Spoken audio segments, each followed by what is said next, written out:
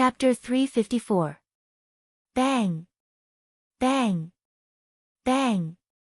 The falling bricks smashed into the ground, stirring up more smoke. All of this was like a scene from a movie, playing in front of Lu Cheng in a surreal state.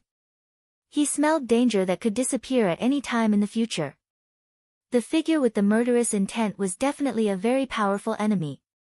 If he was alone, he would die on the spot if he made a slight mistake, not to mention that he might have other helpers. He was really surrounded by enemies, swaying in the wind and rain. Lu Cheng's pores were tightly closed, and his goosebumps were still visible. He was indescribably scared and nervous, but these were combined into a strong desire to survive. No, I don't want to die here. The sad tears of his parents, the love hidden in their nagging and silence, the life that finally saw the light after the hardships, Yanjika's heartbroken expression, the ecstasy and excitement when he confessed his love, and the sweet and beautiful daily life that was not full of ups and downs flashed in his mind. No, I don't want to let the pain come true, and I don't want to let the happiness come true. Lu Cheng shouted in his heart. His willpower was strong, and his eyes were shining. All his emotions were burning fiercely, supporting his body. Bang! The lunch box with the roasted eggplant flew out of the glassless window in an arc boom. The ceiling was broken again, and the stones and bricks fell down. Lu Cheng landed on the ground and made a gesture with his hands. He visualized the sharp ancient characters in his mind. Facing the figure in the air, he shouted with a strong fighting spirit, "Army!" The atmosphere and the surroundings immediately became desperate. It was as if there was smoke everywhere, and thousands of soldiers and horses were surrounding them from all directions. Lu Cheng felt that this was the most powerful he had ever used the army formula since he mastered it. His state of mind and emotions were very compatible with the secret method, so he broke through the past. "Army!" Dong Xiaoyang heard the murderous voice. He felt like a gun was pointed at his head and the trigger was pulled. He shuddered violently, and his body was obviously shaking. Lu Cheng took 2 steps forward and gathered his qi and blood. Before Dong Xiaoyang fell to the ground, he fiercely hit him with the thunder roar Zen. There was no hesitation, no mercy, no determination, no hesitation, no mercy, firm, decisive, and cold-blooded. If I sympathize with him, who will sympathize with me? There was no mercy between life and death. At this moment, Dong Xiaoyang's eyes suddenly became clear and cold. This was the rock heart that had been through many battles and dangers. It had a strong resistance to the army formula. What a joke! Where were you when I led my team into the enemy's territory, into the dragon's pool, and beheaded the enemy's general at the brink of death? What a joke! Where were you when I met the fierce killer on a narrow path and killed him by a hair's breadth? How could a martial artist who had only seen blood once display the true essence of that secret technique? What I've experienced is something you can't even imagine. Using such a secret technique on me is like showing off your slight skill in front of an expert. Dong Xiaoyang suddenly curled up his body in midair, condensing his qi, blood, spirit, and strength into a single point. Pa! He turned his body halfway and swung his swollen right arm at Lu Cheng, using the momentum of his fall and the power of the dance stage to punch his greenish-black fist with bulging veins. Just as the 2 fists were about to collide, Dong Xiaoyang completed a strange visualization, causing the surging force to strangely shrink at the fist area. The contraction followed by the explosion surged out like crazy waves. Bam! A muffled sound echoed in the room of dozens of square meters. Lu Cheng's fist was slightly painful and his arm was trembling. He was forced to step back by the strange double explosion. 1 step, 2 steps, he couldn't control himself and hit the wall with a bang. This was a 6-story residential building that was to be demolished. It was made up of many apartments and the layout was not spacious enough. There were walls everywhere. Fighting here was like fighting in someone else's living room or bedroom. Even the slightest stretch would lead to obstacles. Boom! Lu Cheng's back tightened and broke through the load-bearing wall, falling into another room. He knew he was at a disadvantage and the situation was extremely critical. However, the ice mirror had been formed. He controlled his center of gravity calmly and waved his right hand quickly, shooting out a violent red fireball in an attempt to stop Dong Xiaoyang's approach. Following that, he hooked his left hand and the glittering white cold light moved close to the ground, leaping toward the enemy. The top, middle, and bottom paths were all sealed off. Bam! The lunch box with the roasted eggplant outside the window had just fallen to the ground. Dong Xiaoyang was slightly affected by the thunder roar zen and slightly swayed in the air. However, as soon as his feet touched the ground, he strode forward to catch up with Lu Cheng, not giving him a chance to stabilize the situation. After one step, he saw the red light reflected in his eyes and saw the fireball flying toward him. Dong Xiaoyang bounced his back and swayed his center of gravity. His footwork was disorderly and smoothly turned into an arc, bypassing the attack of ice and fire from the side. Boom! The flame exploded and the cold light leaped. He broke through the wall and broke into the room that Lu Qing fell into. He was really imposing. Bam! Bam! Bam! The load-bearing wall behind him collapsed completely, turning into a pile of messy stones. At this time, Lu Cheng had already stabilized his stance. Instead of retreating, he took a step forward and rushed to the enemy's side. Between life and death, the brave one wins. His eyes flashed and his mind was filled with white snow. He flicked his wrists and elbows, aiming at 7 places on Dong Xiaoyang's body. At the same time, the cold light spread out from his shaking fists, creating a fog of ice crystals that blocked Dong Xiaoyang's vision. The ice crystals kept vibrating, converging into a buzzing sound that interfered with the enemy's hearing. The 13th move of the ice sect, Snow Cover. In such an environment, Lu Cheng, who had not yet released the strength in his hands, suddenly clamped his tailbone, straightened his legs, and silently kicked out with his right foot towards the enemy's ankle joint. Dong Xiaoyang seemed to have anticipated this. He put his arms in front of him, bulged his thighs, and kicked back fiercely with his left foot. In a split second, Lu Cheng suddenly bent his spine forward, lowered his center of gravity, and let his right foot touch the ground in advance.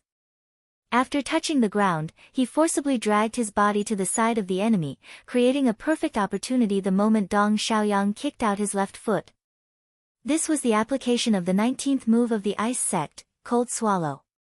Lu Cheng incorporated the technique of this move into Snow Cover to form a combo attack, which was equivalent to a combination of the two moves. After losing to Peng Liyun, his hard work and attempts were not in vain. This was the result of his hard work. He had reached a higher level and followed his heart without breaking the rules. In his mind, he visualized a frozen river and shaking thunderclouds. Lu Cheng was neither happy nor anxious. He raised his right arm high, clenched his fist, and punched down.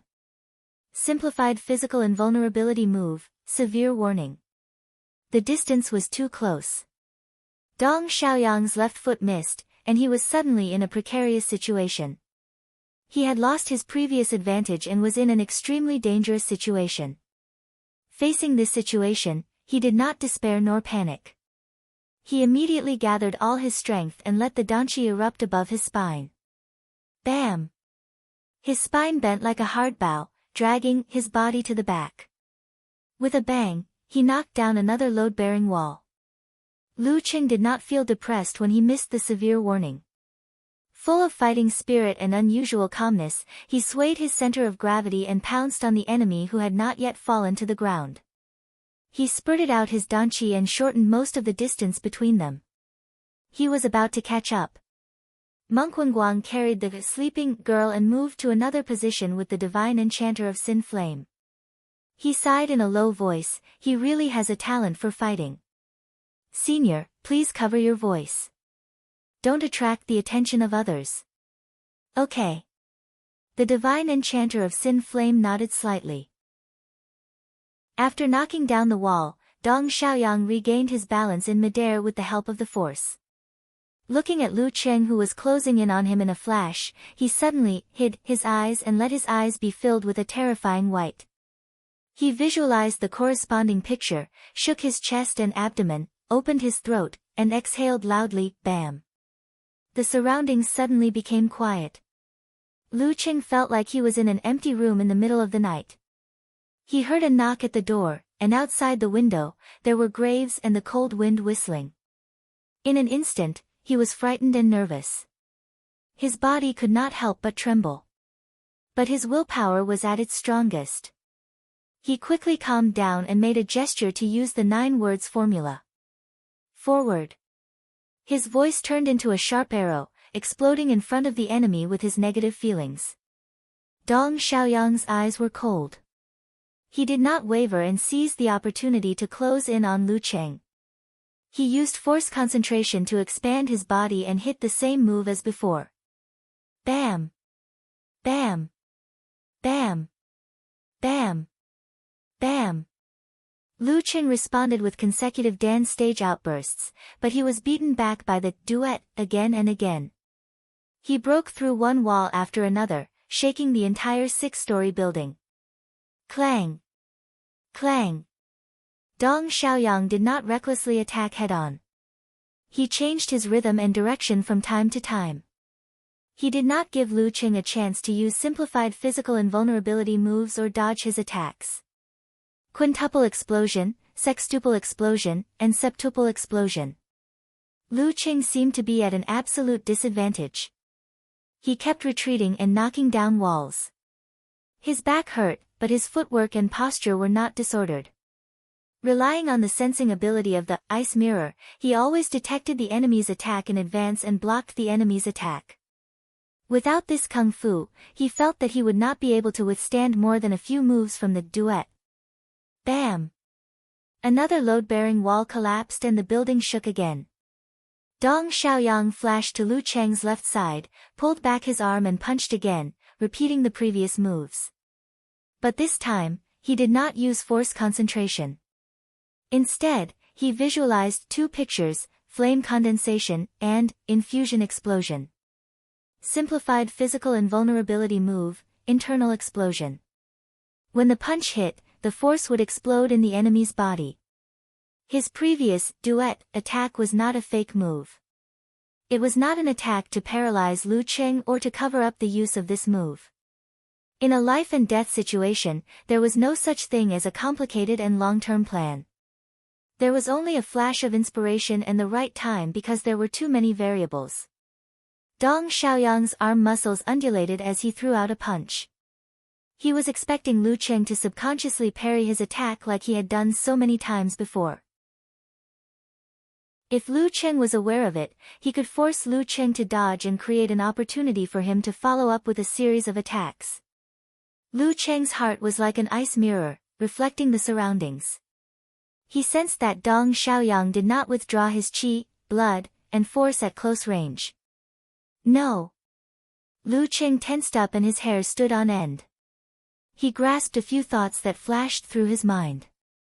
Without hesitation, he exerted force on his feet and leaped into the air. This move was the standard way to die in the challenge tournament, unless one had the supernatural ability to fly or was close to the physical invulnerability state. But in today's environment, Lu Qing was not in a hurry to fall and could not change his direction. Crack! He jumped close to the ceiling and stretched out his hands. His 10 fingers clenched into the stone and hung in the air. Then he used force concentration. With his fingers as a fulcrum, he bounced back and leaped backward like a gymnast. His feet kicked the ceiling, as if he was going to use the rebound force to attack. Below, Dong Xiaoyang could almost foresee what would happen if he changed direction forcibly and jumped up to give Lu Qing an internal explosion punch in the air. In that case, Lu Qing would change direction and land on the ground from another position. Then, Lu Qing would give him a fatal blow in the air. The difference between the target is the ceiling and the target is Lu Qing meant that he could not touch the ceiling, so there was nothing he could rely on. Thinking of this, Dong Xiaoyang lowered his waist and abdomen and made a prelude to change direction forcibly. He wanted to trick Lu Qing into pouncing on him while he dodged the position and attacked from behind with his elbow. This was not a fake move. It was just that his movement was slow, and he left some leeway. He could still make Lu Cheng's absolute reaction and misjudge in a split second. Bam! Lu Cheng stomped on the ground and exerted a tremendous amount of strength. The ceiling cracked open and the rocks fell down. He used the momentum to bounce back, but instead of pouncing on Dong Xiaoyang, he jumped to the window like a fish, as if he wanted to escape from the battlefield. You want to escape? Dong Xiaoyang smiled. His waist and abdomen bounced back, he straightened his knees and changed direction forcibly to pounce on Lu Cheng's back. This is the flaw you exposed yourself. Lu Cheng had just jumped to the window when he felt the pain in his back and the strong wind behind him. However, he did not panic. Instead, he seemed to be expecting something. He put his hands on the window, leaned his body forward, and did a twisting kick behind him. Bam! His tattered shoes flew out, along with the red flame and crystal cold light under his feet. They were shot at Dong Xiaoyang, who was pouncing on him. Dong Xiaoyang snorted. He exerted strength under his feet and bulged his muscles. He was about to make an explosion in the air and set off the strong wind to trigger the attack of ice and fire in advance. Then he would break through with his body. Boom! Just as he was about to move, the fireball exploded first. The heat spread out and turned the cold light into a mist. It blocked his vision and made him feel that his surroundings were blurred. Bam! The mist split open. A fist with bulging veins was like a weapon that could split the chaos. It was punching at Dong Xiaoyang's head from above. Escaping was for a better attack. Lu Cheng's eyes were sharp and his fist was firm. Most of his muscles bulged and became taller, as if he was going to sweep away all obstacles in front of him that would destroy his beautiful life. Dong Xiaoyang, who did not have time to make a duet, could only use force concentration to defend himself. He shook his right arm and moved upward. Bam! This was the first time Dong Xiaoyang was forced to retreat in a fight of life and death. Lu Cheng was not going to let him go.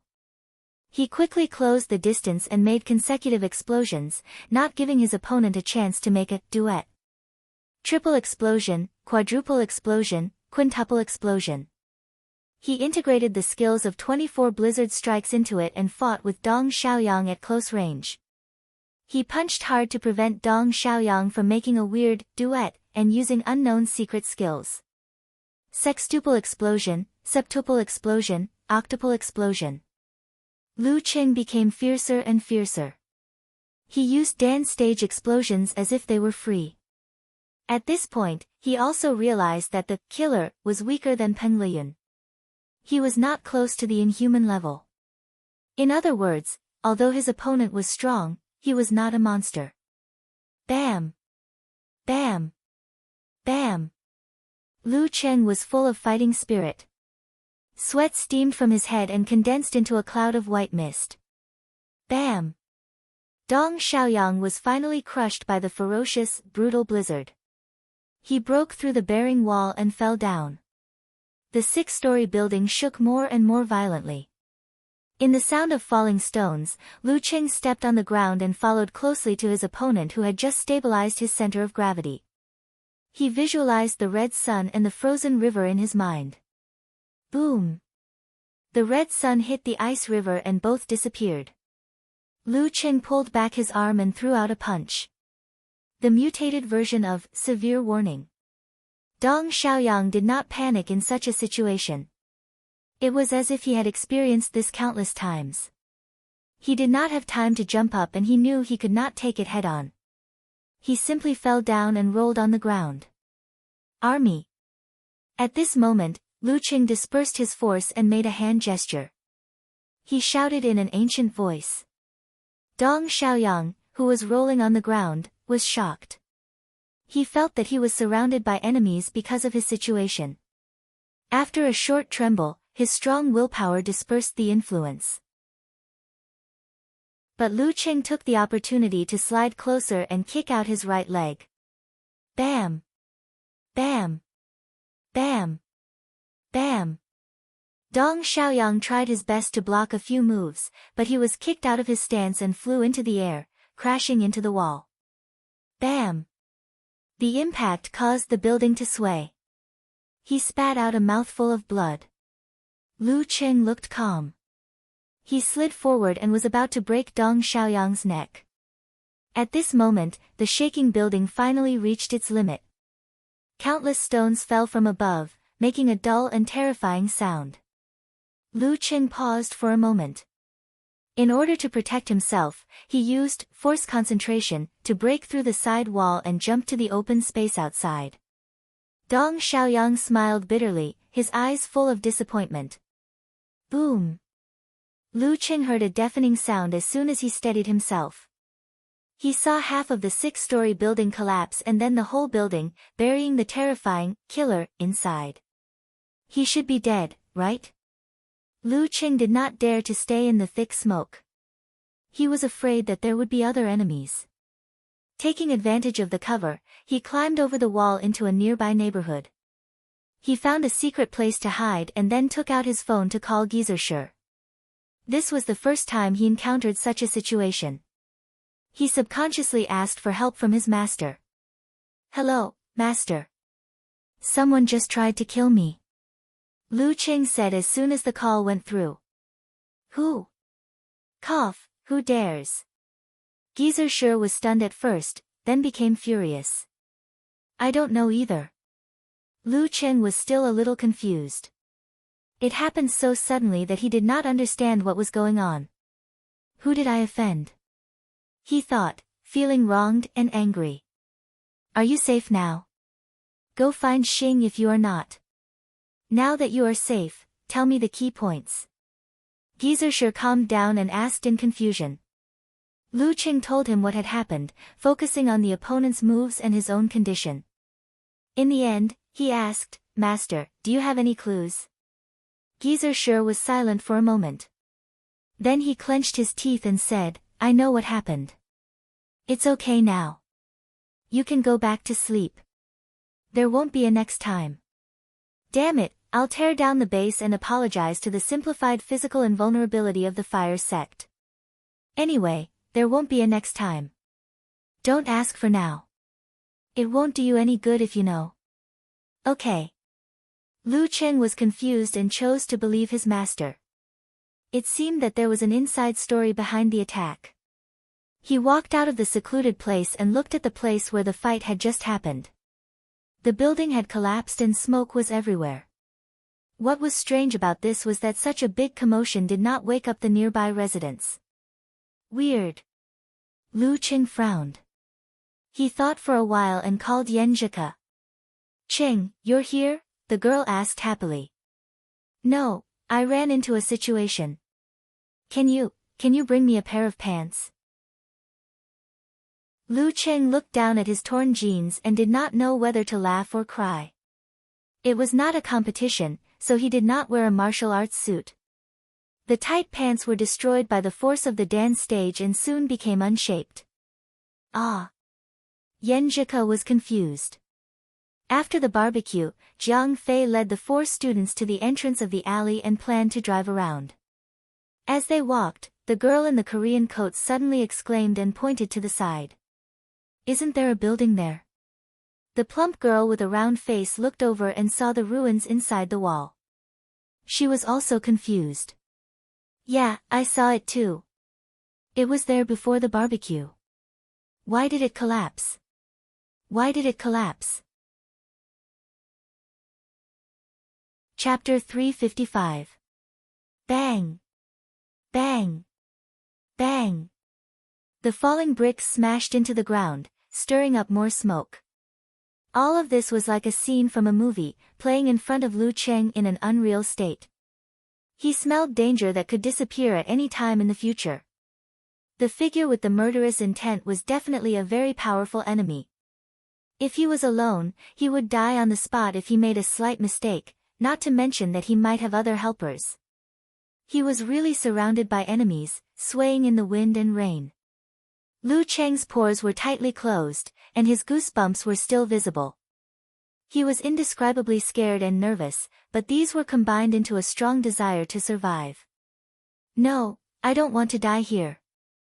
The sad tears of his parents, the love hidden in their nagging and silence, the life that finally saw the light after the hardships, Yenjika's heartbroken expression, the ecstasy and excitement when he confessed his love, and the sweet and beautiful daily life that was not full of ups and downs flashed in his mind. No, I don't want to let the pain come true, and I don't want to let the happiness come true. Lu Qing shouted in his heart. His willpower was strong, and his eyes were shining. All his emotions were burning fiercely, supporting his body. Bang! The lunchbox with the roasted eggplant flew out of the glassless window in an arc boom. The ceiling was broken again, and the stones and bricks fell down. Lu Qing landed on the ground and made a gesture with his hands. He visualized the sharp ancient characters in his mind. Facing the figure in the air, he shouted with a strong fighting spirit, "Army!" The atmosphere and the surroundings immediately became desperate. It was as if there was smoke everywhere, and thousands of soldiers and horses were surrounding them from all directions. Lu Qing felt that this was the most powerful he had ever used the army formula since he mastered it. His state of mind and emotions were very compatible with the secret method, so he broke through the past. "Army!" Dong Xiaoyang heard the murderous voice. He felt like a gun was pointed at his head and the trigger was pulled. He shuddered violently, and his body was obviously shaking.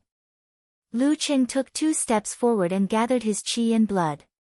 Before Dong Xiaoyang fell to the ground, he fiercely hit him with the Thunder Roar Zen. There was no hesitation, no mercy, no determination, no hesitation, no mercy, firm, decisive, and cold-blooded. If I sympathize with him, who will sympathize with me? There was no mercy between life and death.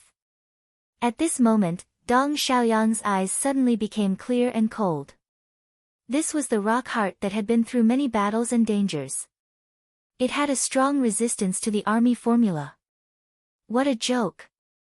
Where were you when I led my team into the enemy's territory, into the dragon's pool, and beheaded the enemy's general at the brink of death? What a joke! Where were you when I met the fierce killer on a narrow path and killed him by a hair's breadth? How could a martial artist who had only seen blood once display the true essence of that secret technique? What I've experienced is something you can't even imagine. Using such a secret technique on me is like showing off your slight skill in front of an expert. Dong Xiaoyang suddenly curled up his body in midair, condensing his qi, blood, spirit, and strength into a single point. Pa! He turned his body halfway and swung his swollen right arm at Lu Qing, using the momentum of his fall and the power of the dance stage to punch his greenish-black fist with bulging veins. Just as the 2 fists were about to collide, Dong Xiaoyang completed a strange visualization, causing the surging force to strangely shrink at the fist again. The contraction followed by the explosion surged out like crazy waves. Bam! A muffled sound echoed in the room of dozens of square meters. Lu Cheng's fist was slightly painful and his arm was trembling. He was forced to take a few steps back by the strange double explosion. 1 step, 2 steps, he couldn't control himself and hit the wall with a bang. This was a 6-story residential building that was to be demolished. It was made up of many apartments. The layout was not spacious enough and there were walls everywhere. Fighting here was like fighting in someone else's living room or bedroom. Even the slightest stretch would lead to obstacles. Boom! Lu Cheng's back tightened and broke through the load-bearing wall, falling into another room. He knew he was at a disadvantage and the situation was extremely critical. However, the ice mirror had been formed. He controlled his center of gravity calmly and waved his right hand quickly, shooting out a violent red fireball in an attempt to stop Dong Xiaoyang's approach. Following that, he hooked his left hand and the glittering white cold light moved close to the ground, leaping toward the enemy. The top, middle, and bottom paths were all sealed off. Bam! The lunch box with the roasted eggplant outside the window had just fallen to the ground. Dong Xiaoyang was slightly affected by the thunder roar Zen and slightly swayed in the air. However, as soon as his feet touched the ground, he strode forward to catch up with Lu Qing, not giving him a chance to stabilize the situation. After one step, he saw the red light reflected in his eyes and saw the fireball flying toward him. Dong Xiaoyang bounced his back and swayed his center of gravity.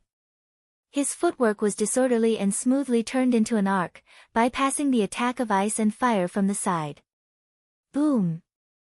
The flame exploded and the cold light leaped. He broke through the wall and broke into the room that Lu Qing fell into. He was really imposing. Bam! Bam! Bam! The load-bearing wall behind him collapsed completely and turned into a pile of messy stones. At this time, Lu Qing had stabilized his stance. Instead of retreating, he took a step forward and rushed to the enemy's side. Between life and death, the brave one wins. His eyes flashed and his mind was filled with white snow.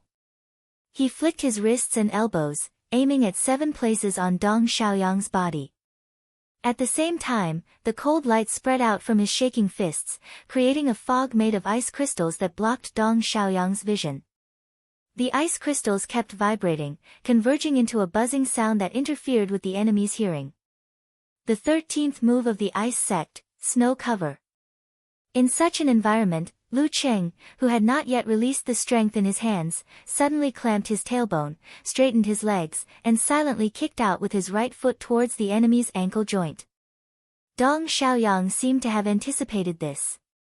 He put his arms in front of him, bulged his thighs, and kicked back fiercely with his left foot. In a flash, Lu Qing suddenly bent his spine forward, lowered his center of gravity, and let his right foot touch the ground in advance. After touching the ground, he forcibly dragged his body to the side of the enemy, creating a perfect opportunity when Dong Xiaoyang kicked out his left foot. This was the application of the 19th move of the ice sect, Cold Swallow. Lu Qing incorporated the technique of this move into Snow Cover to form a combo attack, which was equivalent to a combination of the two moves. After losing to Peng Liyun, his hard work and attempts were not in vain. This was the result of his hard work. He had reached a higher level and followed his heart without breaking the rules. In his mind, he visualized a frozen river and shaking thunderclouds. Lu Qing was neither happy nor anxious. He raised his right arm high, clenched his fist, and punched down. Simplified physical invulnerability move, severe warning. The distance was too close. Dong Xiaoyang's left foot missed. He was suddenly in a precarious situation, losing his previous advantage and falling into an extremely dangerous situation.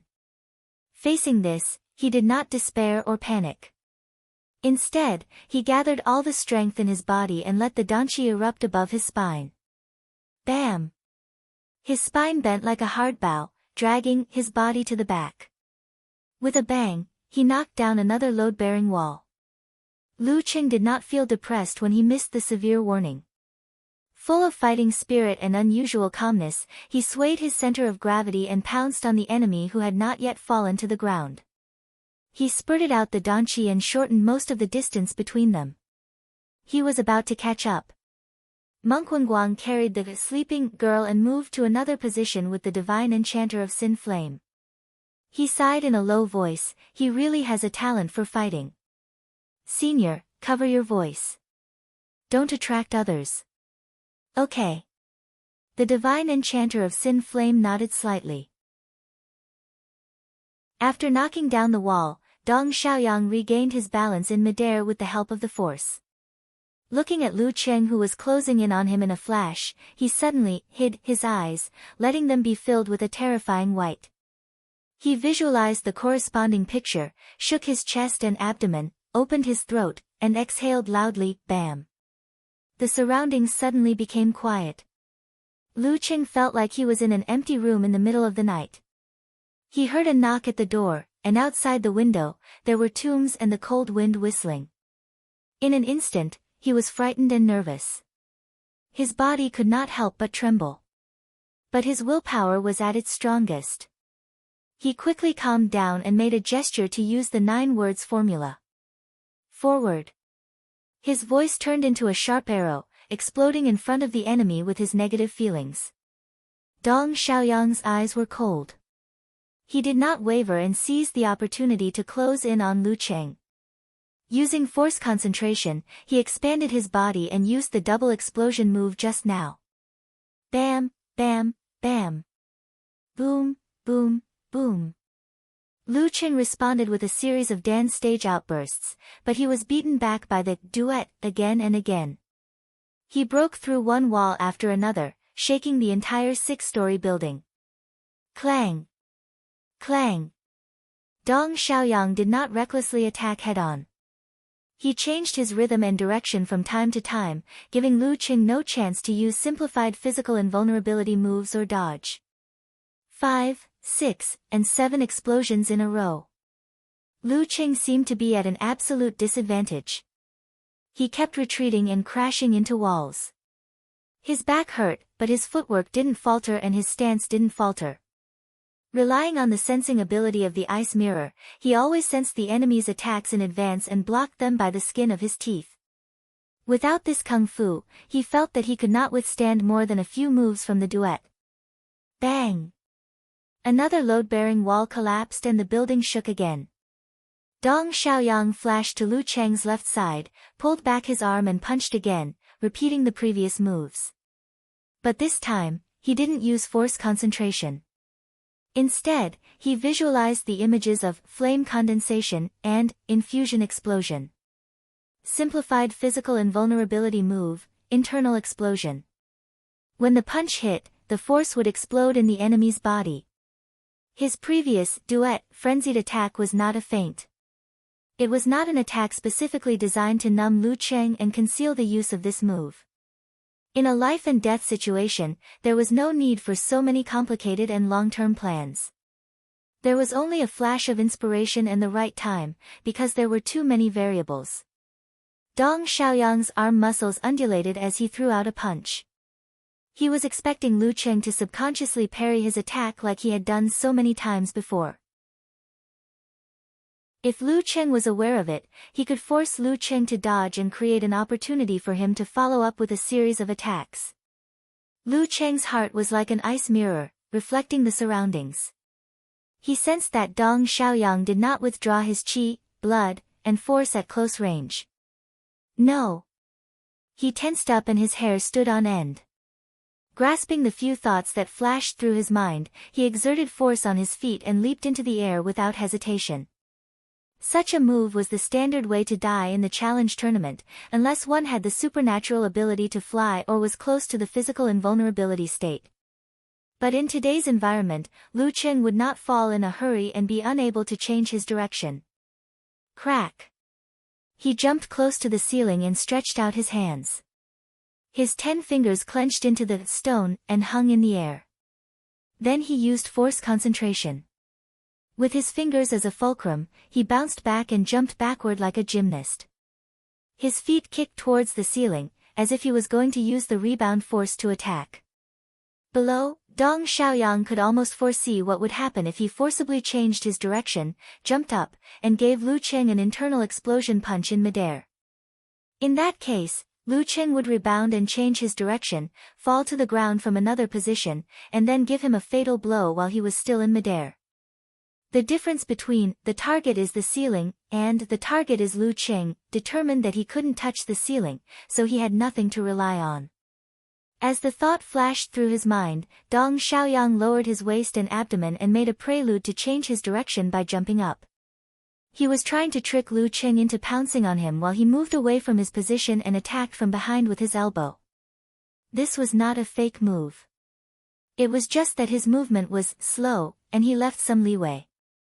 He could still make Lu Cheng's absolute reaction and make a mistake in judgment in a split second.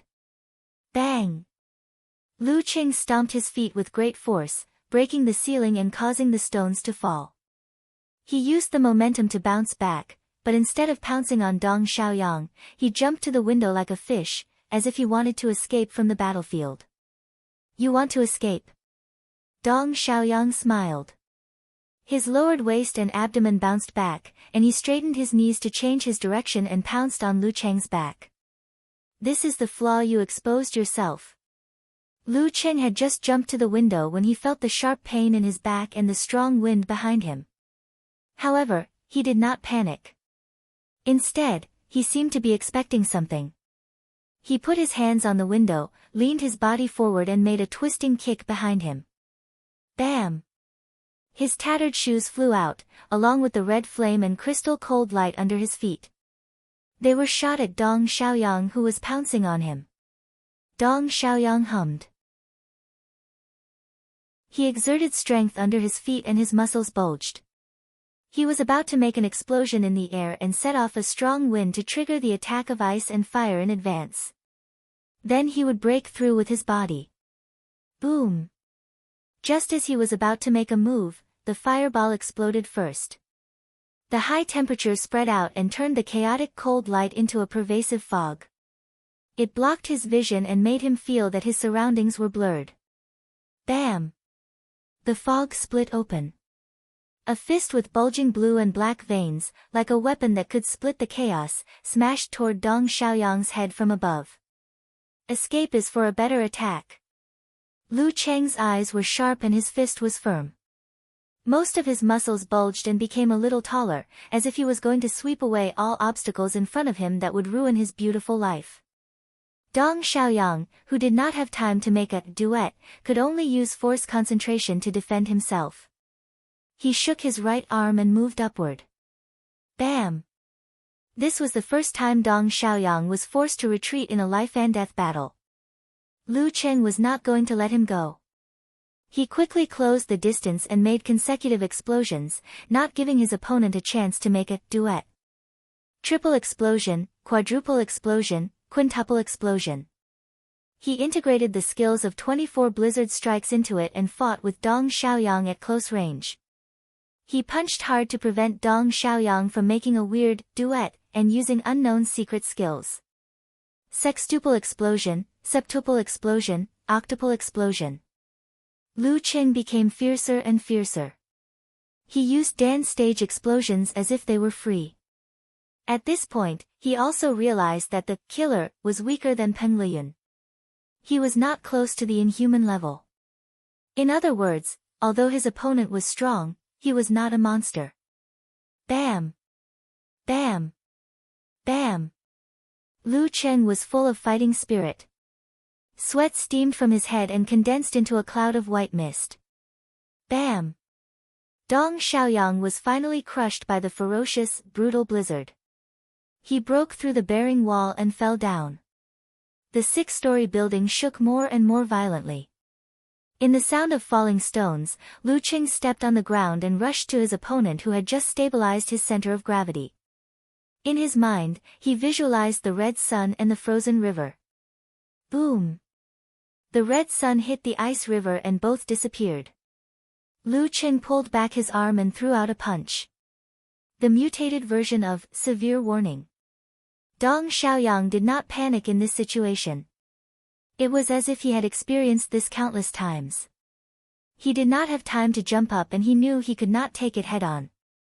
He simply fell down and rolled. Army. At this moment, Lu Cheng dispersed his force and made a hand gesture. He shouted in an ancient voice. Dong Xiaoyang, who was rolling, was shocked. He felt that he was surrounded by enemies because of his situation. After a short tremble, his strong willpower dispersed the influence. But Lu Cheng took the opportunity to slide closer and kick out his right leg. Bam! Bam! Bam! Bam! Dong Xiaoyang tried his best to block a few moves, but he was kicked out of his stance and flew into the air, crashing into the wall. Bam! The impact caused the building to sway. He spat out a mouthful of blood. Lu Cheng looked calm. He slid forward and was about to break Dong Xiaoyang's neck. At this moment, the shaking building finally reached its limit. Countless stones fell from above, making a dull and horrible sound. Lu Cheng paused for a moment. In order to protect himself, he used force concentration to break through the side wall and jump to the open space outside.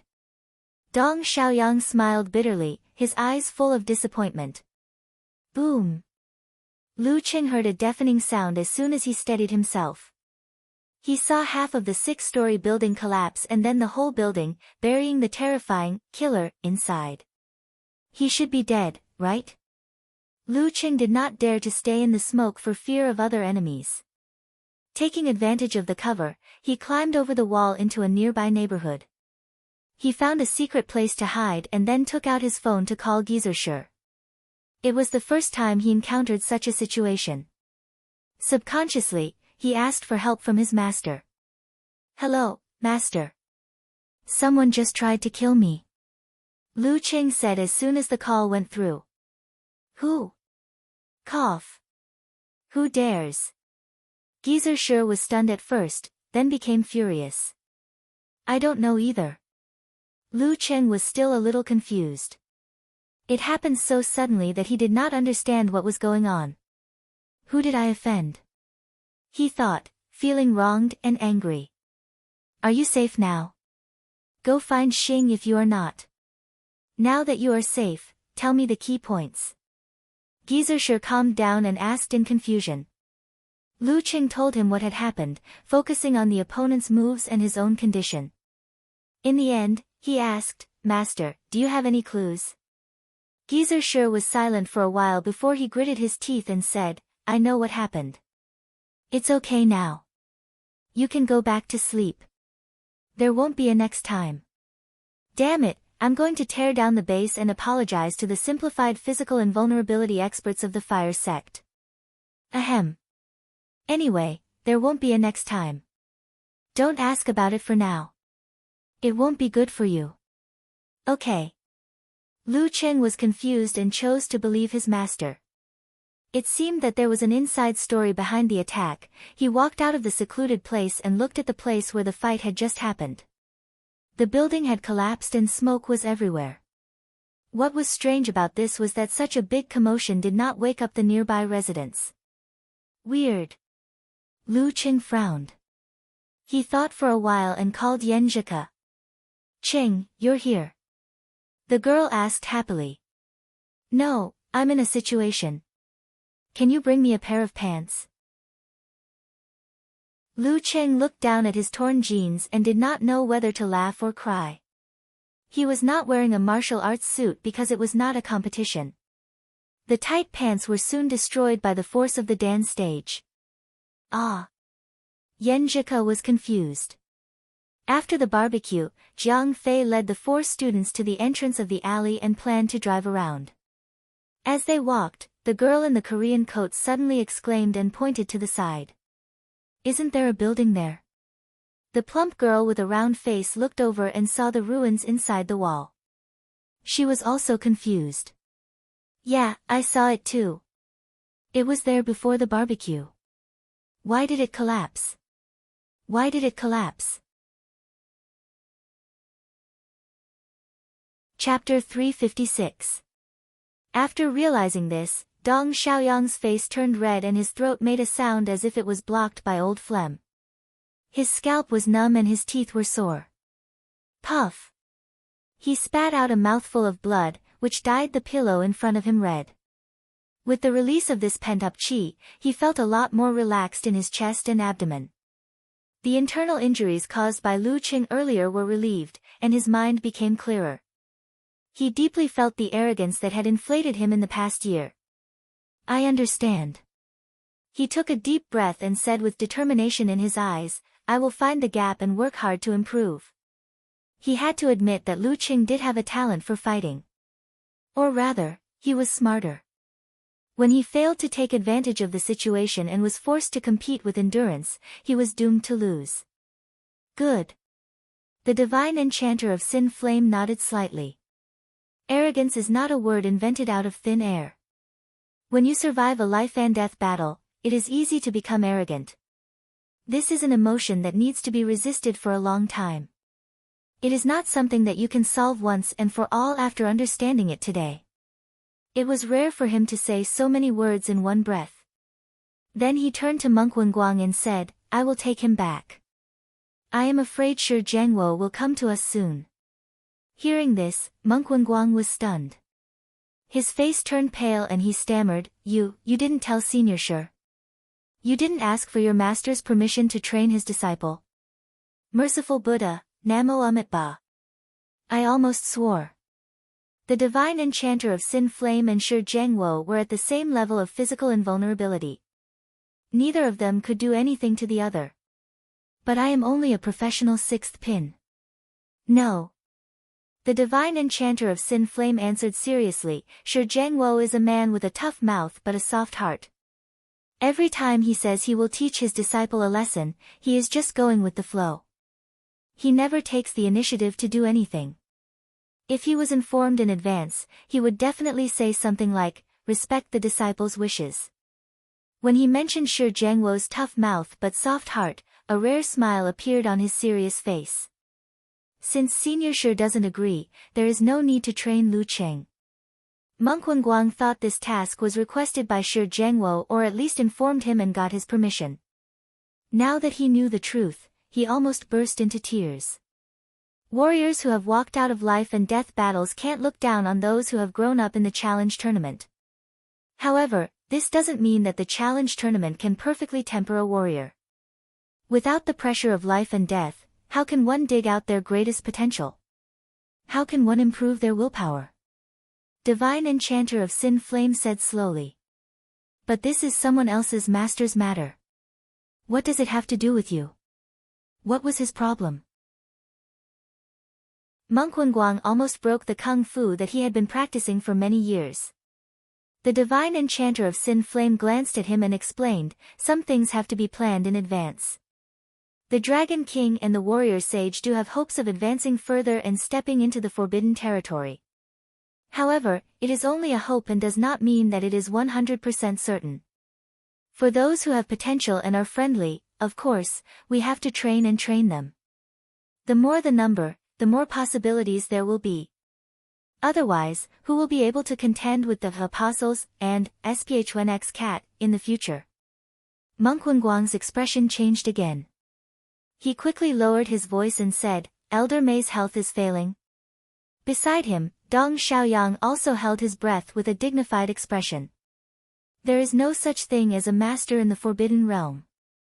We just plan ahead.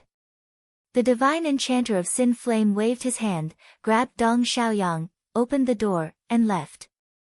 After asking for the address, Yan Zhika hurriedly changed out of her home clothes and put on her outdoor clothes. She hurriedly ran to another room and rummaged for medicine, gauze, bandages and other things, putting them into a bag. Then she went back to the bedroom, took other bags, and went downstairs to the door. When they were shopping in the afternoon and evening, since she had already told Empress Dowager, she bought 2 sets of clothes, pants, socks, and shoes for Lu Cheng. She planned to give her boyfriend a surprise during the morning exercise tomorrow. Otherwise, she would have to carefully take out Father Yan's old pants. After changing her shoes and socks, Yan Zhika shouted, Hey! Mom, Dad, Sister Jingjing is looking for me. I will be back soon. In the study, Yan Kai leaned out. So late. Let me give you a ride. Before he finished his words, he saw the door close and his daughter was out of sight. She is so careless. I don't know what she wants to do. Since his daughter was already a professional 9th pin fighter, Yan Kai was not worried. He just laughed and scolded her. Ji Mingyu left the computer and went to her husband, looking at the door suspiciously. She had never been careless since she was in high school. Well, only when it came to that brat. Yan Zhika took a taxi to Old Lou's barbecue restaurant. She followed the GPS and entered an old neighborhood. In a dark corner, she saw a familiar figure. Seeing that the lower half of Lu Cheng's trousers were falling apart, including his crotch, the girl quickly turned her head and looked to the side. Somehow, she felt like laughing.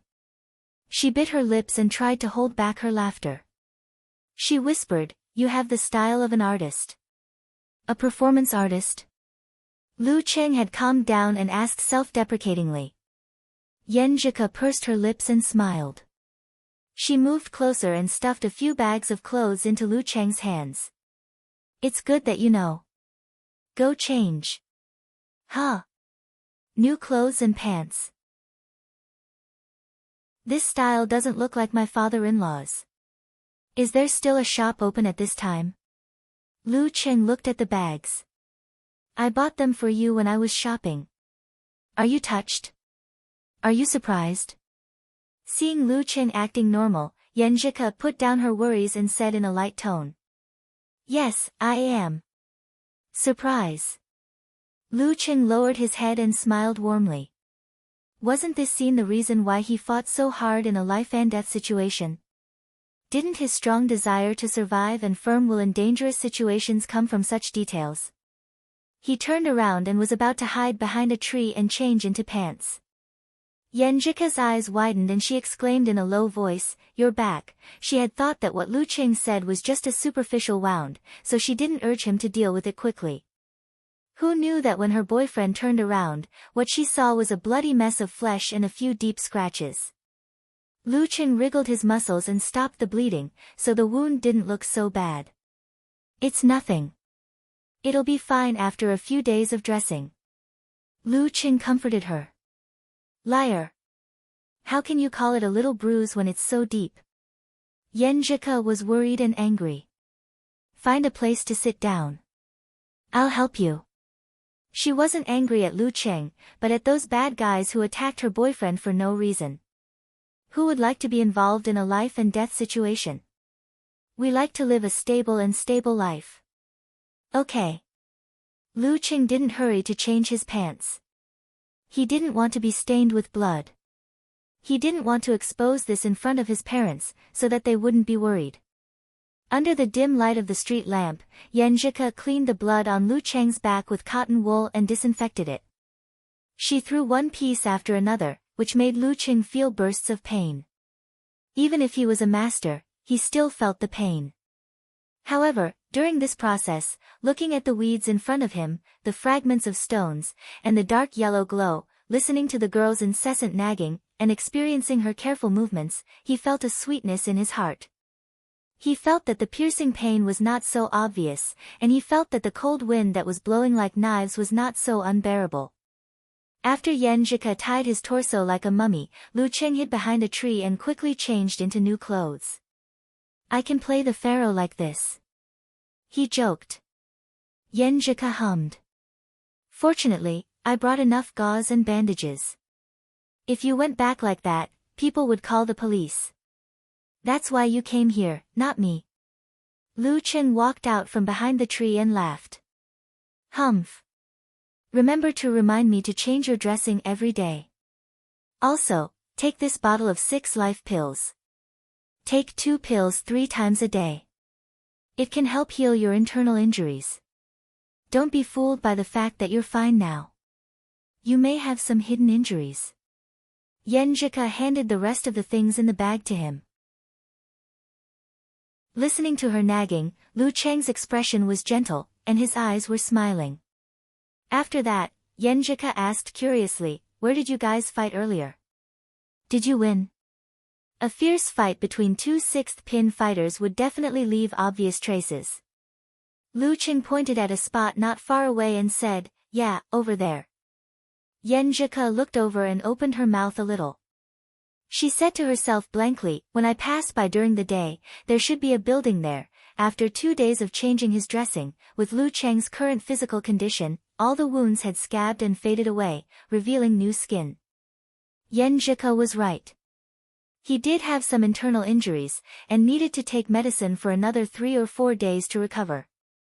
But this did not affect his usual training, and his face was a little pale because of it. At this time, it was time for the Lu family to go back to their hometown to worship their ancestors. After another discussion, they decided not to stay overnight in Qingfu, and to go back on the same day. It was only an hour-and-a-half trip. As for the old couple, if they wanted to stay in their hometown for a few more days, they would stay with their relatives, who would come to pick them up. At 9:00 in the morning, Lu Cheng, who had washed off his tiredness from the morning exercise, boarded a van with his parents and sat in the back with his cousin Lu Yanwei and cousin Ma Shi. In front of them were his second aunt Wang Lily and his parents, while his second uncle Lu Jiqiang sat in the passenger seat. The other car was driven by Lu Cheng's uncle Ma Guoqin, carrying Lu Zhixian, Ma Jiala, and Lu Debang. It was cold outside the window. Lu Cheng was playing with his mobile phone when he felt the car start, heading for Qingfu County in Lining City. That was his hometown, where he had no sense of belonging.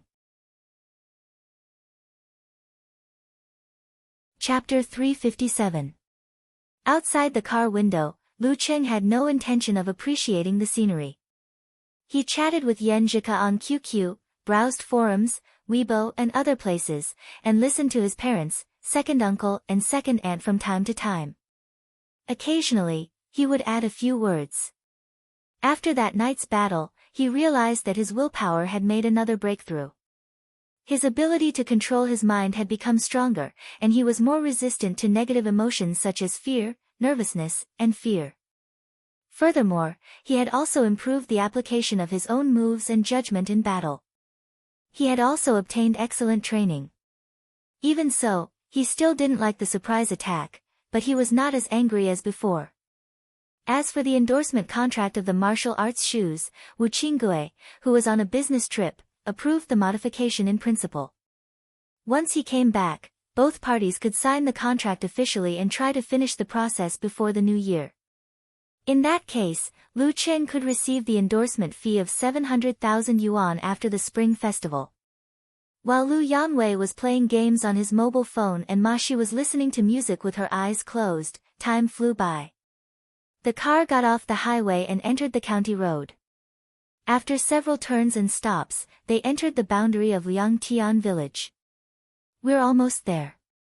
Lu Cheng's father, Lu Jisheng, reminded his drowsy wife and brother and sister-in-law. We're almost there. Lu Cheng looked out of the car window curiously, looking at the so-called hometown. Lu Yanwei put down his phone and leaned over to look at her. Ma Shi didn't notice him at all. She was still listening to the music with her eyes closed. No one knew if she had fallen asleep. Outside was a two-lane rural road with many two-story and three-story houses built on the side. They all had courtyards in front of their houses, and some of them even had cars parked there. They all have cars. Lu Yanwei murmured to himself with a complicated tone. Lu Cheng wanted to laugh. He vaguely understood his cousin's mentality. To him, going back to his hometown to worship ancestors was like a city person going to the countryside. Naturally, he had a sense of superiority. However, he found that the villagers had all bought cars. Even if the brands were not eye-catching, they were still small cars. Lu Yanwei's own family didn't even have one. The countryside is quite rich now. Lu Yanwei's mother, Wang Lily, sighed in a similar tone. Lu Jisheng's father, Lu Jisheng, chuckled. Times are different now. There's a shortage of labor. As long as you're willing to work hard and have a skill, you can earn more than me every month.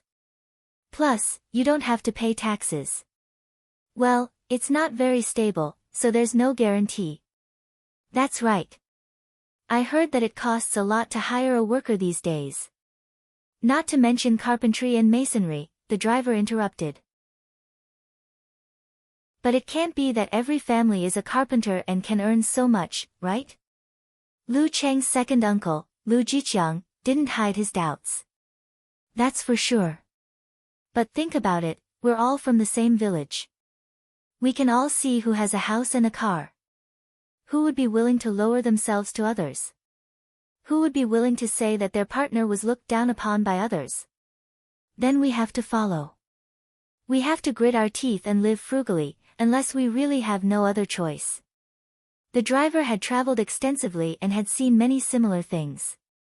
Lu Jiqiang smiled and said, "That's what I said. There's a lot of competition in the countryside." Lu Yanwei retracted his gaze and comforted himself. But Lu Cheng could see his disappointment and unwillingness. Lu Cheng's cousin had never been content with the status quo. He was always thinking about starting a business and getting rich quickly. Now that he was stimulated, it was inevitable that he would react. When Lu Yanwei was trying to start a business, Lu Cheng had always maintained an attitude of neither opposing nor encouraging him. He didn't want to be blamed by his second uncle and second aunt. As the car continued to move forward, more trees appeared on both sides of the road. The houses were no longer just on both sides of the road. Gradually, the atmosphere of a village began to appear. After a few turns, the Lu family arrived at the newly built ancestral hall and saw an old man with sparse white hair standing at the door. "Debang, you're early. No traffic jams?" The old man greeted them with a smile and said to Lu Cheng's grandfather, "Lu Debang." Lu Debang said excitedly, "Third brother, why are you here?" "There's no traffic jams. It's been a smooth journey." Hearing the third brother, Lu Cheng roughly knew who the old man was. He was his grandfather's cousin, Lu Deguang, his third grandfather. He was the one who called for the revision of the genealogy and the new ancestral hall. If it weren't for Lu Cheng's mother nagging about the money, he wouldn't have remembered this elder. "I'm so excited, Debang. How many years has it been since we last met? You're already half buried in the earth. Every time we see each other, it's rare to see you again." Lu Deguang showed obvious joy. After greeting each other, he pulled Lu Debang into the ancestral hall and nagged, "Later, you'll burn incense to the ancestors, worship them, and finish the genealogy. At noon, we'll have a banquet when Jilin comes back. In the afternoon, we'll sweep the tombs on the mountain. Jilin is so busy. You don't need him to come back, do you?" Lu Debang said in surprise. "It's not easy for your fourth uncle to come here. How dare he not come back? When he was a child, you loved him the most. Every time you saw him, you would give him money." Lu Deguang waved his hand and said in high spirits, "And most of his business has been handed over to Erzi, so he has a lot of free time." Lu Cheng quietly followed behind and listened to them, just like Lu Yanwei and Ma Shi. Lu Cheng had heard about Jilin from his mother in the car. He was the eldest son of his third grandfather, Lu Deguang. At first, he went to Qingfu County with a few villagers to help people with renovations. Later, he jumped out and started his own business. The more he did, the more successful he became. He had already moved to the city, but Lu Deguang refused to go with him, saying that he didn't want to leave the ancestral house. As for Erzi, he was Lu Jilin's only son, his cousin. His mother didn't mention his name, but said that he was more successful than his father and had expanded his business to Lening City. "Erzi hasn't married yet?" Lu Debang asked casually. Lu Deguang said with disappointment, "Not yet. He hasn't even settled on a girlfriend. Every time I talk about him, he just smiles. Don't be fooled by his ability. If he still doesn't find a wife in 2 years, I'll make him kneel in the ancestral hall." The corners of Lu Cheng's mouth twitched when he heard this. Whether to get married, when to get married, whether to have children, and when to have children all depended on one's personal choice. Mixing the ancestors and the ancestral hall was simply full of ancient flavor, just like a painted zombie jumping out of the grave. Fortunately, he didn't care about this. If it was reasonable, he would listen. If it was unreasonable, he wouldn't ask for more. After entering the ancestral hall, they bowed to the ancestors and paid the money. Lu Deguang took out a piece of red paper and asked his father, Lu Jisheng, to write down the family tree here. When the time came, it would be recorded in the family tree. After everything was done, the 7 aunts and 8 aunts also came over. All the relatives sat around the square table and chatted casually. They talked about where their spouse worked, what their child did, whether they had a partner, how was their studies. Lu Jiqiang and Wang Lili were a little embarrassed to talk about these topics. They only said that Lu Yanwei had a girlfriend in a stable job, but it didn't work out. Lu Cheng's mother, Qi Fang, seemed to be on steroids and relived the wonderful feeling when Lu Cheng was admitted to university. "My Cheng is studying at Songqing University. Don't you know Songqing University? It doesn't matter. Do you know Xing Province University? Songqing University is better than that. My Cheng won the provincial youth tournament. Don't you know the provincial youth tournament? It doesn't matter. Just know that the prize money is hundreds of thousands." Lu Cheng couldn't bear the exclamations. He looked at his cousin Lu Yanwei and cousin Ma Shi, who were so embarrassed that they wanted to dig a hole in the ground. He said to Lu Debang, "Grandpa, let's go for a walk. We'll be back soon." As he spoke, he stood up. Lu Yanwei and Ma Shi both breathed a sigh of relief and followed him. After leaving the ancestral hall, they walked along the road and gradually calmed down. They looked around with interest. "This is the first time I've been here." Ma Shi looked at the river not far away and found that there were traces of fish in it. She grew up in the city and became very excited. Lu Yanwei was the same. He found everything new. "It's winter and it's not frozen. What's so interesting about it?" Lu Qing took a picture and sent it to Ku. His grandparents lived in the countryside and were used to such scenes. While they were talking, they passed by a house and saw a middle-aged man practicing martial arts in the courtyard. The crisp sounds were continuous, and it was extremely powerful. "Don't look. Let's go. It's taboo." Lu Qing patted Lu Yanwei and Ma Shi on the shoulder and reminded them. After a few steps, Lu Yanwei lowered his voice and said, "I think that man is very strong." "Qing, who is stronger between you and him? How can I show off when you ask so directly?" Lu Qing said with a smile. "He has the strength of professional ninth pin and keeps his qi and blood strong." He didn't directly say that he was stronger, but it was obvious from his rank. "Oh, you have defeated a professional seventh pin fighter. You must be much stronger than him." Lu Yanwei suddenly realized. "Brother, isn't that nonsense?" Ma Shi complained. At this time, they saw a group of children playing on the side of the road in front of them. They were playing with toy swords and inflatable sticks, making a big fuss. They were very excited. Witnessing this scene, Lu Qing couldn't help but reminisce. He smiled and said, "Back then, I had a sword that I made myself. I cut it out of bamboo and made a scabbard for it with a bamboo tube. Every time I pulled it out, I felt like a hero. Unfortunately, it was left at my grandfather's house. I don't know who lost it. I remember. You showed off to me and I asked you to make one for me. But you didn't remember." Lu Yanwei said with a smile, "Hey, that kid is playing methodically." He pointed at the child with the toy sword. "Not bad, right? My son." A man came up to him and said with a smile. It was the middle-aged man who had been practicing boxing in his yard. He had a square face and a lot of pockmarks on his skin. Lu Qing had already noticed him. He asked with a smile, "Is this a family heirloom?" "Yes. Our ancestors were hunters for generations. This is my youngest son. My eldest son got the certificate of professional ninth pin and is a substitute in the Bat Squad." "Have you heard of the Bat Squad?" the middle-aged man said casually. "No." Lu Yanwei and Ma Shi shook their heads. Lu Qing had heard of it but didn't want to ask. "Ha, are you the Lu family who came back to worship the ancestors today?" the middle-aged man asked. "Yes." Lu Qing nodded calmly. Just then, they heard the roar of a motor and saw a black car coming around the corner.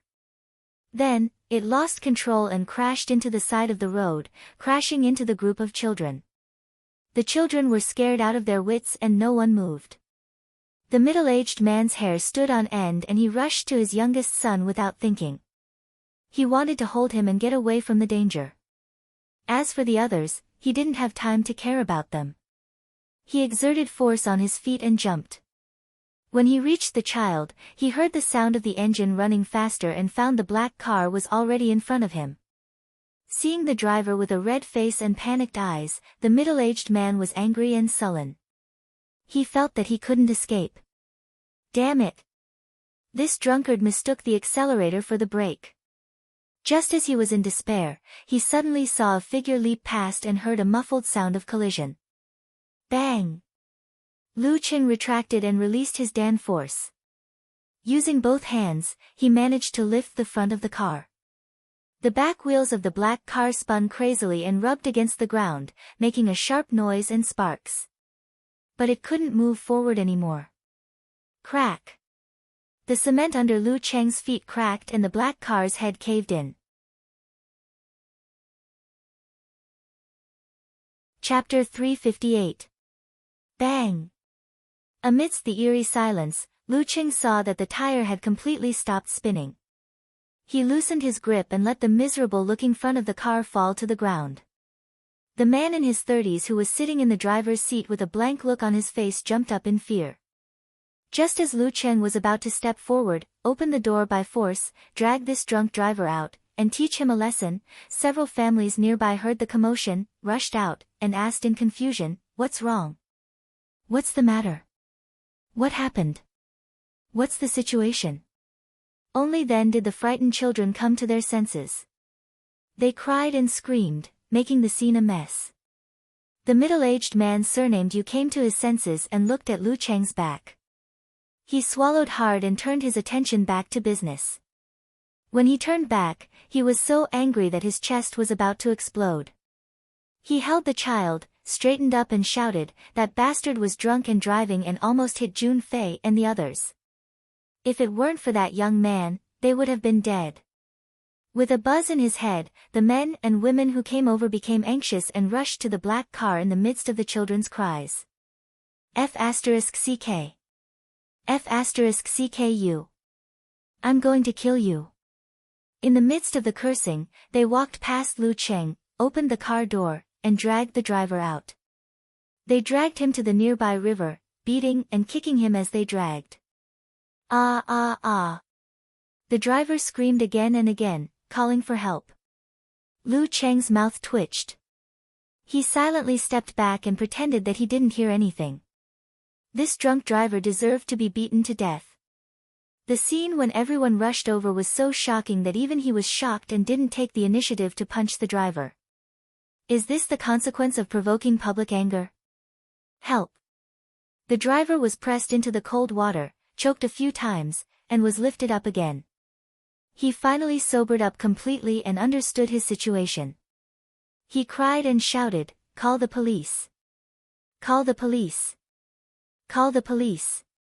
After being pressed into the river and beaten, they finally calmed down. Among them, the middle-aged man surnamed Yu was the first to come to his senses and stop the villagers from hitting the vital parts of the body. Under such circumstances, there was a reason why the perpetrator was beaten up so severely. The law did not punish the majority, and the police would not pursue the matter. However, if someone really died, there would be a lot of trouble. Seeing the driver curled up in pain, he called the police and then walked over to Lu Cheng. He looked at the black car with a dented head and the tire marks on the ground as if he were looking at a monster. He said with fear and horror, "Thank you, thank you. If it weren't for you, we and the other children would have died here today." "It's nothing," Lu Cheng replied politely. The middle-aged man surnamed Yu was rendered speechless as he recalled the sight of Lu Xian lifting the carriage with both hands. "It was really a piece of cake. Your kung fu is amazing." The middle-aged man with the surname Yu sighed in amazement. In the end, he asked carefully, "Do you want to follow him to the police station?" "Can I not go?" Lu Cheng retorted. It was troublesome to go through the procedures in the past. It delayed his lunch and tomb sweeping. "Yes, we have so many witnesses and people involved. It's enough." The middle-aged man with the surname Yu imitated the tone of a TV series. Besides, the police won't say much about a martial artist who can directly block a car with his foot on the gas pedal. "We can be witnesses. You acted bravely for a just cause. Damn it, that bastard must go to jail. Okay, if you really need me to testify, call me." Lu Cheng gave him his phone number and name. The middle-aged man surnamed Yu finished recording and called back. "I'm Yu Zhong. When I'm done with the police station, I'll come to the ancestral hall of the Lu family to formally thank you." "No need, no need. That's enough." Lu Cheng hurriedly waved his hand. Yu Zhong thought for a moment and said, "Then, if you want to eat game, call me." As long as it's not a protected animal, I'll definitely get it for you. It's definitely authentic. Okay. Lu Qing did not refuse his gratitude again. Watching the three of them go back the way they came, Yu Zhong touched his son's head. He still felt fear in his heart. The image of Lu Qing stomping on the cement ground and blocking the black car flashed in front of him. Damn it, what was the first thing I wanted to say to him? It seemed like I wanted to say, young man, you don't look very healthy. You need to exercise more, cough, cough. On the way back to the ancestral hall, Lu Qing coughed twice, took out the 6 life pills, and hurriedly took 2. Ma Shi, who had been silent since the beginning of the incident, was awakened by the cough. She took a deep look at her cousin and said with a sigh, "Second brother, you're really a human Gundam, yeah." Lu Yanwei beside her also broke the silence. The battle in the ring often did not let most people directly see the horror of a martial artist, but the previous incident was not the case. Back in the ancestral hall, the conversation was still going on, but the focus had shifted to the younger generation of Lu Cheng's grandfather. Lu Cheng, Lu Yanwei, and Ma Shi found a corner and sat down, listening with great interest. After a while, the news of the car accident outside was passed from person to person, which made everyone curse the drunk driver. Since Yu Zhong went to the police station, people only knew that a young man helped to save people, but did not know who he was or how he saved people, which saved Lu Qing a lot of trouble. At lunchtime, Lu Jilin, who had been called by many people, drove back to the ancestral hall with his wife. He looked a bit like Lu Cheng's father and second uncle, but even if he wore glasses, he couldn't hide his fierce-looking face and a bit of a gangster's temperament. If he didn't look like this, he wouldn't be able to control others. "Oh, fourth uncle, I've been waiting for you to come back. I've been telling my wife and children that among the elders, you love me the most, even more than my father." Lu Jilin was very enthusiastic, but it was hard to tell whether he was sincere or good at social interaction. Lu Debang was very surprised and touched his old eyes. "You're the first son in our family. Who else would I love if not you?" After Lu Jilin met Lu Jisheng and Lu Cheng, Lu Deguang asked, "Where's Erzi? Didn't he come back?" "Oh, fourth uncle, I'm sorry. Erzi cooperated with others to form the Bat team, which is valued by the city leaders. He has a competition today and can't come back. He asked me to say hello to you." Lu Jilin held Lu Debang's hand and said, "It's okay. Business is more important." Lu Debang did not mind. The Bat team. Lu Qing smiled and did not say anything. During the banquet, Lu Jilin took care of everything. He did not neglect his peers, but also made Lu Cheng and the other juniors feel valued. When they asked about their studies several times, they showed great admiration for the scholar. After lunch, they rested for a while and then went to the back mountain with the Lu family to sweep the tombs of their ancestors. They were busy until 4:30 when Lu Cheng's father, Lu Jisheng, said goodbye. After several persuasions, Lu Jilin sent them to the entrance of the village. Lu Debang and his wife did not stay and followed them back. In the speeding car, Lu Cheng recalled what had happened today and found that he only recognized his third grandpa and Uncle Jilin. He had no impression of the other relatives. It was too messy. "Alas, I never thought I would be face-blind one day, but this was not important. What was important was that they were going to Qingfu County to eat the famous tofu banquet, where all the dishes were made of tofu." At around 8 p.m., a Trident sports car stopped in front of the Lu family's ancestral house in Liangtian village. "Erzi, why are you back so late?" Lu Deguang stood at the door and said with a straight face. The door of the sports car opened and a man in casual clothes got out. He was less than 30 years old, with thick hair and a round face with ordinary features. "I just finished my work." He shook the key. "Your fourth grandpa and the others left long ago," Lu Deguang said with hatred.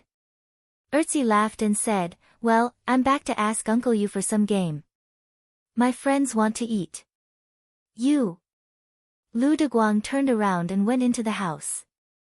Lu Jilin laughed and said, "Erzi, you have to take care of your grandpa's feelings. Your fourth grandpa doesn't need to talk to him. What's wrong with your words? Yes, yes, yes. Ertzi smiled carelessly. He entered the house and saw the red paper on the table. He asked casually, fourth grandpa and the others paid the money? Is this the family tree in their area? Of course. Your fourth grandpa takes it very seriously. Lu Deguang smoked and answered in a bad mood. Ertzi did not say anything. He glanced at the red paper and saw the words, Lu Yueqi, written in black ink at the top. Lu Debang. Lu Jisheng. Lu Cheng. Lu Cheng. As he watched, Ertzi suddenly raised his head. His eyes widened as he looked at his grandfather and said, What's the matter? Fourth grandpa and the others are in Shoshan.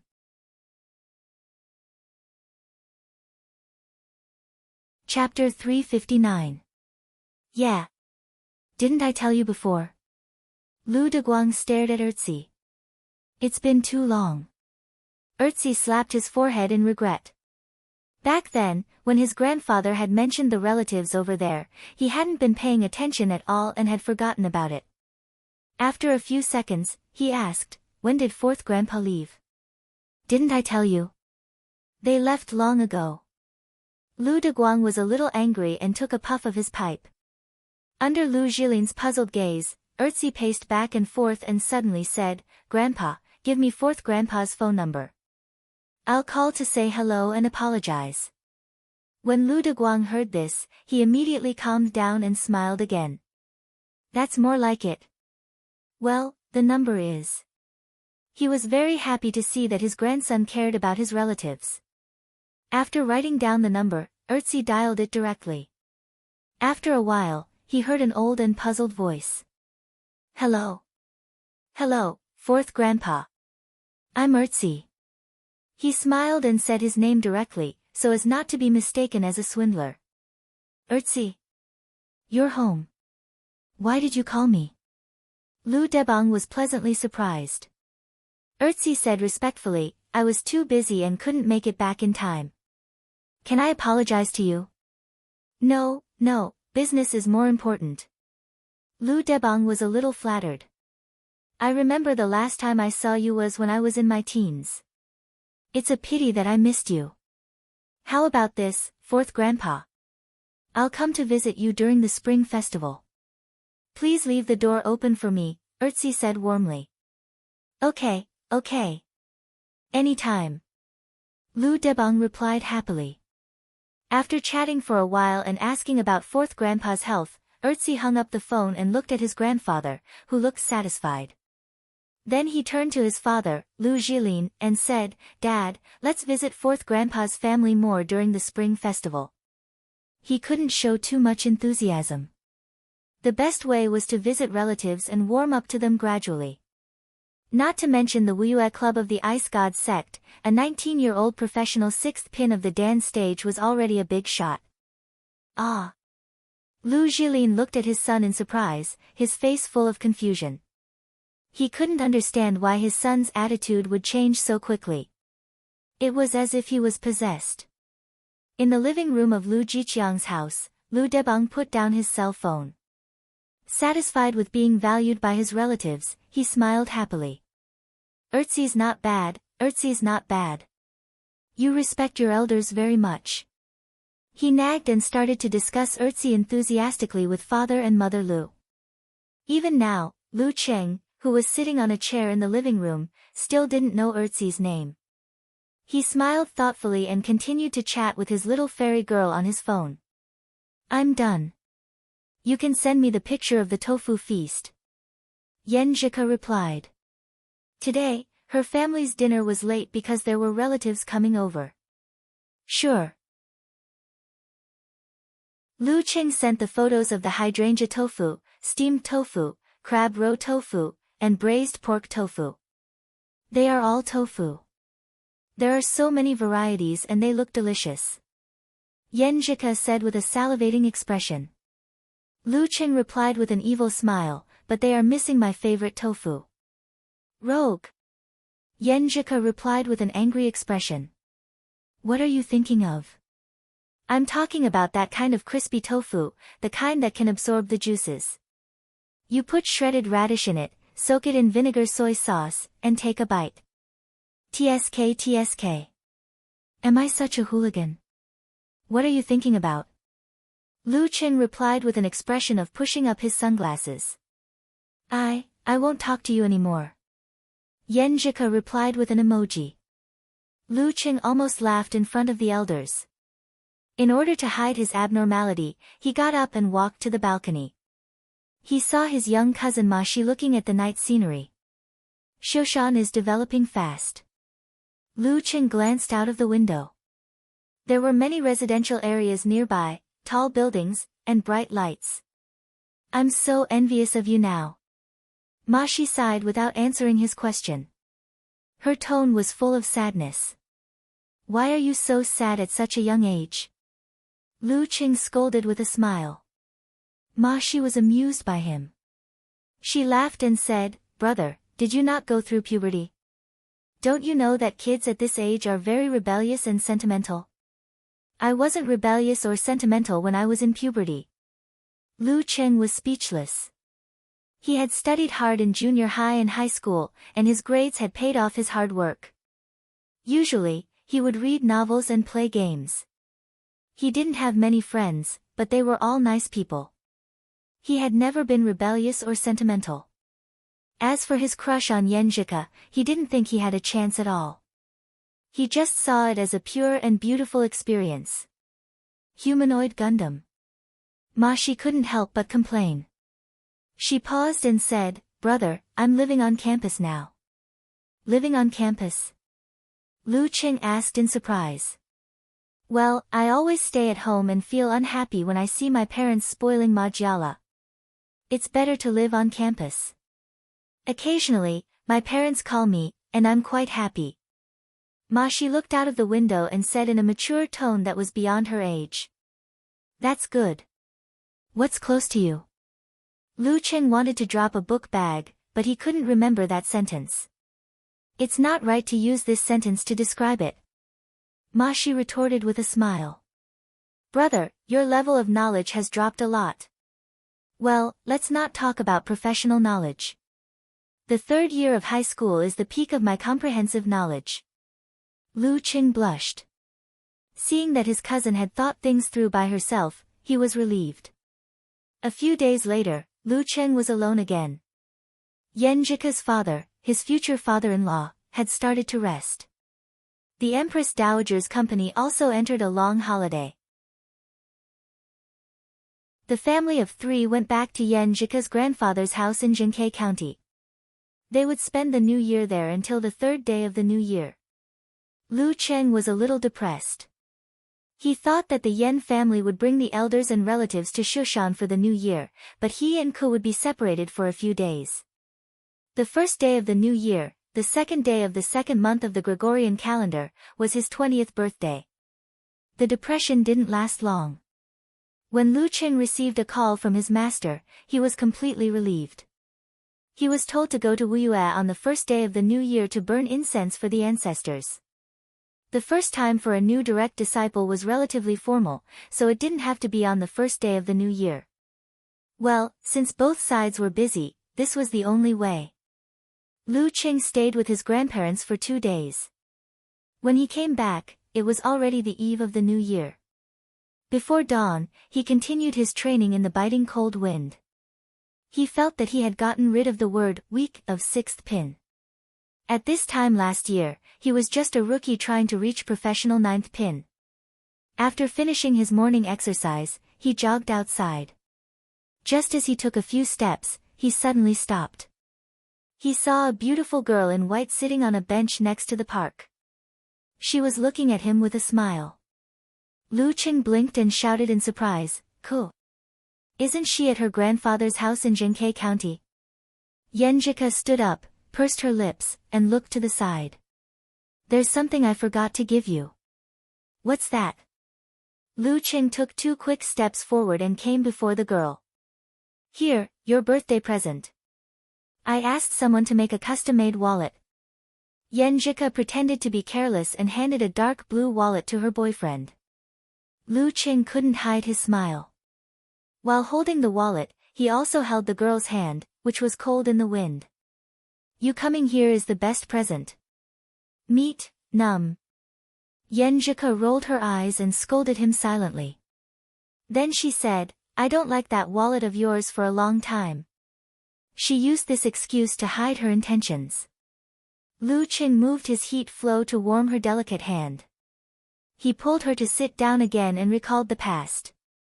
Last year, when you called me to say happy birthday and sang the birthday song, I was so surprised that I wanted to shout from my aunt's balcony.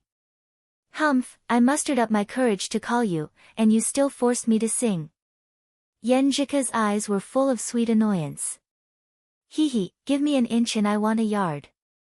Lu Qing held the girl's waist and kissed her when no one was around. He expressed his meaning with his actions. After a few minutes of whispering sweet nothings, Yenjika suddenly woke up and said, I have to go back. I told them I was going to buy something, but I ended up in Shoshan. She had come by the earliest train and had to get back before lunchtime. Ah. Lu Cheng's heart skipped a beat. Then, I'll send you back to Jinkei. Okay. Yenjika didn't refuse and nodded in surprise. On New Year's Eve, Lu Cheng, who had just returned from Jinkei County, happily spent the new year at his grandfather's house. From time to time, he put his hand into his pocket and touched the new wallet. Since he was successful, Lu Yanwei didn't make a fuss last year. The family was very comfortable, without any hidden worries, and happily welcomed the new year. When it was almost 12 o'clock, Lu Cheng was about to sneak to the balcony to call Kuo when he suddenly felt his phone vibrate. He looked at the screen and saw the name, Little Fairy. What a coincidence. I was just about to call you. On the balcony, Lu Cheng leaned against the corner and said happily. Isn't it because it's almost your birthday? Yenjika replied proudly. I was just waiting to say happy birthday to you and then go to bed. Anyway, I'm very flattered. Lu Cheng smiled to express his feelings. Hee. Yenjika laughed. After a few words, the firecrackers outside started to sound fiercely, covering all the sounds. Lu Cheng and Yenjika didn't talk, just like last year. Relying on their keen senses, they quietly listened to each other's breathing, which went deep into their hearts. When the crackling sounds died down, Lu Cheng said in a warm and peaceful mood, Happy New Year. Happy New Year and happy birthday to you too. Pfft. How can I say happy birthday to you? Of course you should celebrate my birthday with me. Okay. Can you sing another song today? What do you want to hear? Birthday song. Sing, I'm going to marry you tomorrow. No. Sing it. Just one sentence. Outside the window, fireworks were everywhere. The beginning of a new year was bright and glorious.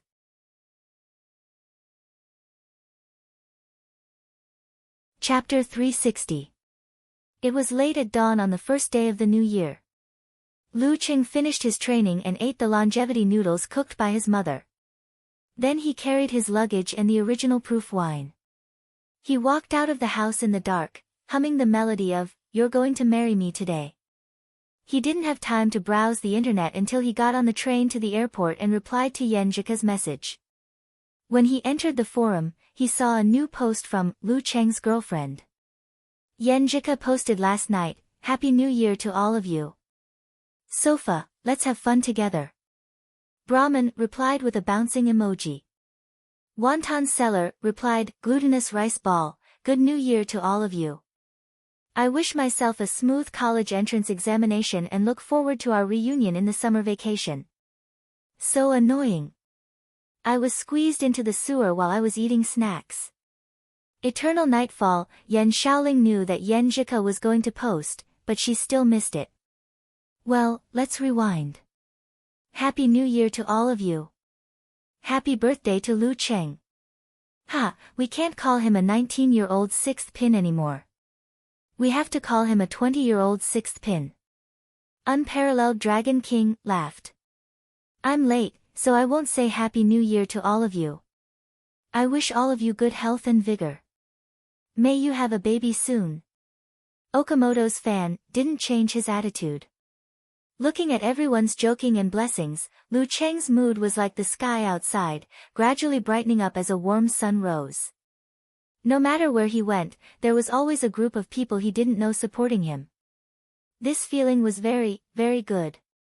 He arrived at Shanggao Airport in Wuyue Province at noon and saw his senior sister Shi Yuejian in the arrival hall. Shi Yuejian was wearing a pair of black-rimmed glasses with no degrees. She waved her hand and said softly but far away, "Why did you bring wine to your master again?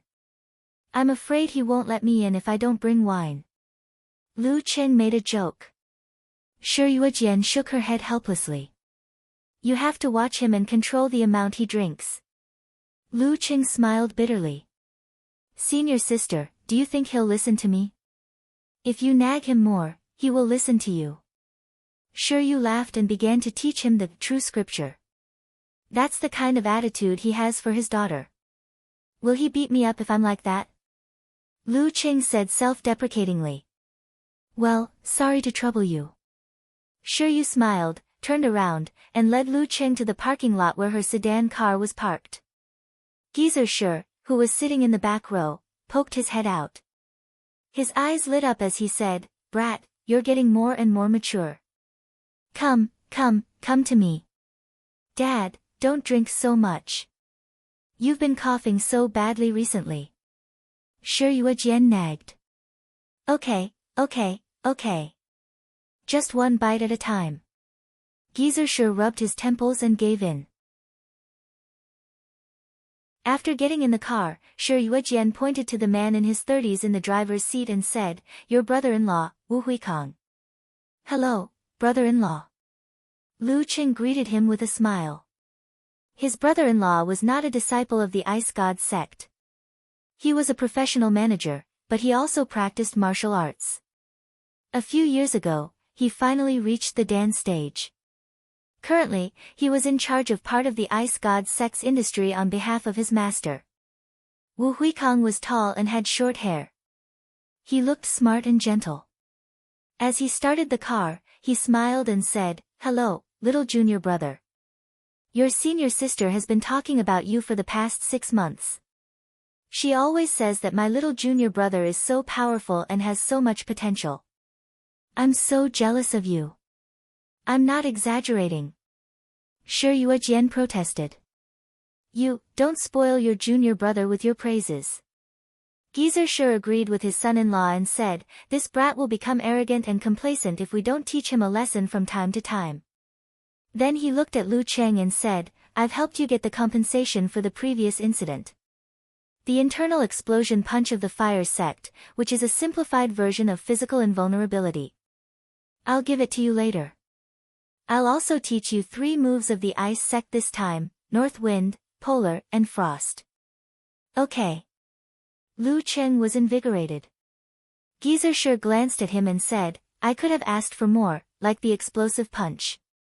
But you don't have a good foundation, so you have to practice carefully. You can't be greedy." My Thunder Roar Zen is famous. How many Dan stage and inhuman experts were killed by it? Look at you now, how long has it been since you used it in a battle? It's because you don't master it well enough." "Yes, master." After being reminded, Lu Cheng also felt that he had neglected something in his practice. Although it was not like a monkey moving corn, it was close enough. Shi Yuejian, who was sitting in the passenger seat, was listening quietly. Then she interrupted, "Internal explosion punch? Junior brother, you have to be careful. Try not to use it when you practice.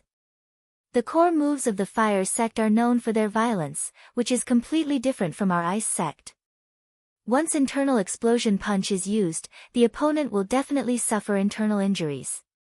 Even if they are close to the inhuman level, they can't take 3 punches like this. I mean, after 3 punches, they will die."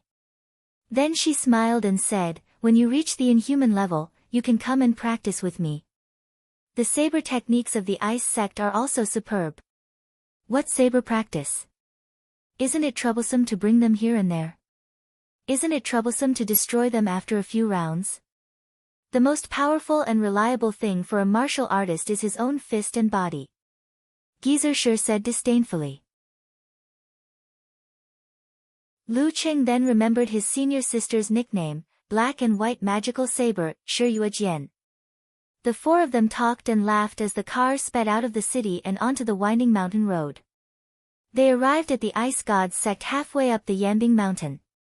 Compared to the last time Lu Qing was here, this place was much livelier. Finally, it looked like a big sect. Of course, it would only last for 2 or 3 days. When they walked along the road and entered the sect, all the disciples stood respectfully when they saw Gizur. Some called him martial uncle, and some called him martial granduncle. Their expressions were full of fear and admiration. The incident of white heaven and earth last time had been spread by the elders and disciples with exaggerated details. Gizur had really become an immortal in the hearts of most of the juniors. Ahem. Gizur cleared his throat and walked more arrogantly. It seemed that he was enjoying this kind of treatment very much. Lu Qing held back his laughter and didn't say anything. The older his master was, the more similar his mentality was to his juniors. They walked all the way to the Ice God Palace. Sect leader He had been waiting for them with a group of elders and direct disciples.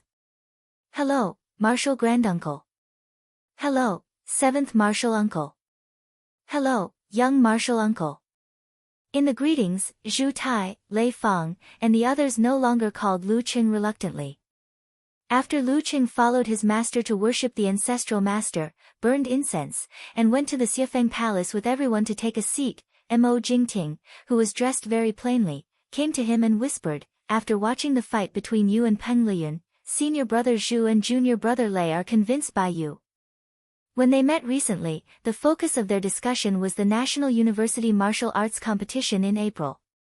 They were talking about Peng Liyun from Shangqing, Ren Li from Kongtong, and Chaoyang and Jin Huanqing from Xinghai, and you, young martial uncle from Wuyue Club and Ice God Sect. Who will take the lead? I'm looking forward to it. 5 geniuses of 6th pin under the age of 22, and maybe even inhuman. This is probably the most anticipated competition besides the top professional competitions and the 5 major title competitions. After hearing Mo Jingting's words, Lu Qing was also looking forward to it. He even felt his blood boiling. In April, he would fight with Peng Liyun, Ren Li, and Chaoyang, Jin Huanqing, and Li Xiaoyuan, who represented different big forces, to fight for the only championship. They even bet a lot of money on it, Mo Jingting added. It sounds like you're in it too. Lu Qing didn't ask who they favored. If it were him, he would also bet on Peng Liyun or Ren Li, how dare I? Young martial uncle, you, Peng Liyun, and Ren Li are all monsters. How can a normal person like me tell the difference between monsters? Mo Jingting chuckled. But I still bet 100,000 yuan on you, young martial uncle. After all, we're on the side of reason. It's not right to help people. It's not right to say that I can't win. Lu Qing laughed. Mo Jingting was speechless for a moment. After a while, she smiled sweetly. Young martial uncle, you're so humorous. Why didn't you talk to me like this before? Well, you sincerely treat me as your young martial uncle. Of course I'm humorous. Lu Qing put his hands in his pockets and smiled leisurely. Mo Jingting was silent for a while. Then she sighed. Young martial uncle, are you really only 19 years old? I'm 20. Thank you. While speaking, Lu Cheng's mind had drifted to April, to the National University Martial Arts Competition. Who will be the hero when they are young? While yearning and looking forward to it, Lu Qing didn't forget that his foundation was not solid enough. If he wanted to compete with Peng Liyun and the others, he still needed to go a long way. While Lu Qing was worshipping the ancestors in the Ice God sect, the Lu family also welcomed guests. In Lening City, there was a custom of not visiting relatives on the first day of the new year, so Lu Jilin and his son came to Shushan to visit. Lu Debang was very happy about this. He invited the whole family of his eldest son, Lu Jisheng, and youngest daughter, Lu Zhixian, and set up a big table. As soon as Erzi entered the door, he looked left and right, but when the banquet started, he still didn't see Lu Cheng. He suddenly had doubts in his heart, so he deliberately changed the topic. Our generation should have the character Yuan, but many people don't care about this. Yes, you're called Yuan Cheng, and he's Yan Wei. Both of you are in the Yuan generation, Lu Debang said with a smile. We don't care about it when it comes to Cheng. In that case, should Cheng be called Lu Yuancheng? Lu Yanwei said with interest. Ma Shi interrupted, no, it's more appropriate to call him Lu Yuanba. This made everyone laugh. Erzi and Lu Yuanchang seized the opportunity and asked, Cheng. He's not here, right? He went to Wuyue to pay a New Year's visit to his master and burn incense for his ancestors, Qi Fang answered proudly. He went to Wuyue. Erzi looked at his father and felt disappointed. After the banquet at noon, Gizershur found Lu Cheng and smiled. Your martial uncle sect leader asked if you want to take a task. What task? Lu Cheng asked carefully. Go to Haishi sect, Dinghai sect, and Hanqi sect to pay a New Year's visit on behalf of the Ice God sect.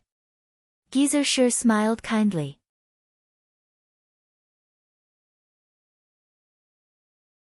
Chapter 361.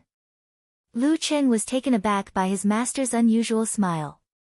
You don't want me to challenge them, do you? What are you thinking about? Gizershur scolded him with a smile. Haishi, Dinghai, and Hani don't have any physical invulnerability experts. You're just a sixth pin fighter. No, you haven't even gotten a sixth pin certificate. How can you challenge them? Are you tired of living? Lu Cheng didn't let down his guard. He said carefully, I'm talking about the competition between the younger generation. Gizershur gave him a, you're thinking too much, look. You've been compared to Peng Liyun and Ren Li. Who do you think is at the same level as you in the Wiyue Club? The youngest inhuman expert is already 25 years old, 5 years older than you. It's okay to meet you in the official competition, but don't you think it's shameful to challenge you on a regular basis? Even Peng Liyun would lose in this kind of competition. As for the younger sixth pin fighters, the youngest one is 23 years old. Not to mention that he has practiced martial arts for a few years longer than you, he might not be able to suppress you in strength. If he challenges you, he won't be proud, but if he loses, he'll be humiliated.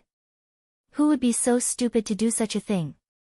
And you can't be so arrogant as to propose a competition with other kids, right? You're right. Lu Cheng nodded. Then why did you ask me to pay a New Year's visit? Is it just a simple New Year's greeting? Gizershur laughed. It's not that simple. Think about it. You're the only fighter in the younger generation who can compete with Peng Liyun and Ren Li. If you stand there, you'll make our sect proud, right? You don't even need to do anything. The boys and girls from other sects will feel ashamed. So you're using me as a tool to show off. Lu Cheng suddenly realized. What if the young disciples from other sects are impulsive and challenge me? Are you afraid? Gizershur stared at him. No. A smile appeared on Lu Cheng's face. He pondered for a while and asked, but why are you smiling so strangely, master? He was so amiable. He couldn't help but feel scared. He always suspected that something was waiting for him. That's how I always smile. Gizershur didn't admit it. Lu Cheng looked at him doubtfully, showing his disbelief. Gizershur let out a ha and poured out 2 drops of wine into his mouth. He moistened his throat and said, if you want to represent the Wiyue Club's part of the top competition, you might be excluded. In that case, you can consider Longhu and Shushan study. Ha, a man's ambition is to travel far and wide. Gizershur made up some nonsense to get the topic back on track. Are you going or not? Go ahead. I want to meet Gun King and the clown face to face, Lu Cheng answered expectantly. Gu Jianxi doesn't usually appear in such crowded places. As for Huang Ku, he can't do anything. What's the point of meeting him? Shi refuted his disciple's words out of habit. Okay, I'll go back to your master. You take the invitation and go by yourself tomorrow. Okay. After agreeing, Lu Cheng walked out of the Xifeng Palace and saw Mo Jingting waiting for him at the side. Junior Martial Aunt, let's go karaoke together tonight. Senior Martial Brother Zhu and Junior Martial Brother Lei will all be there. We'll celebrate your birthday and let you experience my iron lung singing voice without any voice modification. Another day. I have something important to do tonight. Lu Cheng thought for a while. Something important? Mo Jingting rolled her eyes. Okay, I'll ask you out later. The important thing was that he had to spend his birthday with someone important. Lu Cheng ate the birthday cake prepared by his senior sister and practiced the Ice Sect's 12th move, North Wind, 17th move, Polar Ground, and 28th move, Frost. As for the Fire Sect's simplified implosion of physical invulnerability, Shi didn't bring it because it wasn't appropriate to practice it in the Ice God sect. He planned to practice it after they went down the mountain. After finishing these, Lu Cheng called his mother, Qi Fang. After chatting for a while, he turned on his computer and video called Yan Zhika to spend his birthday together. The girl was wearing a white bear-style pajamas. Her hair was just washed and dried, dark and glossy. Her face was rosy and tender. In front of her was a small cake with 2 candles on it. The dim flames were swaying gently. After Ku hummed the birthday song, Lu Cheng chuckled. I think the 20th birthday is a good sign. Look, there are 2 candles in pairs. It was a custom in Shushan to use a thick candle to represent the whole 10th birthday. Yan Zhika pursed her lips into a smile and complained as if she had been led astray by her boyfriend. Then wouldn't your 30th birthday be terrible? The 3 candles were like 3 sticks of incense. As soon as she finished speaking, she spat twice. Children's words carry no harm. Just use a candle with a 3 and a 0 on it. When you said that, I didn't realize it. I thought 3 candles on my 30th birthday would be terrible. Isn't it a symbol of a family of 3? Lu Cheng chuckled. A family of 3. Yan Zhika turned her head and looked to the side. Okay, make a wish. I'll help you blow out the candles. You said it yourself. I'll celebrate your birthday with you. Make a wish. Lu Cheng closed his eyes and earnestly looked forward to the future. First, he wished that his loved one would be healthy and have a smooth life. Second, he wished that he could go further and more steadily on his martial arts path. Third, he wished that he and Ku would love each other for life and grow old together. From now on, he would repeat these 3 wishes every birthday. It wasn't to move the heavens, but to remind himself to cherish the people around him and not forget his original intentions. I've made a wish. He opened his eyes and smiled. What did you wish for? Yan Zhika asked curiously. About the same as you. Didn't you say it wouldn't come true if I said it out loud? Lu Cheng chuckled. Stingy. Yan Zhika snorted with a smile. She opened her pink lips, exhaled, and blew out the 2 candles. Then she picked up a plastic spoon, scooped a piece of cream, and laughed. Cheng, happy birthday. I'll eat your share of the cake for you. Be careful not to get fat if you eat alone. Lu Cheng smiled. Humph, so what if I get fat? Yan Zhika wrinkled her pretty nose. It's good to be fat. It's more comfortable to hug and feel better when you're chubby. Lu Cheng snickered. Pervert. Yan Zhika opened her eyes and said with a smile. Before Lu Cheng said anything, she looked up and asked curiously and hesitantly, Cheng, let me ask you a question. Don't laugh at me. What question? I promise I won't laugh. Lu Cheng tried to look serious. That's, every time you can't help it, do you take a cold shower to cool down or something? Yenjika stuttered and asked with a blush on her cheeks. Dirty Tong was always talking about such things. He had been curious for a long time. Lu Qing almost burst out laughing. He quickly maintained his expression and pretended not to understand. What do you mean? That's. Yenjika suddenly gritted her teeth and blurted out, that's what you guys call masturbation. After that, she saw Lu Cheng's half-smile. She was so embarrassed that her face turned red. She turned her head and looked away. I'm going to ignore you. Well, both. Sometimes it's a cold shower. Sometimes it's something else. Lu Cheng answered with a smile. Yenjika was silent for a few seconds. She pursed her lips and stole a glance at Lu Cheng. What are you laughing at? She said bitterly. I'm not laughing. I just think that the communication between boyfriends and girlfriends will gradually involve such things. It's pretty good. Lu Cheng was still smiling.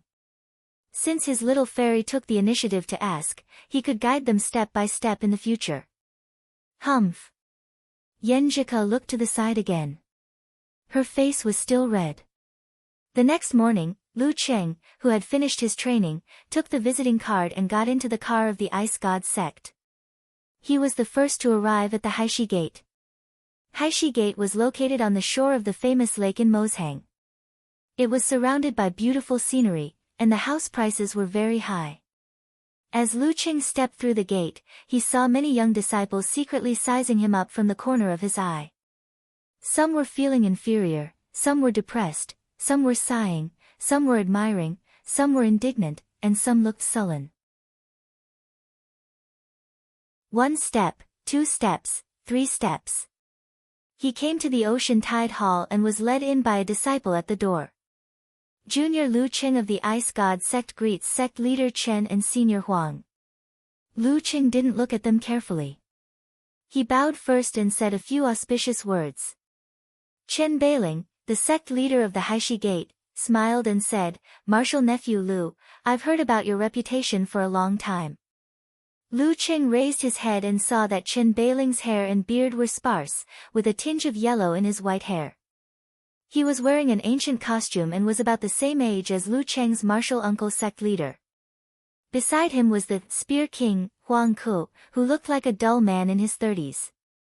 He had a broad forehead and deep eyes. Lu Cheng felt a chill in his bones just by looking at him. Senior, you flatter me.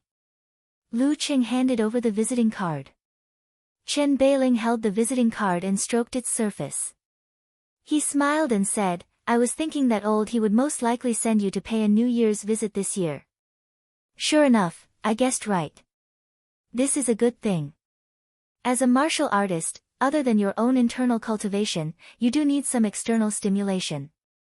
As he spoke, he looked at Jingyu, Qian Chiyue, and other young disciples as if to say, look, the stimulation is coming. Why don't you practice martial arts and try to catch up with him? Zhengyu and Qian Chiyue nodded and clenched their fists. They seemed to be more motivated. Damn, this senior is so direct and calm. How can I answer? Lu Cheng pretended to be stupid and smiled. Senior, you're right. Will the young disciples of the Haishi Gate be stimulated by Senior Chen's words and jump out to challenge me? He was a little worried. After a few more words of greeting, Chen Beiling told Jingyu to go to the Ice God sect in the afternoon. Then he waved his sleeves and sent the guests away with tea, indicating that Lu Cheng could leave. When he turned around and walked out, Lu Cheng felt that Qian Chiyue and others seemed to be eager to have a try. But in the end, they restrained themselves and didn't come out. When he was outside and felt the warm winter sun, he suddenly sighed and felt a little disappointed. The young generation of the Haishi Gate didn't even have the courage to stand out and challenge me.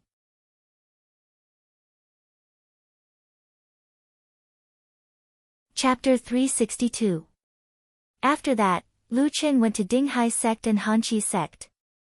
Unsurprisingly, he didn't see Clown Gu Jianxi. As for the younger generation, they were slightly weaker than Hai Shimen, so none of them impulsively came out to challenge him. After returning to Yanbing Mountain, he reported everything to martial uncle sect leader He. The young people of these sects are very calm. He shook his head and smiled. That's a good thing. You've messed up the internal situation of the Wuyue Club and stimulated everyone to work harder. What he meant was that Jingyu, Lei Fang, Qian Qiyue, and the others had all entered the sect when they were in their teens. Their peers had watched them grow day by day and had long been used to falling behind. They had also slowly become arrogant. It was only when Lu Qing descended from the heavens and entered this situation that they broke the inherent understanding and stirred up various emotions among the disciples. Well, Uncle Master knows about the catfish effect. Lu Qing didn't continue the conversation. He left and went down the mountain with his master and returned to Shi Yuejian's villa. At this point, Geezer Shi took out a visualization diagram. There was a fiery red and unusually heavy sun on it. With just a glance, Lu Qing felt the heat flow that symbolized the power of blaze in his body surging, being absorbed, and being compressed. Internal explosion is harder to master than severe warning. First, you have to visualize this red sun, and then control it with the Zhurong diagram. Then, you have to coordinate the strength of your attacks. You have to be very careful when you practice. It's not a fun thing to have an explosion in your body. Geezer Shi rarely explained in such detail. When you've fully mastered it, I'll teach you the 10th and 11th moves of the Ice Sect, which are simplified physical invulnerability moves. Of course, it'll take half a year. Okay. Lu Qing took the red sun diagram happily. Seeing this, Geezer Shi said, "Don't be so careful. Just do it casually. If it's lost or broken, it's their fault. I'm not such a stingy person." Lu Cheng's mouth twitched a little. It's no fun to vent your anger on an object. Mo Jingting, Zhu Tai, and Lei Fang didn't invite him because they had to go back home for the new year. On the third day, Lu Cheng said goodbye to his master and family and started his journey back to Shushan. The next day, Yan Zhike and his parents flew to Jiangnan province to celebrate the new year with the Ji family. Jiangnan province, the Ji family's ancestral home, at a family banquet. Yan Zhike, who was well liked by the elders and was constantly asked about her well-being, glanced at her grandfather Ji Jianzhang and her grandmother Dou Ning. She plucked up her courage and pretended that nothing had happened. "Grandpa, someone from our martial arts club has mastered the swordsman formula, army formula, and forwarding formula of the 9 words formula. She wanted to use this to open up the topic and gradually lead to the related content of Shushan Studies' 9 words formula. The reason why she said it in front of everyone was to appear calm and to appear as if it was just a casual mention, so as not to arouse the suspicion of the old man. As soon as her voice fell, she felt the Empress Dowager put down her chopsticks and looked up, sizing her up with a smile that was not a smile. It made me feel a little guilty." Ji Jianzhang's hair was thick and black, except for some gray hair on his temples. His face was lean, and he had an otherworldly aura. Hearing this, he tapped his chopsticks and said with a smile, "I know, Lu Cheng." Puff. Yan Zhike almost choked on her own saliva. Grandpa actually knew Cheng. Did I overreach myself? Realizing that she had lost her composure, she took the opportunity to pretend to be surprised. "Grandpa, you've been following our competition?" As she spoke, she found the Empress Dowager's smile turned wider, full of gloating. Beside her, her cousin Lin Kei also had a slight smile on his face. "Humph, brother, what happened to being cold and reticent and silent? How dare you laugh at me?" Under the confused gazes of Yan Kai, Ji Lingxi, and the others, Ji Jianzhang shook his head with a smile and said, "This young man has become very famous recently. When I go back to the sect, there are always people talking about him in my ear, saying that he is a genius who can stand shoulder to shoulder with Peng Liyun. As for your competition, with you and your brother there, I will occasionally watch." The headquarters of Shushan Study was in Jiazhou.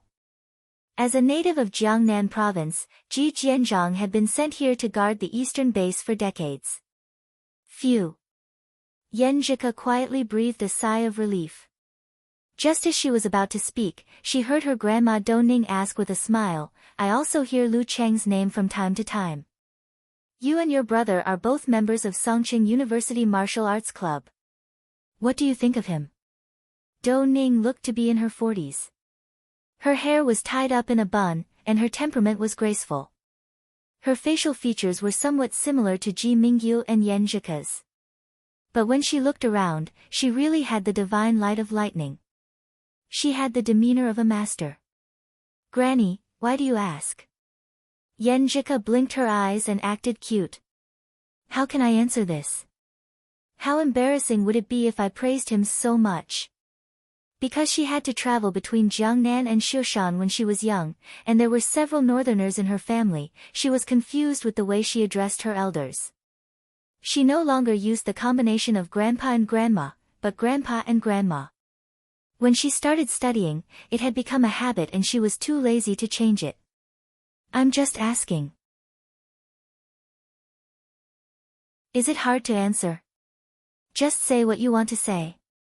Dong said with interest, you too, tell me. She was looking at Lin Ke and Yan Zhika, not including Ji Lingxi and Ji Dian. Feeling Empress Dowager's gloating gaze and her father's interested gaze, Yan Zhika looked up and tried not to look so gentle and sweet. She pursed her lips and said with a smile, he's a very talented and hardworking person.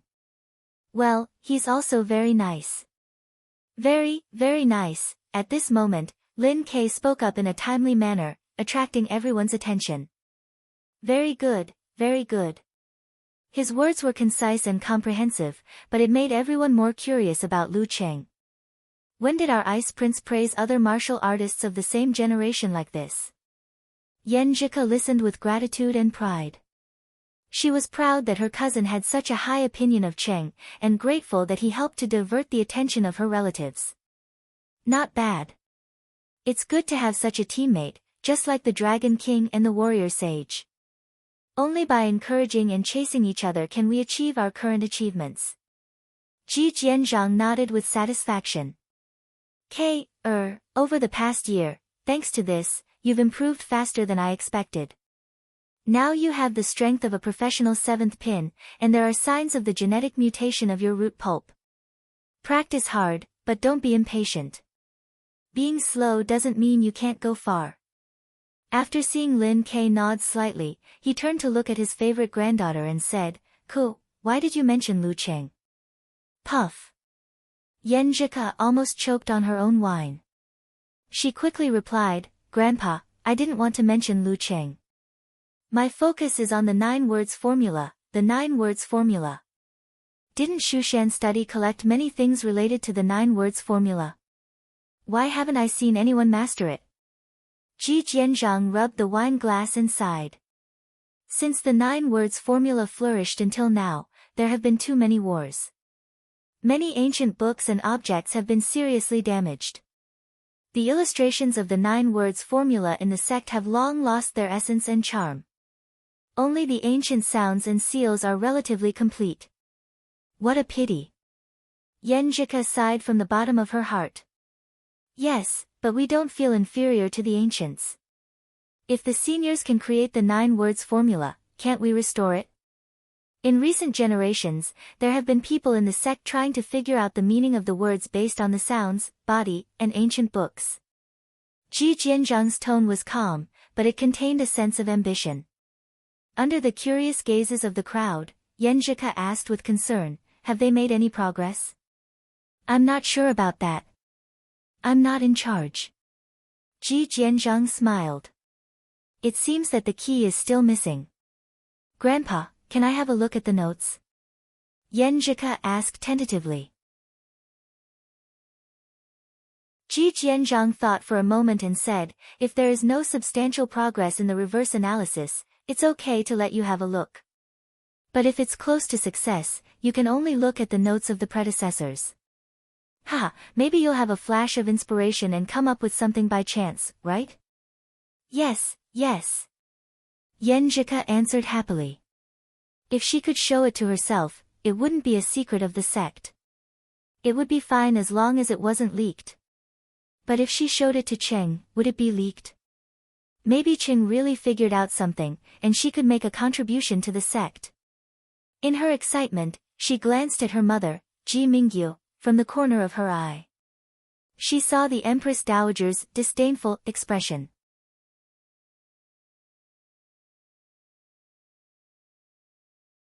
Chapter 363. On the 8th day of the new year, Lu Qing happily changed his training location and came to Backwater Lake. Yan Zhika came back from Jiangnan province yesterday. In the early morning mist, not long after he sent the message, he saw the girl wearing a white martial arts suit with her hair tied up in a ponytail, jogging out of the villa district. Their eyes met, full of warmth. One after the other, they turned into a fork in the road and approached the familiar place. Lu Qing quickened his pace and soon stood shoulder to shoulder with Yan Zhika. He breathed in the fragrance that calmed his mind. "Qing, let me show you something."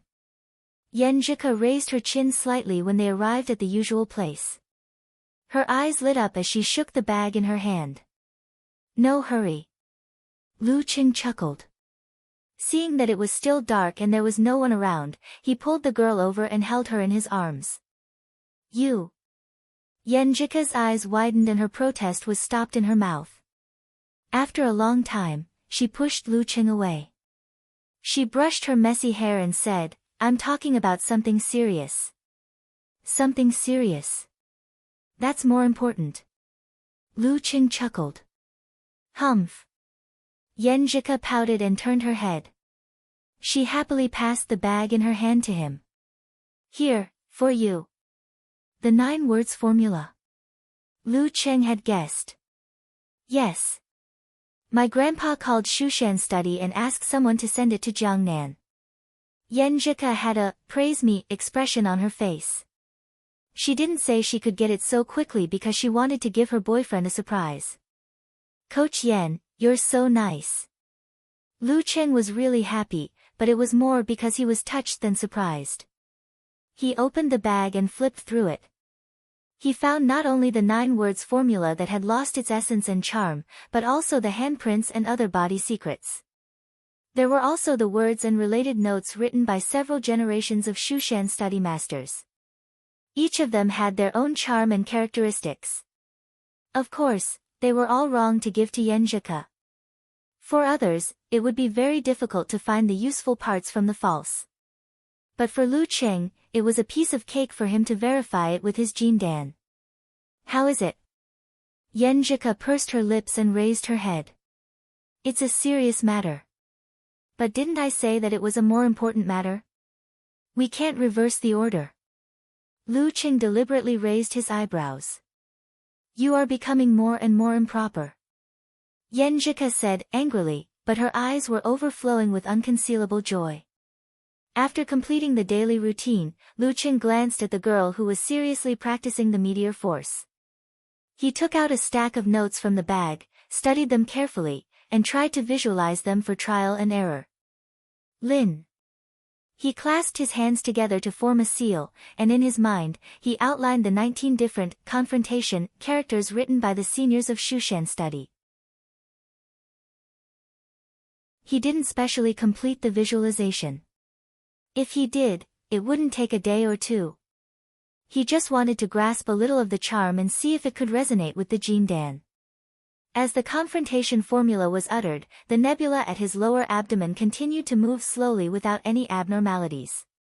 By the time Lu Qing eliminated the thick notes of the confrontation formula and the fighting formula, it was close to 8 o'clock. He stopped visualizing and left the backwater lake in another direction with Yan Zhika, who had finished her practice. They had a round of breakfast. "Qing, don't be too anxious. You don't have to rush to return these notes. Wait for my grandpa to urge you." Yan Zhika comforted him at the entrance of the villa area. She had noticed that Lu Qing was already experimenting and was afraid that he would be too impatient and go astray. "Don't worry. I have an affinity with the 9 words formula," Lu Qing joked. After returning home, he took a hot shower and continued his trial and error journey. He eliminated the meanings of the wholeness formula, formation formula, and decueing formula that the predecessors had reverse deduced. Although he didn't gain much, he wasn't disappointed.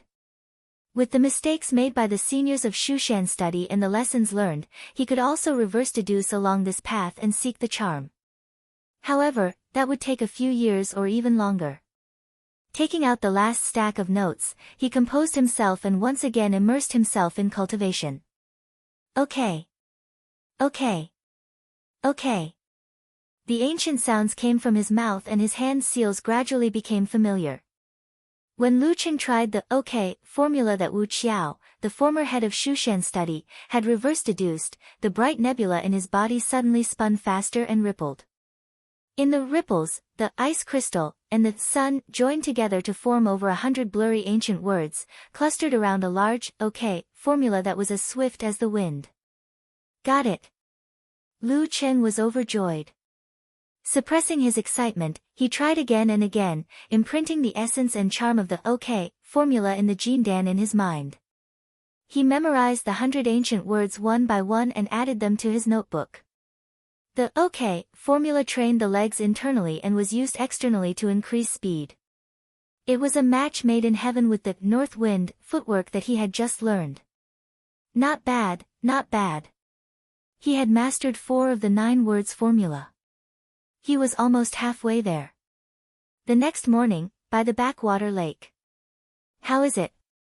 Did you get any insights? Yan Zhika asked casually. Lu Qing cleared his throat, formed a hand seal, wriggled his abdomen, vibrated his vocal cords, and exhaled. Okay. Before he could finish his sentence, he had already leaped out. The friction at high speed tore apart the airflow, stirring up the sound of wind and thunder in silence. He mastered the OK formula just like that. I just gave him the information yesterday. And it was just a summary of errors, not a specific method of practice. Yan Zhika was stunned. Her pink lips opened little by little, almost forming an O shape. Coach Yan also enjoyed the same treatment as Coach Shi. I only mastered the OK formula. I don't know the rest yet. It will take me a few years to master it, Lu Qing said modestly, chuckling. You and the 9 words formula are really fated. Yan Zhika came back to her senses at his words. She was half dazed and half amazed. She really wanted to bite Cheng and see if he was still human. Noticing the girl's teeth-grinding expression, Lu Qing coughed and changed the subject. I'll see if I can imitate the charm of the attainment formula. That way, you can practice it and take it back to Shushan study. If it works, I'd like to exchange the attainment formula for my master's approval. I'll teach you the swordsman formula. It'll be very beneficial for your body. Yan Zhika listened to his long-winded speech. The surprise in her eyes faded and was replaced by a bright light. Okay. She answered with a faint smile. This time, she didn't want to bite Cheng. She wanted to kiss him. In the next few days, Lu Qing bought ink, a brush, and good paper. He wrote the attainment formula over and over again, trying to imprint the feeling of being as swift as the wind on the paper. He failed again and again, wasting stacks and stacks of paper. Before the end of the winter break, he finally grasped the true meaning and method. He visualized and wrote at the same time. As he started to write, the attainment formula gradually formed. Suddenly, a wind blew in the room, blowing away the waste paper beside him. Lu Qing put away the brush and stared at the end of the paper. He saw an ancient attainment formula, as if formed by the wind. Sigh. My understanding is still lacking. I'm afraid it's only 1/10 of the real attainment formula. But it's enough for Ku to get started. He sighed and glanced at the calendar. There were only 2 days left before the leisurely end of the winter break. But before that, there was still something he had to do. The next afternoon, with the help of Xing Chengguo and Director Xing, he went to the prison 100 kilometers away and met Wang Su in the reception room.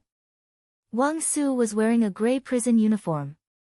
He was bald and had shallow scars on his cheeks. His expression was sentimental. How are you? Are you okay? Lu Qing asked first. It's pretty good. Director Xing has already spoken to them. The few bosses in the prison take good care of me. No one bullies me. Wang Su answered very happily. He had seen how the prison bullies dealt with other people. At this point, Wang Su recalled the past and smiled bitterly. I regret not listening to you. If I had left Lu and the rest earlier, I might have bought a house and gotten married by now. If you behave well, you might be released before I graduate. You'll still be young then. You can do whatever you want. Lu Qing comforted him.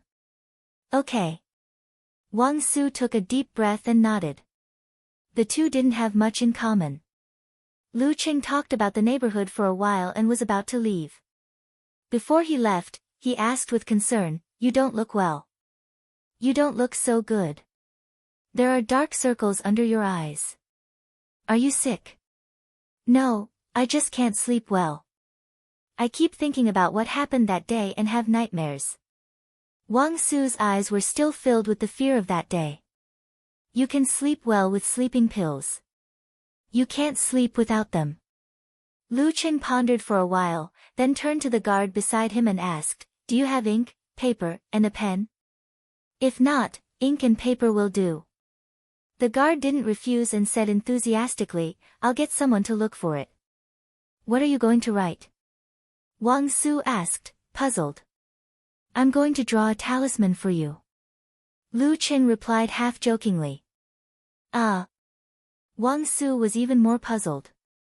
After a while, another police officer came over with ink and a piece of white paper. Lu Qing unfolded the paper and dipped his finger in the ink. Then he closed his eyes and sketched in his mind the ancient character that suppressed negative emotions.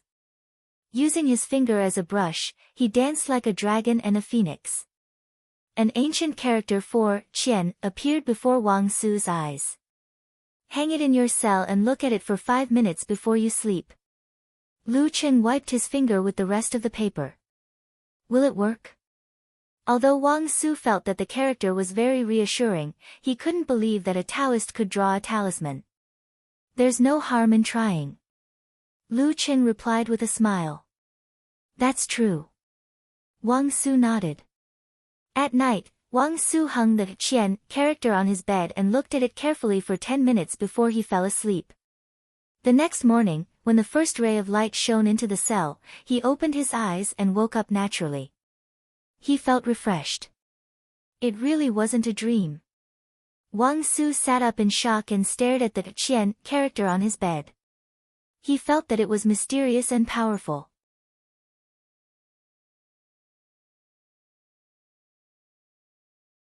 Chapter 364. On the 13th day of the first lunar month, Lu Qing carried his luggage and said goodbye to his parents. Once again, he embarked on his journey to study and entered Shoshan's high-speed railway station. Just yesterday, Wu Qinggui's $700,000 endorsement fee had arrived.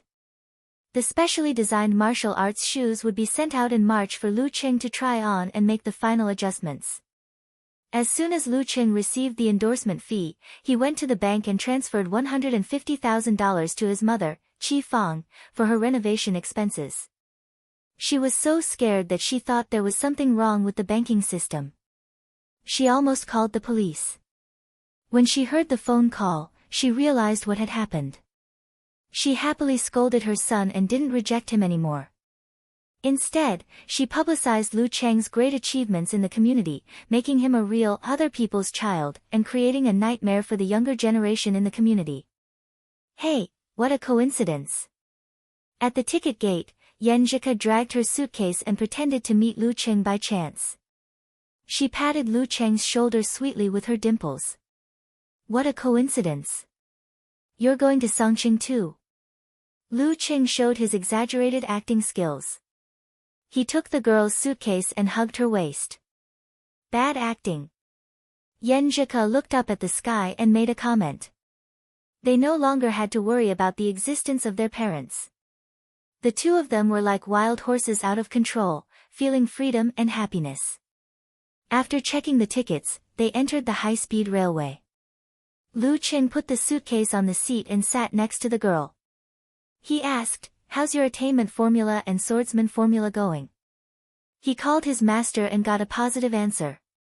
He could exchange the attainment formula for the swordsman formula. Geyser also hinted that it was okay to teach his wife more things. After all, those guys came to him without his permission and put her through a tough test. I'm getting a feel for it.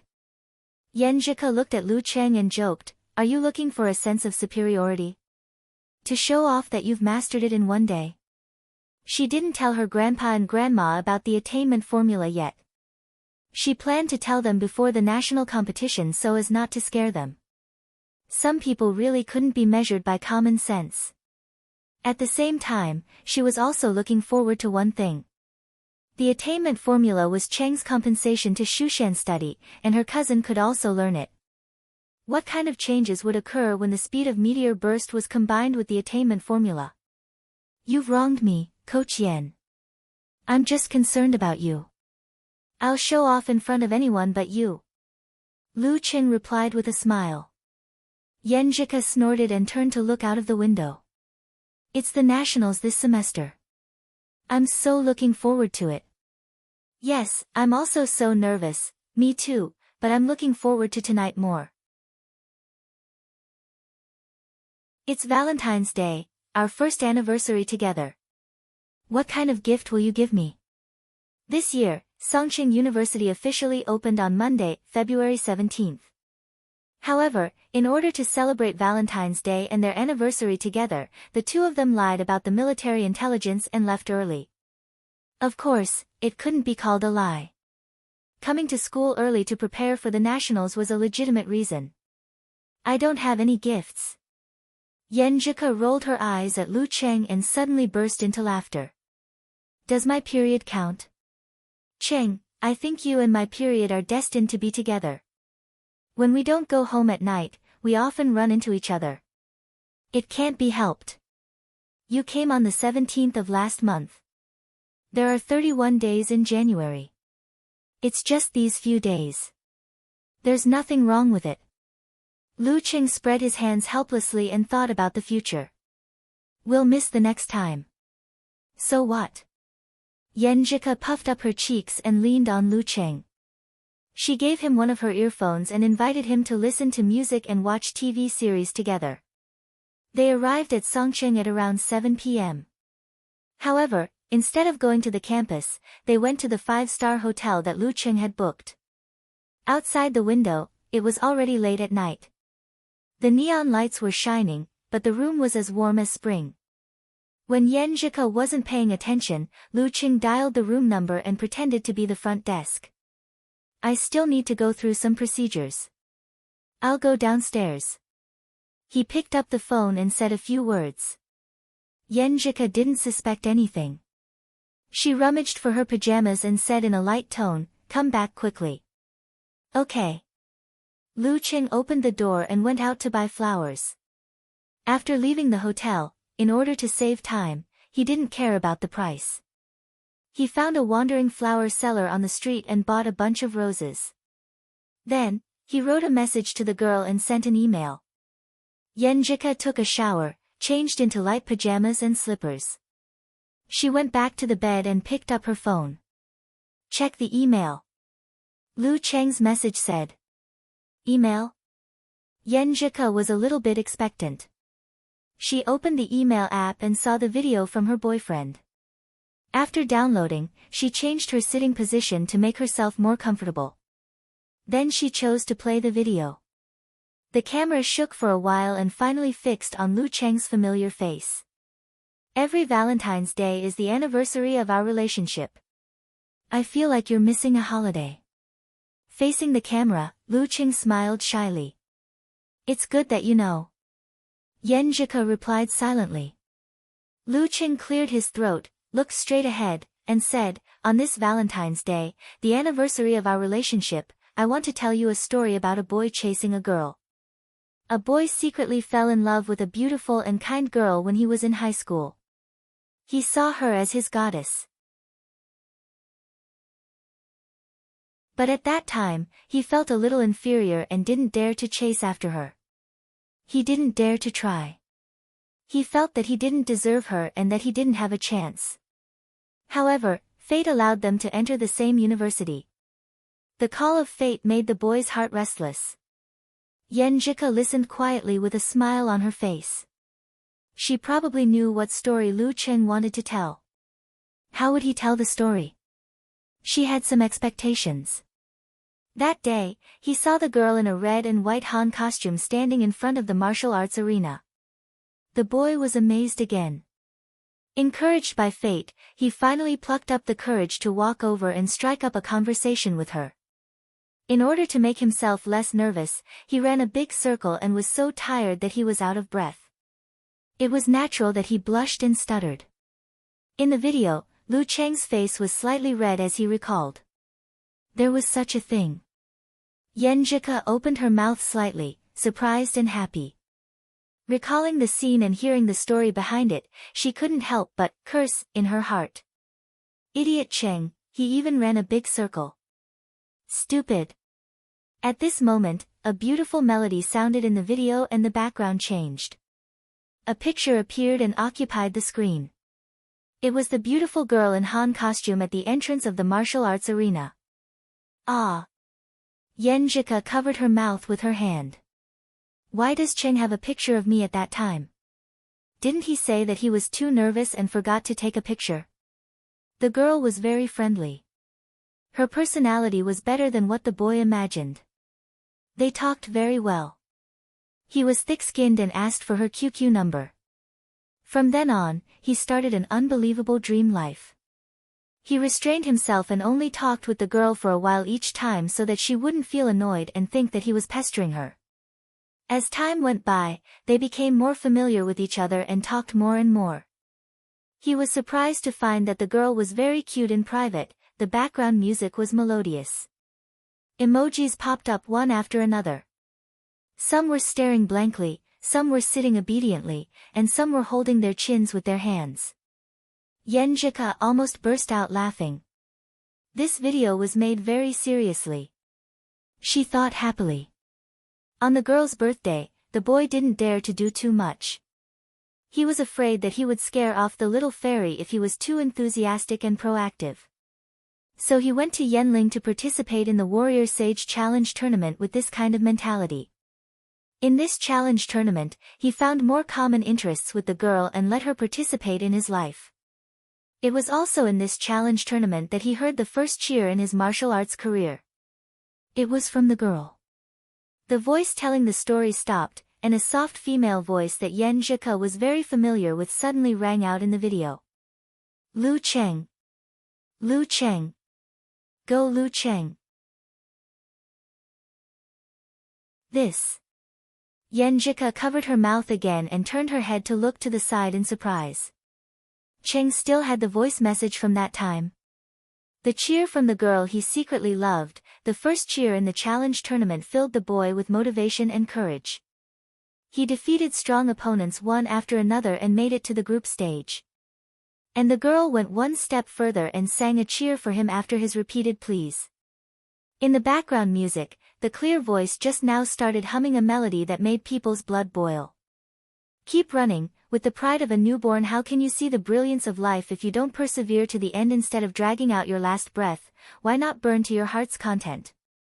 He kept them all. Yenjika let out a sigh, her eyes shining brightly. For the boy, these are all memories that are worth remembering for a lifetime. He kept the voice message, the chat history, and the beautiful moments they spent together. He hid them in different places. He wanted to sit in the rocking chair and slowly recall them for the girl when his hair turned white. After that, many photos and screenshots of their conversations appeared on the screen. Lu Cheng's voice guided Yenjika back to the past, reliving the beautiful feelings of the past year. On New Year's Eve, the two of them held their phones, quietly listening to each other's breathing and welcoming the new year. In the early hours of his birthday, the girl called and sang a song of blessing. On Valentine's Day, under the moonlight, the sentence, "Let me be happy for 5 minutes," was exchanged for a screen full of fireworks, the details before the first date, the feelings of wanting to hold hands on the first date, and the walk in the clouds when they were lost and didn't.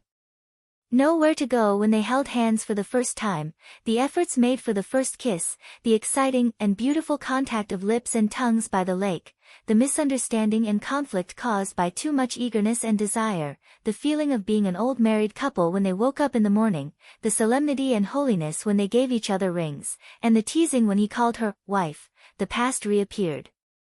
Yenjika's eyes reddened and she fell into a daydream. It seemed that she once again experienced the scene of Lu Qing taking off her clothes under the bright sun on the bed. Once again, she experienced the beautiful moment when he touched her. There were too many of these, and the video didn't show them at all. Idiot, how can you only remember the things I did for you and forget the things you did for me? It's Valentine's Day again. I want to give this story to you. I hope that the boy and the girl have new stories every year, and I can tell you like this every year. Lu Cheng's low voice echoed in Yenjika's ears and into her heart. Yenjika saved the video. She wanted to learn from Lu Cheng and record the past. At this time, she pursed her lips, hiding her smile and tears, and sent an audio file she prepared earlier to Lu Cheng. Outside the door, Lu Cheng held the flowers and silently counted the time. He planned to enter the video at the end and give the flowers to Yenjika when she was most touched. Just then, his phone rang and he saw the voice message from the girl. Lu Cheng put the phone to his ear, puzzled and expectant. Cheng, I've been thinking about what to give you for Valentine's Day. After thinking for a long time, I finally decided to give you an answer. Yenjika's soft and clear female voice sounded, soft and low. Do you still remember this day last year? You confessed to me that you liked Yenjika, especially Yenjika. I was very happy but also very scared. I was very surprised and very scared. I hoped that you could wait for me to like you as much as you like me, wait for me to slowly accept the changes and accept the existence of one more person in my life. I remember many things about you, but I don't remember many of the words I said. I don't know if I have answered you before. Anyway, I want to tell you officially now. Cheng, I like you, especially you. Yenjika's voice was soft and her emotions were exposed. Her unreserved expression hit Lu Cheng's heart. Cheng, I like you, especially you. He smiled, swiped the room card, and pushed the door open with the flowers. After a good night, Lu Cheng, who had spent a lot of effort to coax Yenjika again, returned to the new campus of Songqing University and saw Lin Ke, Li Mao, Kai Zongming, and the others. During the first special training session of the semester, they gathered in a circle, covered their hands, and shouted in unison, "National competition."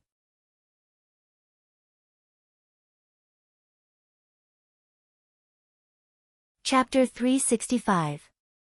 National competition. After everyone in the martial arts club shouted, Shu Rui signaled the cameraman to stop recording. She stood in front of the team, bowed slightly, and said with a sentimental smile, "Thank you for your care and cooperation in the past few months. There are more than 40 days left, so I have to say goodbye. Our team wishes you all the best in the national competition." Shu Rui was an outstanding beauty. She was reliable, neither cold nor arrogant. Since the beginning of September, except for the holidays, she had come here every few days to film their daily lives. She was familiar with the members of the martial arts club and had made friends with them. Therefore, when they heard her words, they all expressed their reluctance to see her go and sighed with emotion. In such an atmosphere, the first special training of this semester began. Everyone held their breath and worked hard for the national competition. At the end of the training, Lu Qing saw Shu Rui interviewing his teammates one by one. He smiled at Yenjika beside him and said, "I'm suddenly looking forward to the program that reporter Shu is going to do." Looking at his smile, Yenjika suddenly remembered last night. She couldn't help but turn her head, purse her lips, and snort in a low voice. "I finally mustered up the courage to take the initiative to satisfy your desire. How dare you, how dare you?" She was too embarrassed to think about it anymore. "What's wrong?" Lu Qing blurted out. Then he realized and wanted to slap himself. Of all things, he had touched a sore spot. I just feel that I'm not pure anymore. Yenjika wasn't angry, but she still felt ashamed and angry. After a while, she changed her attitude and decided not to talk about it anymore. She looked down at her feet and answered with a little sadness. When she went back to the dormitory this morning to put away her things, Dirty Tong's eyes made her unable to raise her head. She could only talk about it.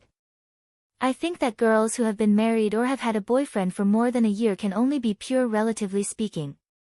Lu Qing couldn't help but laugh. Yes, we have been dating for more than a year. A year and a day.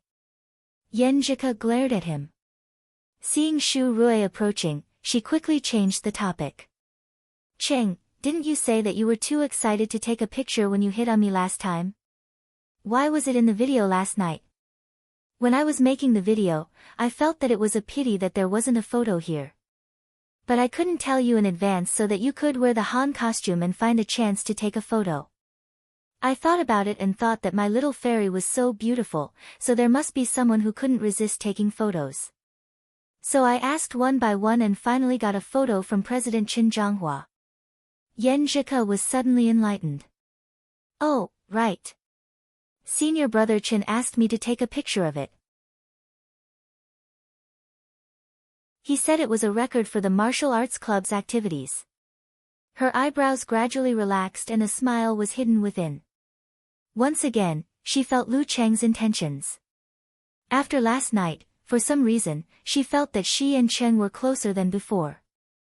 They had already touched so much of each other's private parts, and the privacy between them seemed to have decreased by a lot. At this time, Shu Rui moved over and began to interview Yenjika, focusing on her preparations for the national competition during the holidays.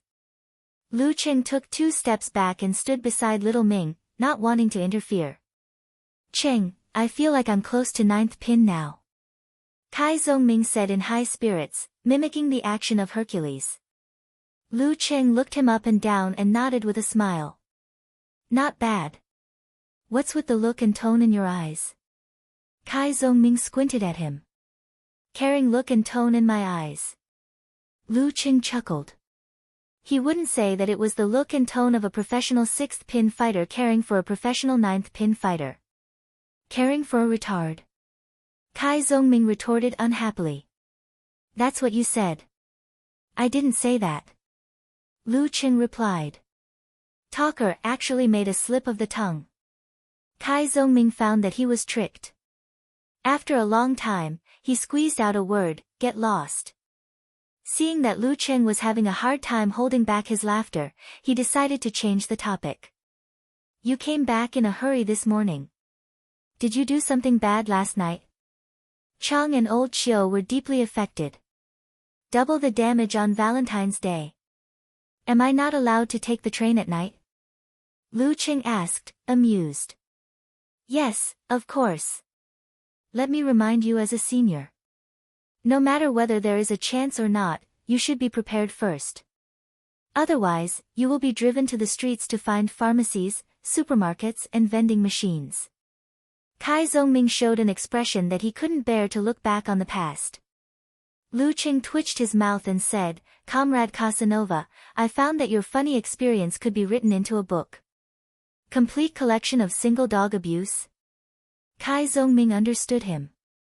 When they were talking about the crosstalk, Shu Rui finished asking Yenjika and walked to Lin Quebec. She laughed and said, I'm here to interview you again. Yes. Lin K still had the same expressionless look. Shu Rui straightened her body and smiled sweetly, that's right. Nice to meet you. Time flew by in such dull and repetitive days. In the blink of an eye, it was April 2nd, and the final round of the National University Martial Arts competitions would officially start on April 5th. At the school bus station of the new campus of Songqing University, Lu Cheng was the first to arrive at the bus station with Yenjika in one hand and Yenjika's suitcase in the other.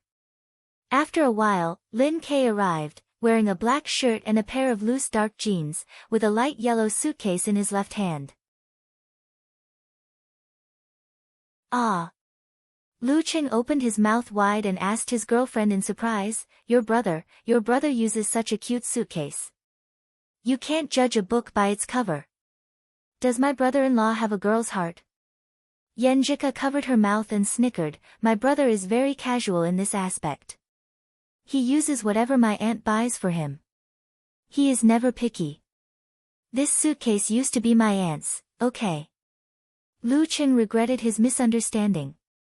He saw Kai Zhongming coming in with a handsome posture and Li Mao following behind him with a big bag taller than his head. Sun Jian, wearing sunglasses and carrying two people's luggage, appeared with Lin Hua in a plain white dress. On the other side, He Zi took off her round glasses and cut off her long hair. She had a short and thin hairstyle, which made her look cold and elegant. Yan Shaoling stood beside her and reminded her repeatedly, "Don't worry. Hey, I'm counting on you this time. You must send me the battle report from the front line as soon as possible." The list of people going to the capital consisted of 3 main forces, 6 substitutes, and 2 students, Li Xiaowen and Jiang Fusheng, who were in charge of chores. The others, including Yan Shaoling and Mu Jinyan, had to stay in school. At the bus station of Shanbei University, Su Wanyan and Fang Zhirong were chatting happily. He felt that as long as Fang Zhirong didn't lose his temper and wasn't provoked, he was easy to get along with, except that he liked to play pranks. After waiting for a long time, all the substitutes arrived and surrounded them. "Okay, get on the bus and go to the airport." Su Wanyan waved his hand. Mao Qingjun, the main force substitute, looked around and asked in confusion, "Are we missing one?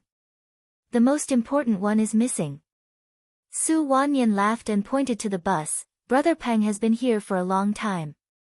Everyone looked over and saw Peng Liyun sitting by the window.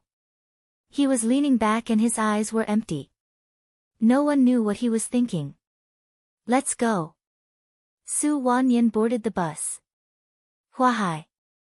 Xing Jingjing put down her luggage and boarded the bus. She saw Piao Yuan, who was tall and bald and had a fierce look, holding his mobile phone and taking selfies. Zhang Dongliang, who looked like an old farmer, was talking and laughing with several other substitutes. She looked to the left and saw An Chaoyang, who had short hair and was wearing professional headphones. He was listening to music quietly with his eyes closed. Xing Jingjing walked to the last row and chose to sit by the window. She was quite far away from everyone in front of her. Huacheng, Guangnan. Li Xiaoyuan was tall and slender, handsome and elegant. Just by standing there, he attracted a lot of attention.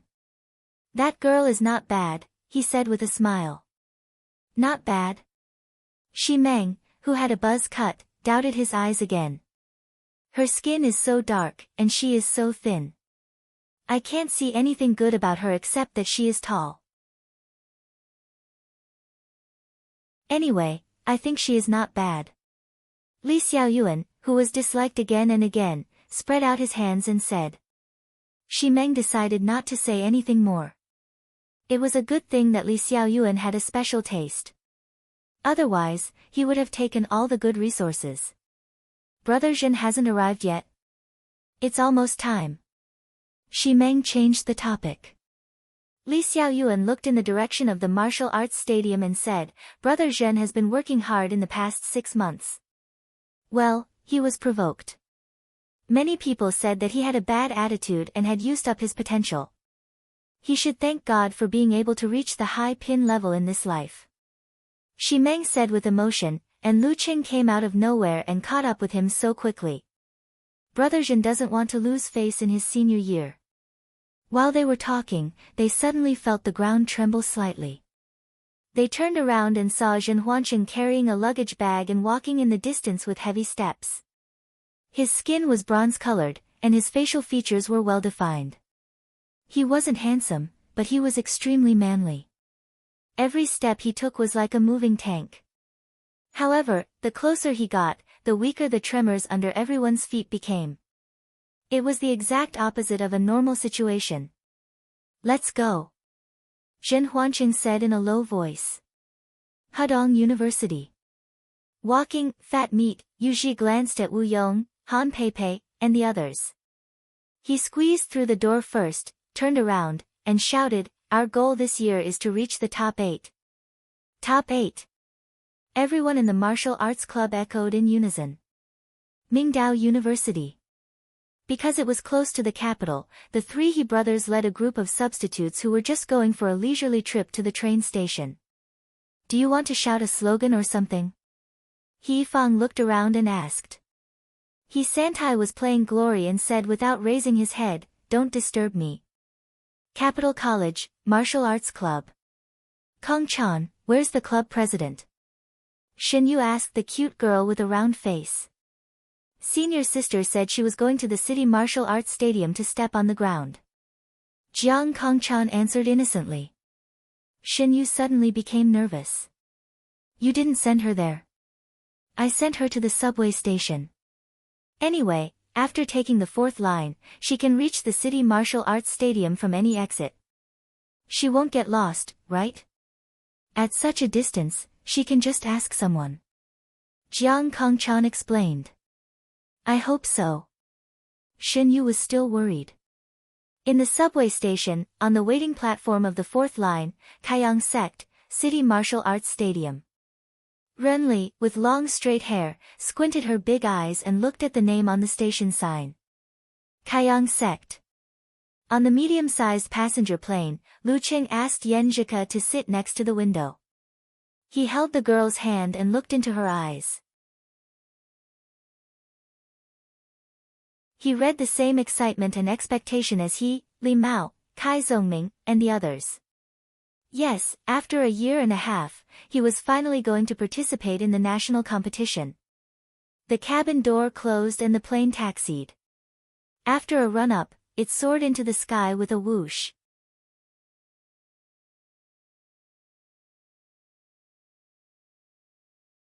Chapter 366. April 3rd, 8:00 in the evening. Lying in bed, Yen Shaoling turned on the computer and posted on the forum while buffering the data. Set the table, set the table. Everyone, don't miss it. I might be on camera tonight. Guess who's me? There's a difference between a real person and a photo. The program produced by Xu Rui and the others would be broadcasted on Songqing TV tonight. Although Yen Shaoling didn't join in the fun when watching the drawing of lots, it was inevitable that she would be filmed since she often participated in martial arts activities. As for whether it would be edited into the official version in the end, she wasn't sure. Tisk isn't the shortest one. Unparalleled Dragon King wouldn't let go of any opportunity to criticize Yen Shaoling. Yen Shaoling replied with a wronged expression, "No QAQ, there are people shorter than me in the martial arts club. My new friend Qing Qing is shorter than me by 1 centimeter, and Xiao Hei is shorter than me by 2 centimeters, no, 3 centimeters. You can't see the difference with the naked eye, right?" Road to the Arena gave a critical hit. Criticizing Eternal Nightfall Yen Shaoling had become a regular activity in the Lu Qing fan forum. Even the Longhu Club forum next door often had people joining in. 2 centimeters. What a big difference. They all say that I look like a sister when I stand with them, as long as they don't talk QAQ. Yen Shaoling fiercely retorted, "I don't want to talk to you anymore. The program is starting. Move a small stool and sit down, quietly watch the show, chin resting." Wonton Seller also wandered over from next door. "Little Wonton, what do you think about the evening self-study?" Brahman was shocked. Wonton Seller sent a sticky rice dumpling emoji. "I caught a cold and asked for leave." "Wait, where are the exercises we agreed on?" "I'm doing it while watching," Brahman said confidently. At this time, the scenery of Songqing University's new campus appeared on Yen Shaoling's computer screen. Lakes, mountains, colorful buildings, just like a garden. It's been many years since the Songqing University Martial Arts Club last entered the national competition. Now, they finally have the best opportunity. The appearance of 2 geniuses has lit up the light of hope. From this semester onwards, under the leadership of Lu Cheng and Lin Kei, they will launch a strong attack on the national competition. We choose to follow them all the way and faithfully record. And when I was recording this video, I didn't know what the final result of Songqing University Martial Arts Club would be. With Xu Rui's documentary-like voice, the long lens changed from a distance to a shady road to the Songqing University Martial Arts Gym, filming the students entering one by one. Tap, tap, tap. Amidst the sound of the typewriter, the words, "Early September, XXXX," appeared on the screen. The color of the interior of the martial arts arena was soft. Several special training members who had arrived early were already warming up. The camera turned and aimed at the entrance. Coincidentally, a very familiar figure entered. "Hi, Lu Cheng. You're early." Xu Rui greeted him. Lu Cheng didn't feel restrained. He faced the camera calmly and joked, "It's late. Reporter Xu, you're all here." Then, he answered the goal of this martial arts competition by saying, "A soldier who doesn't want to be a general is not a good driver." Yan Zhika also appeared on camera without makeup and accepted the sudden shooting. In the end, the audience was amused by Lin Kei's cold humor, which boosted Xu Rui's voice. The camera recorded everything as it was. It showed the surprised expressions of the members of the special training group after they obtained the internal training method. It also showed everyone's daily hard work and joking, which made the audience calm down. It was as if they were also in that kind of environment, following the members of the Songqing University Martial Arts Club to the final circle of the National University Martial Arts Competition step by step. Because it was real, it was emotional. This was the charm of a documentary. Yan Xiaoling, who was chatting in the BBS, unconsciously put down her phone and focused on the computer.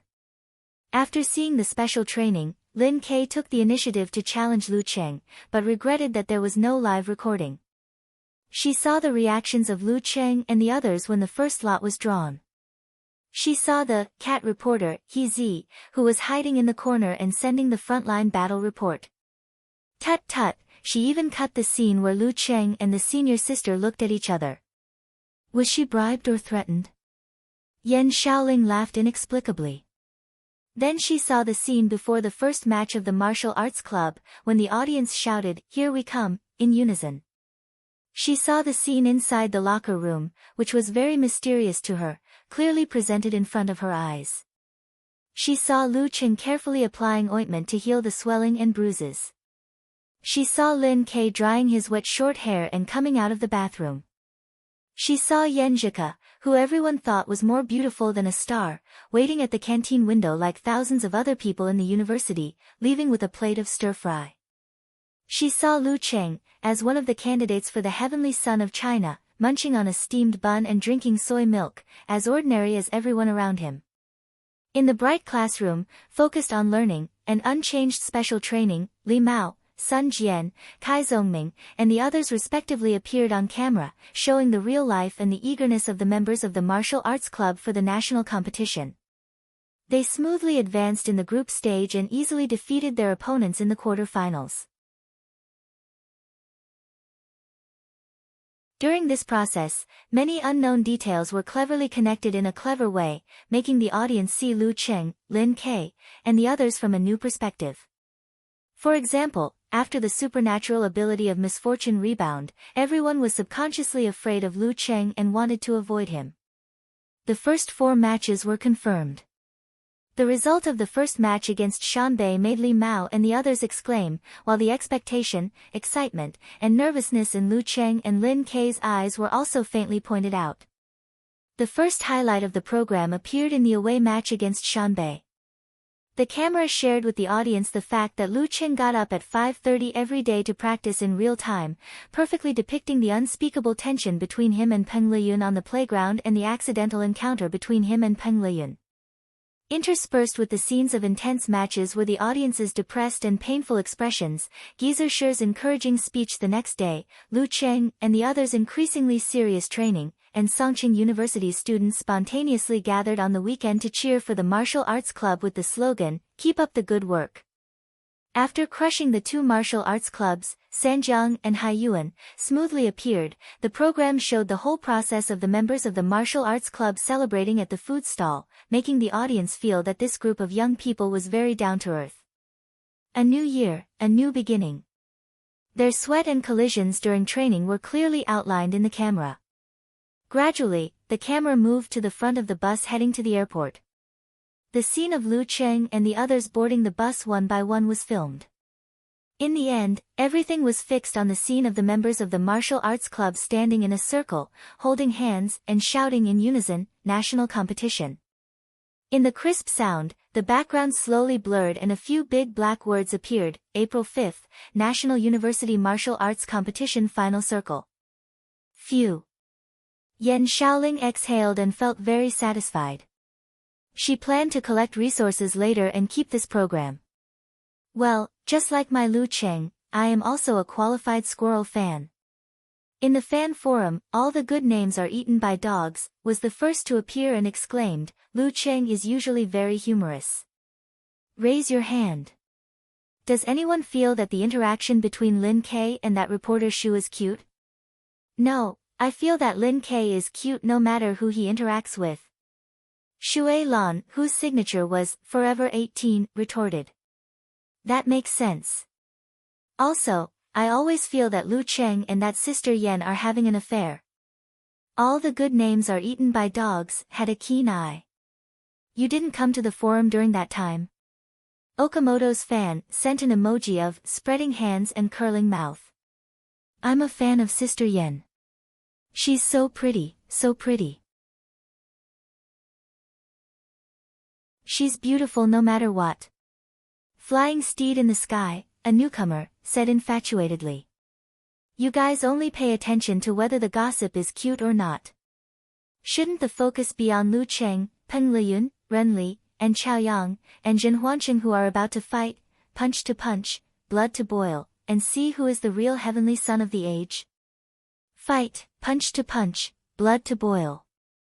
Sorry, I'm thinking too much. I need to stop my nosebleed. Bull Demon King said in a fancy way. Little dragon, let me discuss seriously. No, let me wipe off my saliva first. The real Lu Cheng and Lin K are so charming. Wonton Seller said. What realm do you think Peng Liyun and the rest are at now? Damn, little Wonton, you are actually discussing such a serious topic. Whether or not Peng Liyun will win this year's competition depends on whether he has reached the inhuman stage. The chances are 50-50. Ren Li is probably at the top of the 6th pin. Lu Cheng always slaps me in the face, so I don't dare to guess. But he's definitely at the top of the 6th pin. And Chao Yang and Jin Huancheng are said to be at the 6th pin level. As for whether they are at the 6th pin level, it's hard to say. Sounds like our idol is very powerful. Brahman covered her mouth and laughed. Wait, have you seen little Chang yet? No, Lingling is too short, so she's covered. Nye Chi laughed. Due to the high popularity of the national competition, the traffic on Lu Cheng's fan forum had skyrocketed. Many new IDs had appeared. Some were criticizing, while others were praising. While the fans were discussing the program, Lu Cheng and Yan Zhika also retracted their gazes from the computer screen. Reporter Shu is very nice. She didn't broadcast anything that shouldn't be broadcast. Yan Zhika said with bright eyes. Of course, I specifically went to ask her. Lu Cheng chuckled. He also asked Shu Rui to send him the clips of him and Ku, so that they could be useful in the future. But for now, he would not tell Ku this secret for the time being. You actually contacted reporter Shu in private? Yan Zhika turned her head and looked at him with shining eyes. This is not the main point. Lu Cheng blinked and said, just a phone call. Seeing his reaction, Yan Zhika burst into laughter. I was just scaring you. She rolled her eyes and said thoughtfully, I think you didn't just ask reporter Shu not to broadcast anything that shouldn't be broadcast. Humph, with your habit of collecting and keeping things, tell me. Did you ask for those clips? Classmate, isn't it good to keep some surprises for yourself? Lu Cheng was speechless at first, but then he replied with amusement. Did Ku know him so well? Because I want to watch it now. Yan Zhika said with shining eyes. The two of them gathered together again and watched another version of the show. The reason why Songqing University Martial Arts Club arrived a few days earlier was to adapt to the dry weather and the large temperature difference between day and night in the capital, so as to avoid any fluctuations during the competition. After 2 days of adjustment, at 7:40 p.m. on April 5, Group C of Shanbei University Martial Arts Club, the defending champion, opened the curtain of this year's martial arts competition. In the city stadium, among the cheers, Lu Qing saw that Peng Liyun was the last to fight. He easily defeated the exhausted leading general of Xinghai School and won the first round of the group competition. I still can't tell how good he is. Lu Qing looked at Yan Zhike and whispered to himself when the other match of Group C started. All the matches of the national competition were held at night, and a group competition would be held every day. In other words, each team would have a 4-day rest after one match. There were 2 days of adjustment before the quarter-finals, as well as before the semi-finals and finals. Since the defending champion was the first to fight, the order of the group rotation was CDAB. Therefore, Songqing University Martial Arts Club would challenge Hedong University Martial Arts Club in the second round on April 6. Lu Qing and the others dared not to be careless. Once they qualified, they would be the first and second team in the group. If they made any mistakes and were forced to fight against Shanbei or the capital in the quarterfinals, even if they could win, they would suffer great losses. They would not be able to face their opponents after that. Moreover, none of the teams that could make it to the national competition were easy to deal with. Especially Huahai, and Chaoyang was definitely at professional 6th pin, and Piao Yuan was close to professional 7th pin. Besides, Huahai's foundation was much deeper than Lu Cheng's martial arts club.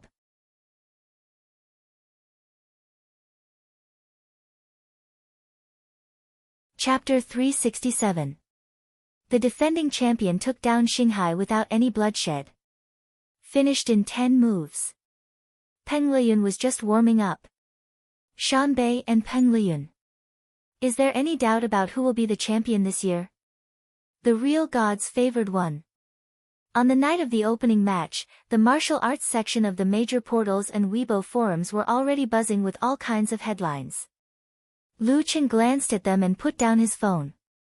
He closed his eyes and began to feel sleepy. Just then, he heard a special reminder, and knew it was a new message from Yan Zhike.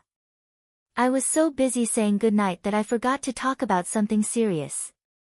Yan Zhike sent a blushing emoji. Honey, come on.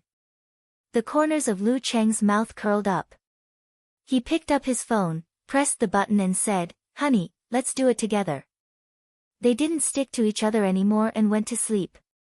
Lu Qing got up on time at dawn and went to the nearby park to practice. He returned to the hotel at 8:00 sharp and enjoyed a nice breakfast with Yan Zhike. Then he followed the rest to the martial arts club for relaxation training. After lunch, he slept and rested. Then he went to Yan Zhike's room to review the competition videos of the Hedong University Martial Arts Club in the past 6 months. At 5:20, they had a simple dinner. Then they boarded the bus with Lin Kei and others and arrived at the martial arts club in the capital before the peak of the traffic jam. When they were about to get off the bus, Lu Qing opened the app and posted on Weibo, the first national competition is about to begin. After sending the message, he didn't look at the reposts and comments. Instead, he put his phone in his pocket and shouted to himself in his heart, victory. There were 8 dressing rooms in the martial arts club in the capital, all of which were quite luxurious. There were benches, sofas, massage chairs and even a TV. It was not yet 6:30. Geezer sure signaled that they didn't need to be so nervous and just do what they were supposed to do. Lu Qing and Yan Zhike chatted until 7:30. When the first match of the night was about to begin, Lu Qing chose to close his eyes and rest. The match between Huahai and Mingdao could reveal a lot of things about them and help him understand his opponent better. However, there was no need to rush to watch it tonight. There were still 4 days to study it. Before the match against Hedong, it was a good habit to be focused, serious, and not be distracted. Yan Zhike's period came on time last night. Although it didn't hurt much today and she could force herself to fight, her condition was still affected. She felt that she was not as good as Li Mao and the others. After rational consideration, she chose to give up and put the interests of the martial arts club first. Yup, I'll be full of energy for the rest of the competition. She opened her eyes and clasped her white and slender fingers with Lu Cheng's. Images of the three leading members of the martial arts club of Hudong University appeared in her mind. Yu Ji, a senior student, was born with a unique body shape. He was the direct beneficiary of Peng Liyun and Ren Li's entry into the martial arts circle of the university. Originally, he was thought to be limited by his talent and it would be difficult for him to reach the Big Dan level. However, after being beaten by Peng Liyun and Ren Li, he seemed to be strongly stimulated and opened up the conception and governing vessels. Finally, he took the crucial step and succeeded in force concentration after last year's national competition.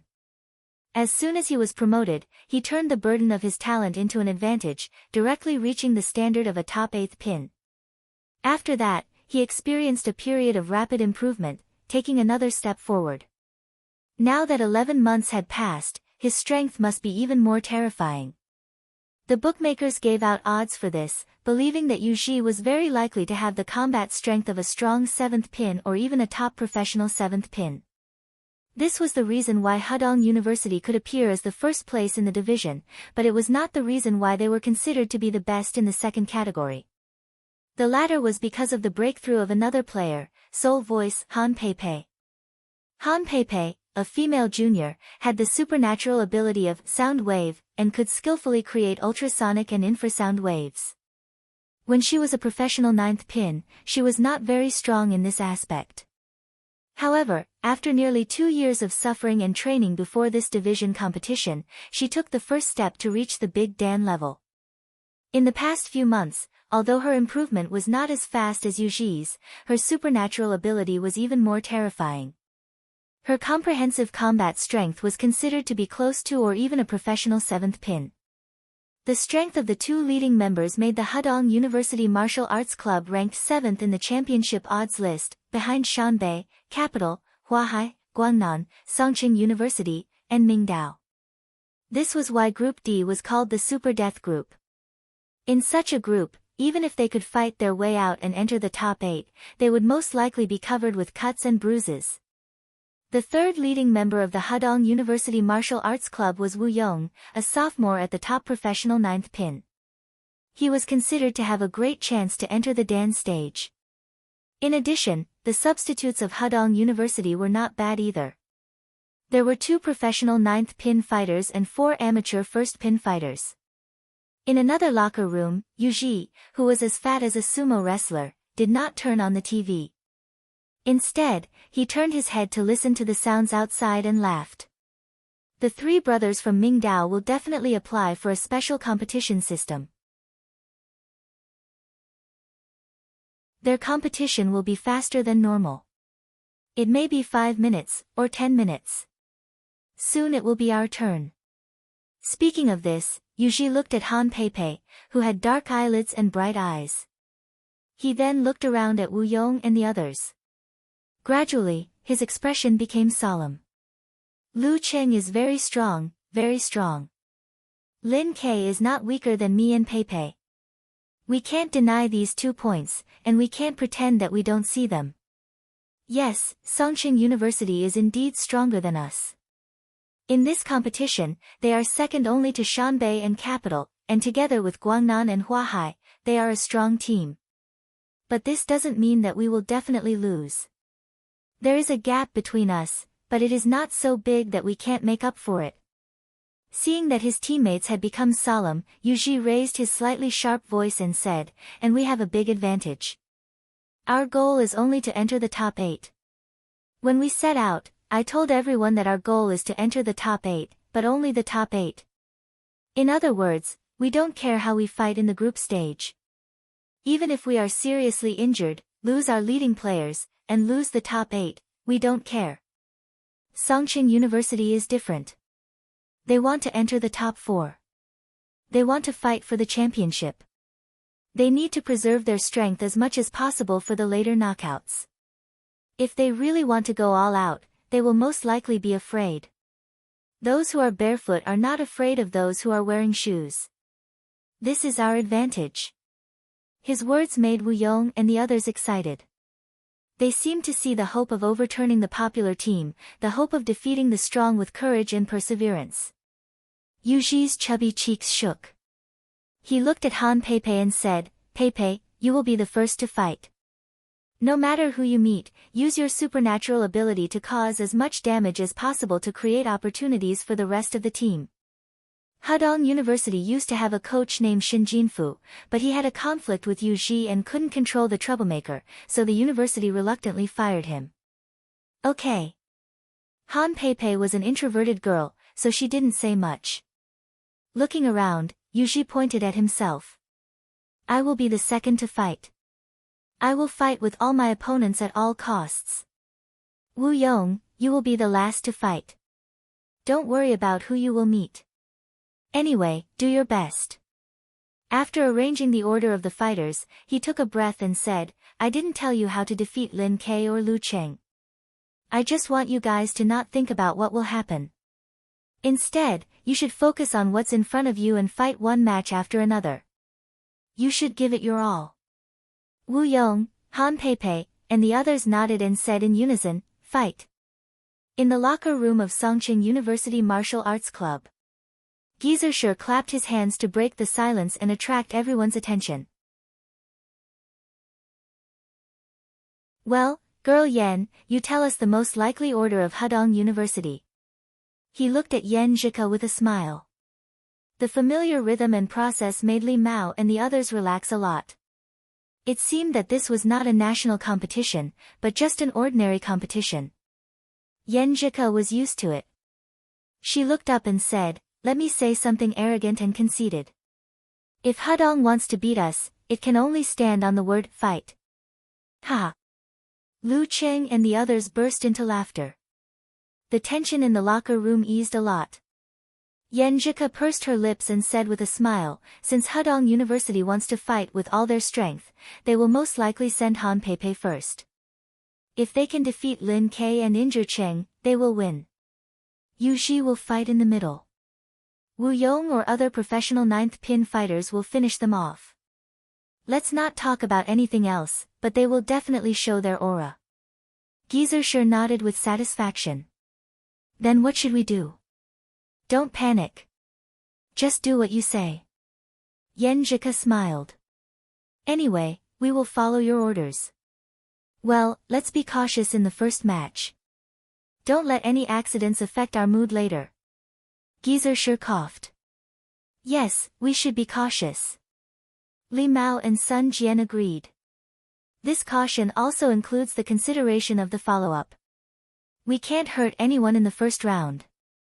Otherwise, it will be difficult for us to fight Mingdao and Huahai, right? Gizershur chuckled. Facing Han Peipei, who is the least likely to get hurt. As soon as he finished speaking, everyone's eyes turned to Lu Cheng. Even Lin Ke, who was full of fighting spirit, was persuaded to consider the next two matches.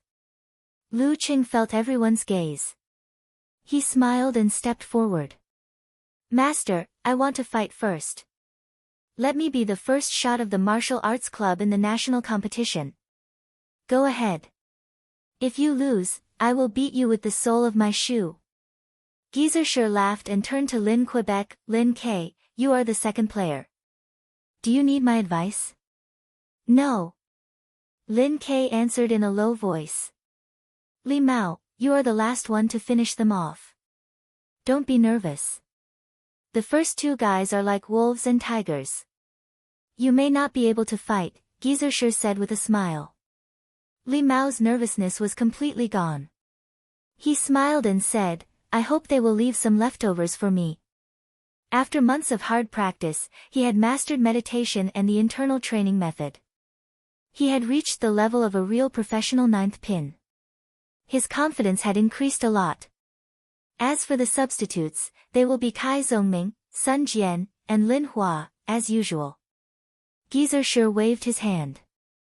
After waiting for a while, news came from the outside. Hua Hai had paid the price of injuring the main force, Zhang Dongliang, and the substitute, Deng Yuntao, and narrowly broke the formation of the three He brothers of Mingdao. And He Erlong had shown the realm of Danqi in this match. The formation of the three Dan stage had been formed. Lu Cheng and the others didn't care too much about it. Or rather, they didn't have the mood to think about it because it was their turn next. Outside the locker room, the lights were shining down. Lu Cheng opened the door and stepped out first. There was a cacophony of cheers and boos everywhere.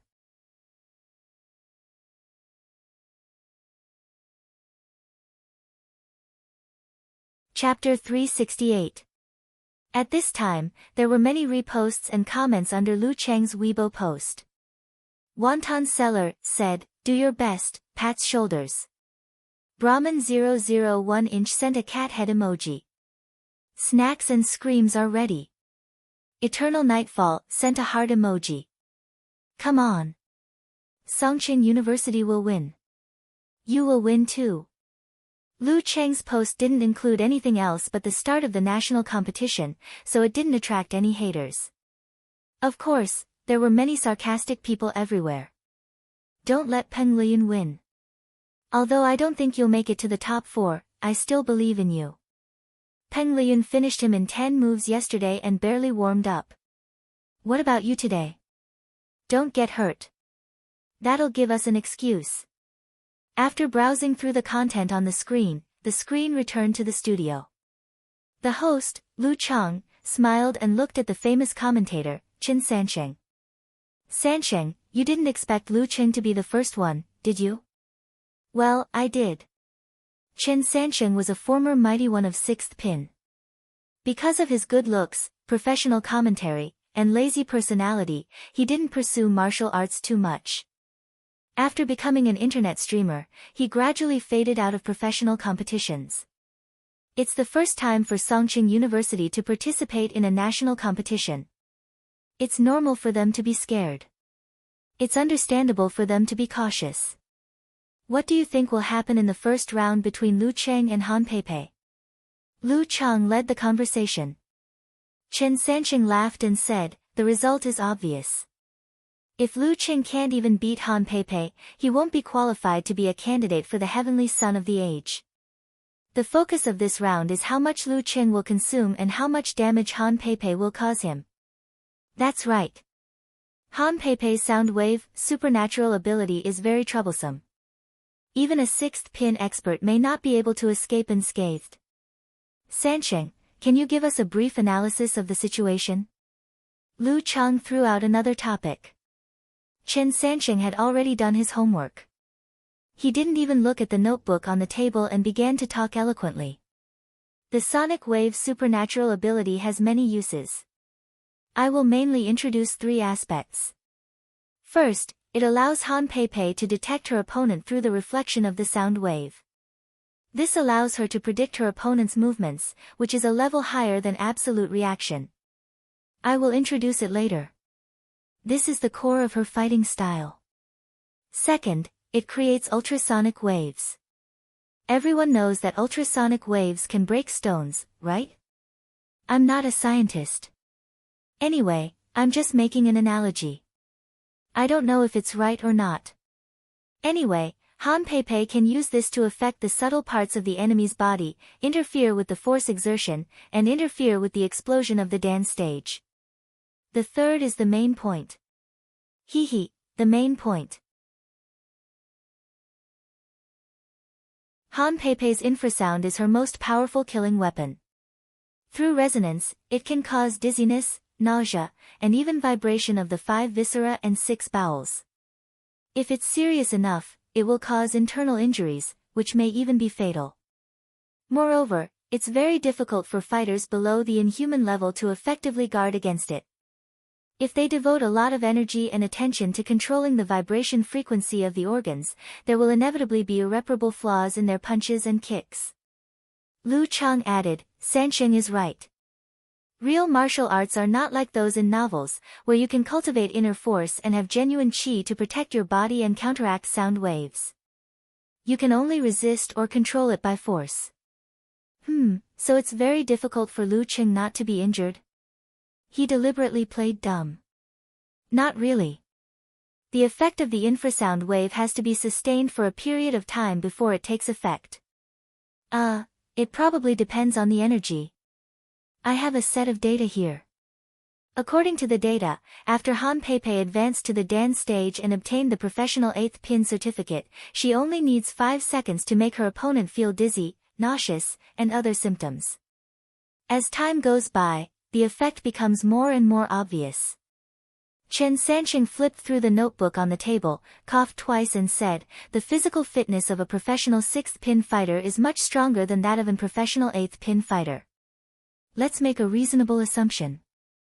When facing Han Peipei, Lu Qing will be affected for about 20 seconds. After 1.5 minutes, he will most likely have internal injuries. The longer the time goes by, the more serious the internal injuries will be. In other words, with the help of force concentration, Lu Qing has to finish the battle within 3 to 5 minutes. That's the only way to avoid internal injuries and prevent them from affecting the rest of the battle." Lu Chang pretended to be enlightened. "No, 2 minutes. Chen Sanqing denied Lu Chang's assumption. "Why?" Lu Chang was really confused this time. Chen Sanqing laughed again and said, "After 20 seconds, Lu Qing will feel dizzy and nauseous. If this continues for a while, how bad will his condition be? Force concentration can relieve, but not completely.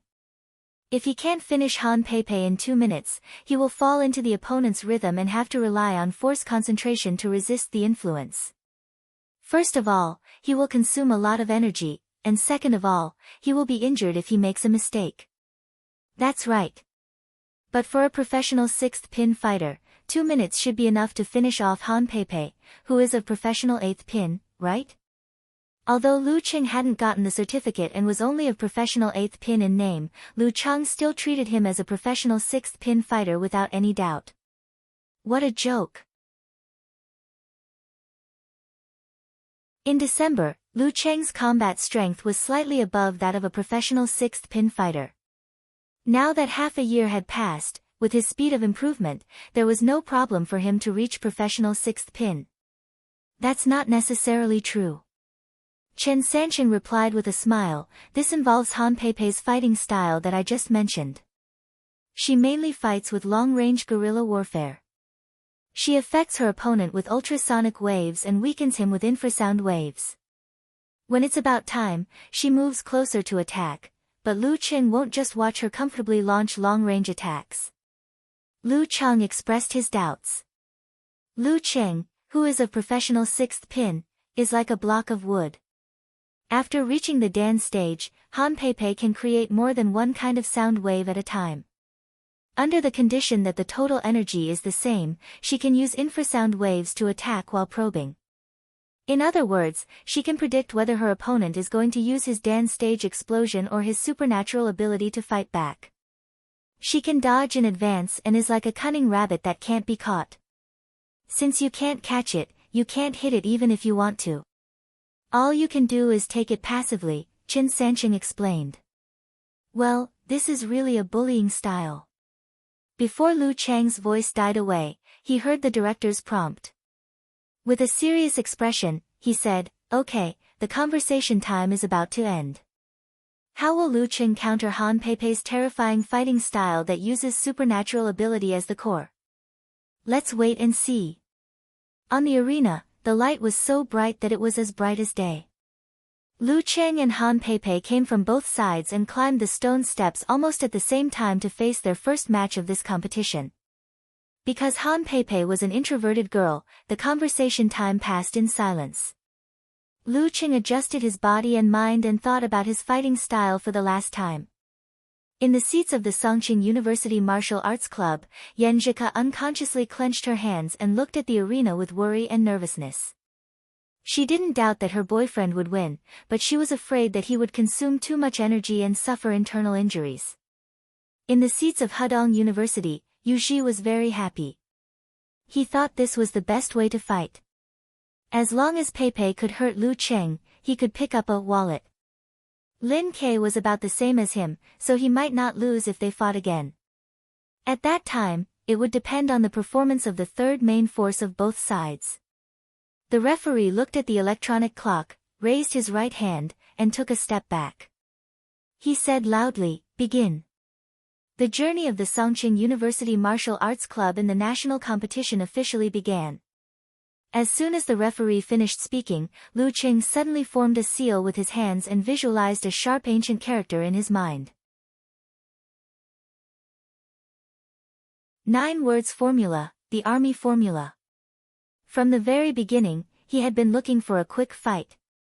At this moment, Han Pei suddenly wriggled her abdomen, opened her throat, and shouted a strange sound first.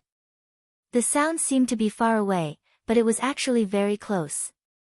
It exploded beside Lu Cheng and created an opposite wave, which eliminated the army formula from his mouth. The 9 words formula had no effect before the secret was formed. As a powerful supernatural power user in sound waves, Han Pei had repeatedly watched Lu Cheng's competition videos and confirmed that his army formula was a mental attack. After a long time of hard practice, she created her own method of sound wave cancellation. Based on her own characteristics, she opened her mouth at the right time to eliminate Lu Cheng's army formula. Seeing that the effect was perfect, she didn't have time to be happy. She stomped her feet and suddenly changed her direction. At this moment, Lu Cheng made the explosion of the dance stage.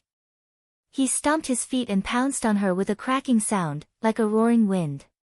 However, this wind could only miss in the end.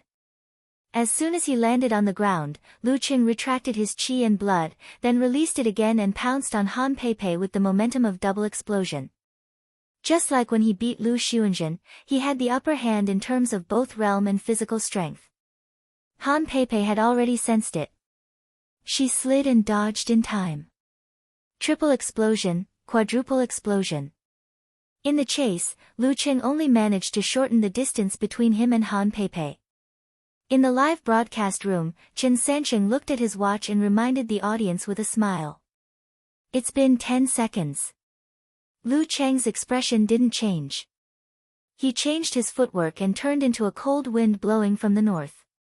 He chased after Han Pei quickly and nimbly, reducing the distance between them. Han Pei wasn't nervous at all. She was very confident in her detection ability and dodging skills. When the distance between them was reduced to a certain extent, Lu Cheng suddenly raised his arms and made another hand seal while running. Again. Han Pei was afraid that she would be slowed down by the mental attack.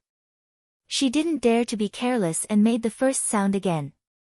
In the strange sound waves, Lu Cheng gathered strength in his 5 fingers. His hand seal suddenly changed and he uttered a different ancient sound than the army formula. Okay. Boom. He tore through the air and made a crisp sound. He jumped out with a whoosh and was in front of Han Pei in an instant. He quickly swung his arms. This. Han Pei's vision blurred. She had no time to dodge or create a loud sound to disturb his ears. She had to use force concentration and punch back fiercely. At this moment, Lu Cheng's fascia sprung and forcibly withdrew his arm. He stepped on the ground and swung his center of gravity, dodging Han Pei's punch and dodging to the side. The 19th move of the ice sect, Cold Swallow. Bam! In his mind, he saw a frozen river and shaking thunder clouds. His right arm was like a cudgel and struck down. Simplified physical invulnerability, severe warning. Bam! Han Pei barely managed to swing her fist and block the blow. Her whole body seemed to be frozen and temporarily lost the ability to think. White frost appeared on her body and she stood there in a daze. Lu Cheng shook his left arm and stopped at Han Pei's neck.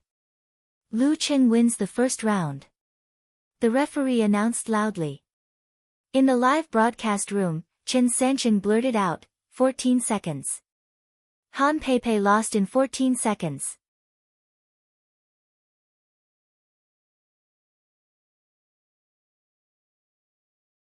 Chapter 369. 14 seconds. The audience in front of the screen was startled by Chen Sanqing's exclamation. It took them a while to realize what had happened. They were all dumbfounded. In less than 2 minutes and 20 seconds, Lu Qing had defeated Han Peipei before her infrasound took effect. Thanks to the host and commentator's explanation, they thought Han Peipei was tough to deal with. Phew. Yan Zhika relaxed her clenched fists and waved at the ring. Qing had defeated Han Peipei unscathed.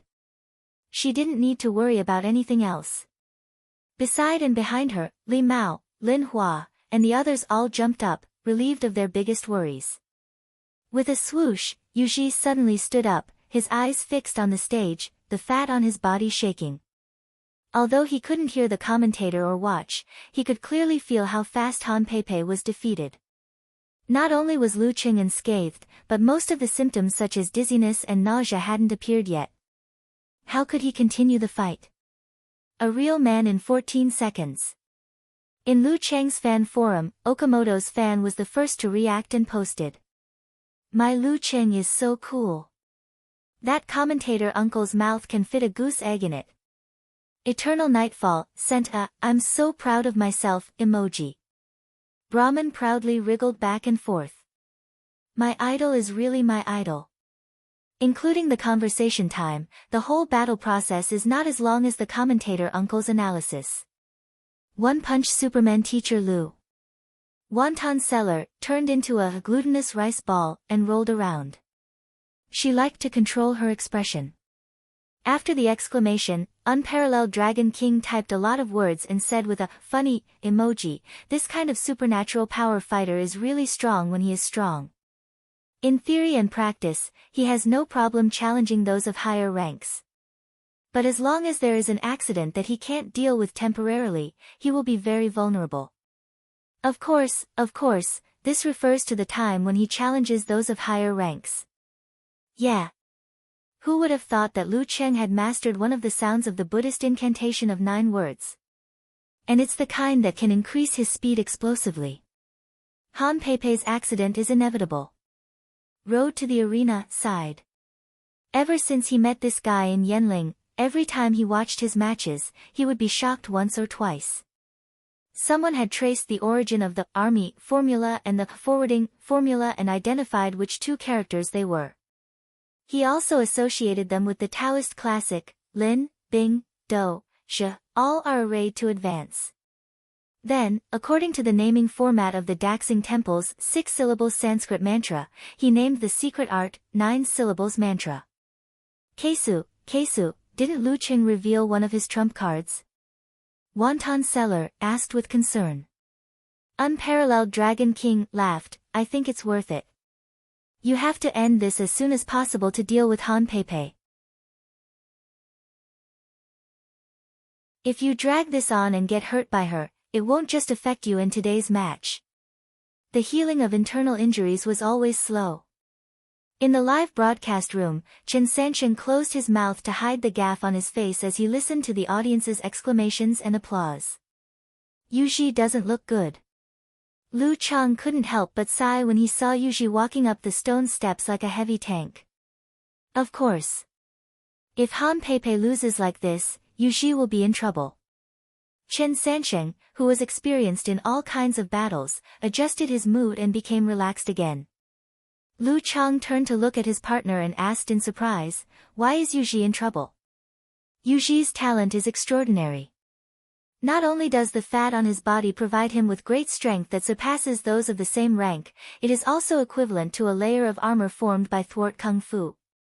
It is slippery and soft when hit, and it won't cause much damage. Chen Sanqing explained concisely, in gaming terms, Yu Ji has high attack, high defense, but low agility. He's perfectly countered by a fighter like Lu Cheng. Lu Chang recalled and said, I remember that Yu Ji's moves were not slow. His fists and palms almost left after images. His moves are not slow, but his movements are slow. Isn't he a live target for Lu Cheng? Chen Sanqing gave his conclusion first and then went on in detail. Yu Ji's current strength and explosive power of the Dan stage should be equivalent to a weak professional 6th pin fighter. A fighter of the same level would be defeated after 2 or 3 punches. However, as long as his vital parts aren't hit, he won't be seriously injured after a few explosions. As for minor injuries, with the recovery speed of his fat, he'll be alive and kicking again in 2 days. That is to say, when facing a strong opponent, he likes to use this kind of method where you hit me and I punch you back. He often puts his opponent in a difficult position and has a high chance of winning. But Lu Cheng is different. He has simplified physical invulnerability and supernatural abilities of ice and fire. How many hits can you take? How many times can he take? And in terms of speed and reaction, he's no match for Lu Cheng. If he's not a live target, then what is? Lu Cheng gasped and said, based on what you said, Yu Ji can only wait for his death. If Lu Cheng had consumed a lot of energy when he was fighting Han Peipei, such as dizziness and nausea, or suffered from internal injuries, Yu Ji would have had a chance. But now. Hee. Chen Sancheng gave a classic answer. Simplified physical invulnerability is really deadly. Lu Cheng couldn't help but sigh. Isn't that right? But simplified physical invulnerability isn't something that can be mastered easily. First, you have to have an inheritance. If you're not a strong person who founded a sect, you can't make something out of nothing. Second, you have to master meditation, which most professional 7th pin fighters don't have. Third, you have to have a corresponding supernatural ability or your physical fitness has reached professional 6th pin. Otherwise, the simplified physical invulnerability won't be very effective. Chen Sancheng took the time to explain to the audience. At this moment, Han Peipei, who had recovered, did a force concentration to turn the coldness in her body into white gas and exhaled. She turned around and walked down with a depressed expression. Her footsteps were slightly unsteady. Thump, thump, thump. Yu Ji patted her shoulder and stepped into the arena, as if showing off his weight. On the way here, he had thought it through. At this point, the only thing left was to fight. He had to fight his way out of all the difficulties and dangers. He had to fight for a chance of survival from a hopeless situation. Thump. Yu Ji stood still. His fat jiggled, making him look smooth. The referee took a deep breath, raised his right hand, and announced, "Begin." Lu Cheng took half a step forward, hooked his left arm forward, shook his wrist, and shot out a ray of crystal white cold light that moved close to the ground. At the same time, he swung his right arm and swung his wrist in the opposite direction, throwing a tyrannical red fireball over the enemy's head. Burning ice and fire. He was taking advantage of Yu Ji's movement speed. Yu Ji arched his back slightly and jumped forward, dodging the cold light and crashing into the fireball with the weight of Mount Tai. Boom! The fireball exploded, and flames danced in the air. Yu Ji's clothes were torn, and his fat jiggled. His body was only slightly blackened, but his defense was amazing. Bam! His feet landed on the ground, shaking the arena as if it had been hit by a huge rock.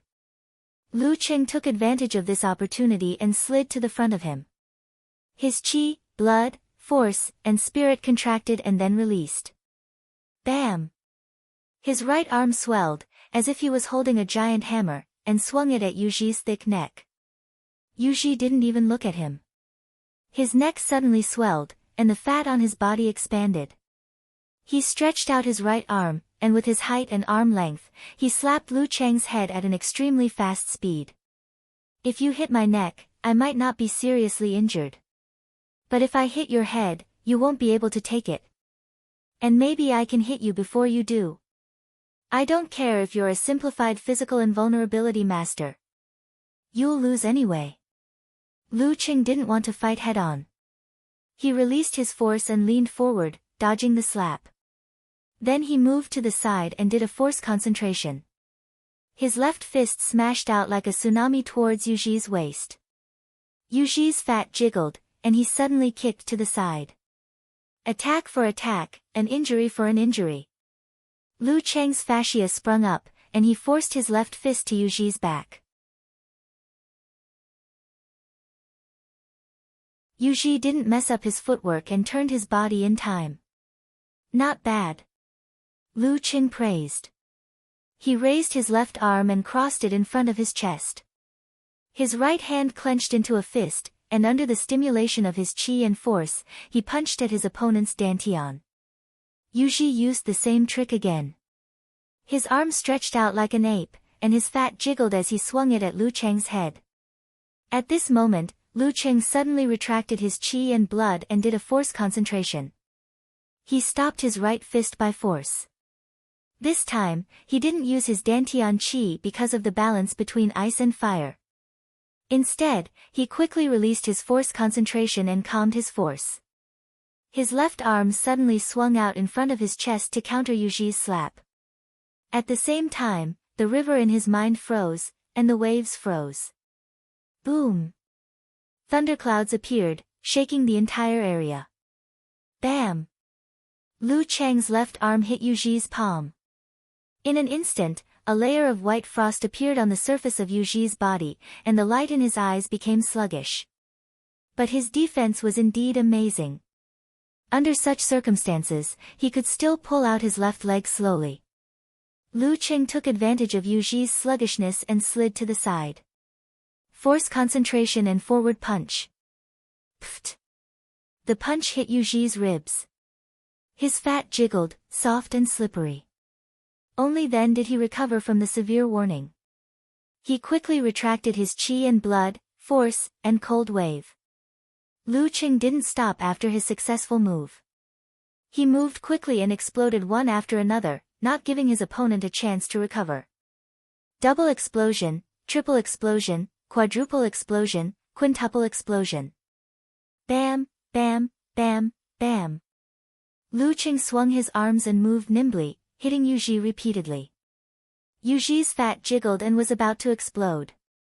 No matter how tough Yuji's body was, he couldn't withstand such an attack that could tear down a building.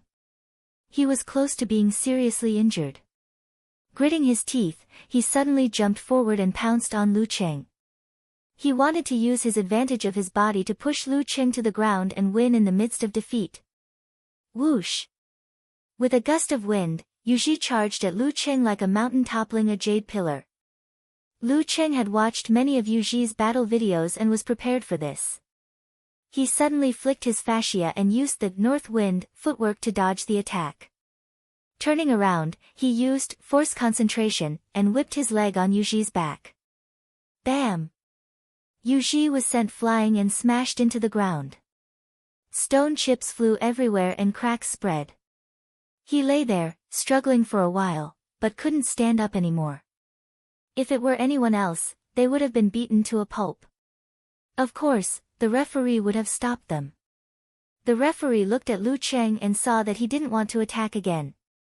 He raised his right hand and announced the result. Round 2, Lu Cheng wins. The audience was silent. Lu Chang and Chen Sancheng in the live broadcast room were also speechless. Too fast.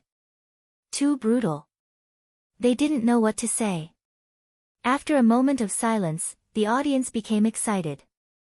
Suddenly, a shout came from the stands. 1 against 3.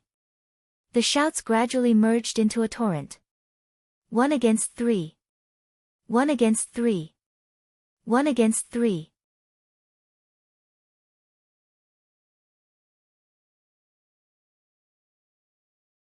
Chapter 370.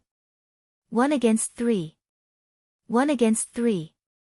Hearing the excited shouts, Lu Cheng smiled and turned to look at the seats of Hudong University.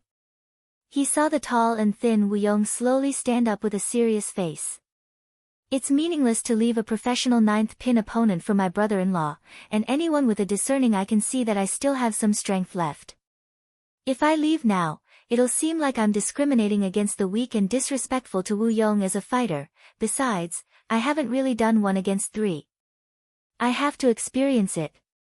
Since it's like this, I'll be a good man until the end. Lu Cheng made up his mind and moved his feet slightly apart. He repositioned his stance and pretended to be waiting for the third round. He was eager to have a try. No matter how much experience he had, no matter how mature he was, he couldn't hide the fact that he was only 20 years old. His vigor and vitality had not left him yet. Isn't there a song that goes like this? It basically means that even if you're older, you're still the young man in your heart. Seeing Lu Cheng's posture, the surrounding audience understood what he meant. All of a sudden, they started cheering in unison, each louder than the last. In the final round of the National University Martial Arts Competition, 1 against 3 was not a common thing. It seems that Lu Cheng is really going to 1 against 3. In the live broadcast room, the host, Lu Cheng, said with a smile. Chen Sancheng shook his head and said with a smile, "It can't be helped. In the case of the weak fighting against the strong, one wrong move will cause the whole game to collapse." When Han Peipei was shaken by Lu Cheng's newly learned Buddhist incantation of 9 words, you can imagine what will happen next. Alas, I just predicted that Yu Ji would be a live target, but I didn't expect him to lose so quickly. Yeah, I thought that with his fat body, he would be able to withstand dozens of moves. But... Lu Cheng sighed. But he was easily defeated. Hadong University was about to get 3 kills, which was a bit embarrassing. It can't be helped. Yu Ji's fighting style is to force others to fight head-on. How can one not wet his shoes if he always walks by the river? It's too difficult for him to avoid a head-on fight with Lu Cheng's simplified physical invulnerability. It's only a matter of time before he loses. Chen Sancheng stared at Wu Yong, who was slowly walking to the arena, and said, "Lu Cheng's skill of balancing the Dan and returning qi and blood is more and more perfect. It's impossible to defend. It's normal for Yu Ji to be defeated. Well, the 3rd round is about to start. Sancheng, give us a brief review of the fight." Lu Cheng controlled the time. The specific situation is similar to my analysis before the competition. Lu Cheng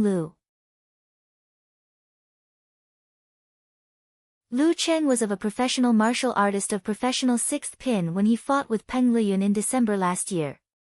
No. The most practical thing is that he hasn't gotten the certificate of professional 6th pin. He's not a real professional 6th pin fighter. A 20-year-old professional 8th pin fighter is just so. Lu Cheng made a joke with a joke on Weibo. Chen Sancheng laughed and then sighed with emotion. Let's not compare him with Peng Liyun. Lu Cheng deserves to be called God's favored son. Well, he's not a candidate. The commentators are praising Lu Cheng so much that I'm blushing. Humility, we have to be humility. Eternal Nightfall, Yan Shaoling posted with an emoji of bursting with joy. Yeah. I feel embarrassed for them. Wonton Seller sent a dancing emoji. I don't want to say anything. I just want to shout. 1 against 3. 1 against 3. Brahman sent a waving red flag. You girls only know how to be love-struck. Can't you be a little more technical? Unparalleled Dragon King sent a disdainful emoji. In my opinion, that fatty is really pitiful.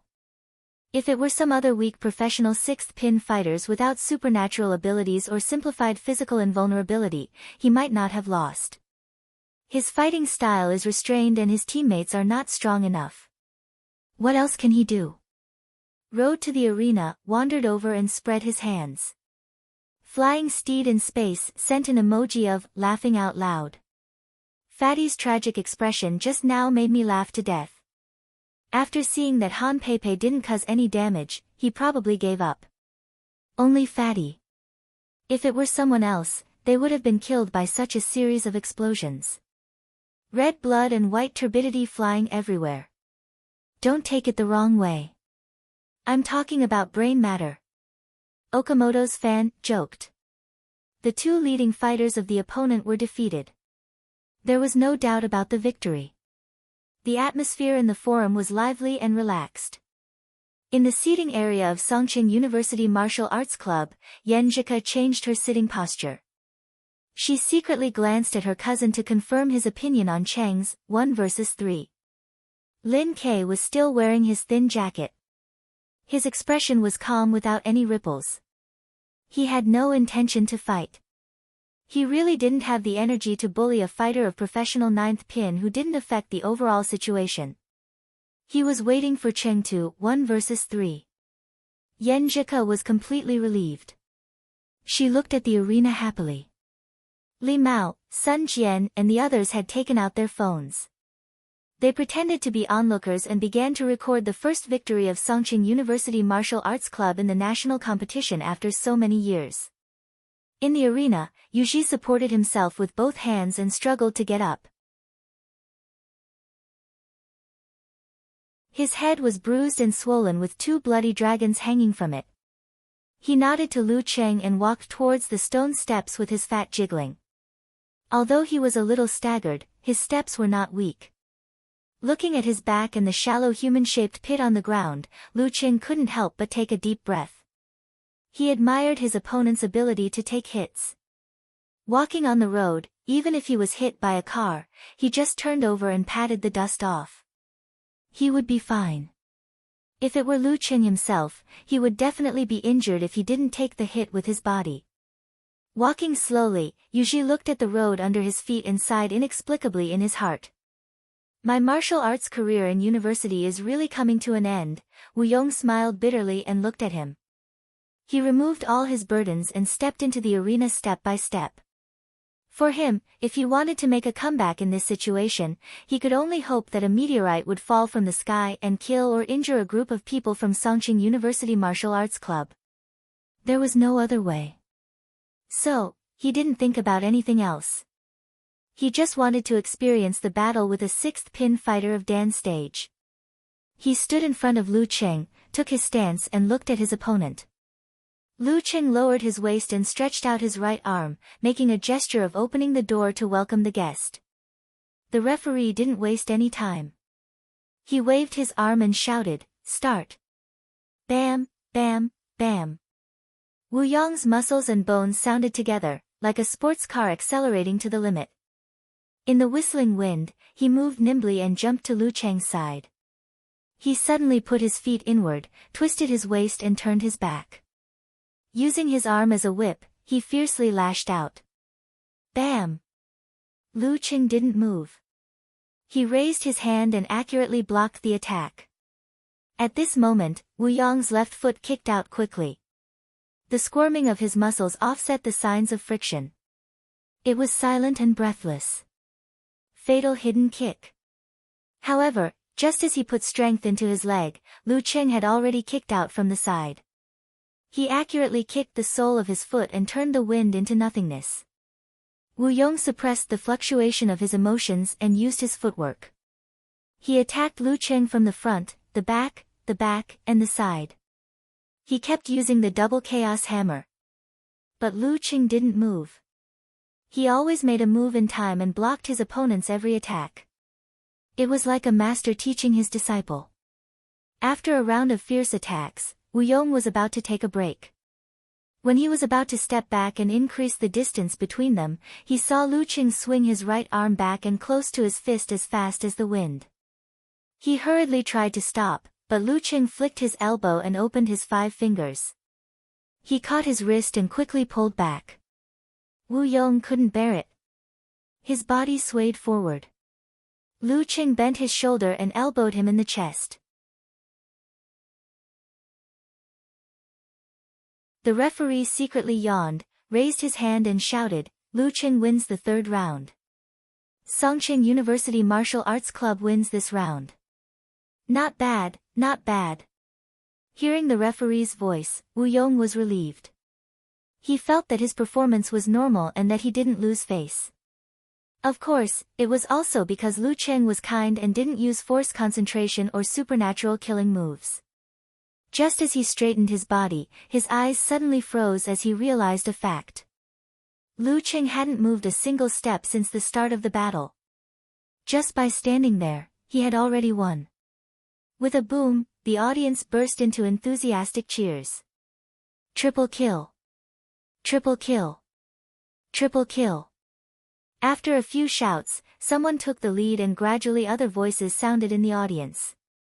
From chaos to uniformity, they echoed in the surroundings. God's favored son. God's favored son. God's favored son. Lu Qing smiled and waved his arms at the audience. Then he turned around and left the arena. When he returned to the seats of Songqing University Martial Arts Club, his eyes met Yan Zhika's joyful eyes. According to the rules, the one who wins the 1 versus 3 has to treat the whole team to a big meal. Kai Zhongming jumped out like a light bulb between the two. Since he was in the capital and close to his girlfriend, he was in good condition in all aspects. What rules? How come I don't know about it? Lu Qing looked at him suspiciously. Little Ming smiled proudly. Our team committee just unanimously approved the rules. Where did the team committee come from? Lu Qing asked, amused. It was just set up. Kai Zhongming laughed. Then I'll treat you to the capital's barbecue tonight. Lu Qing wanted to invite everyone to celebrate his good start. Ahem. Geezer sure interrupted. Since you're not tired, tomorrow's relaxation training will be cancelled. Let's start the cooperation training. Take it easy on the supper. Next match, Songqing University vs Mingdao. Geezer sure didn't rush to teach the members who lacked the foundation of formations. Instead, he asked them to cooperate with each other in pairs. Yes, coach. Yan Zhika and the others answered cheerfully. After the supper, Yan Zhika returned to her room, washed up, and went to bed after a while of cuddling with Lu Qing. After saying good night to each other, she browsed the martial arts section of various portals before going to bed. She, secretly, looked at how others praised Qing. The pages appeared and the titles jumped into her eyes. 10 warm-up moves are nothing. Lu Qing overturned Hudong by himself. This is the first 1 versus 3 in this competition. Lu Qing did it with ease. Because of him, the death group won't die. Remove the candidate, the heavenly son of the age. You're tuning in to the Blissful Bookshelf YouTube channel. We're so grateful for your support and don't forget to subscribe to join us on this incredible journey through captivating stories. Your generosity through donations truly makes a world of difference, as it's the primary source of revenue that allows me to expand and enhance this channel for you. Thank you from the bottom of my heart for being a part of this adventure.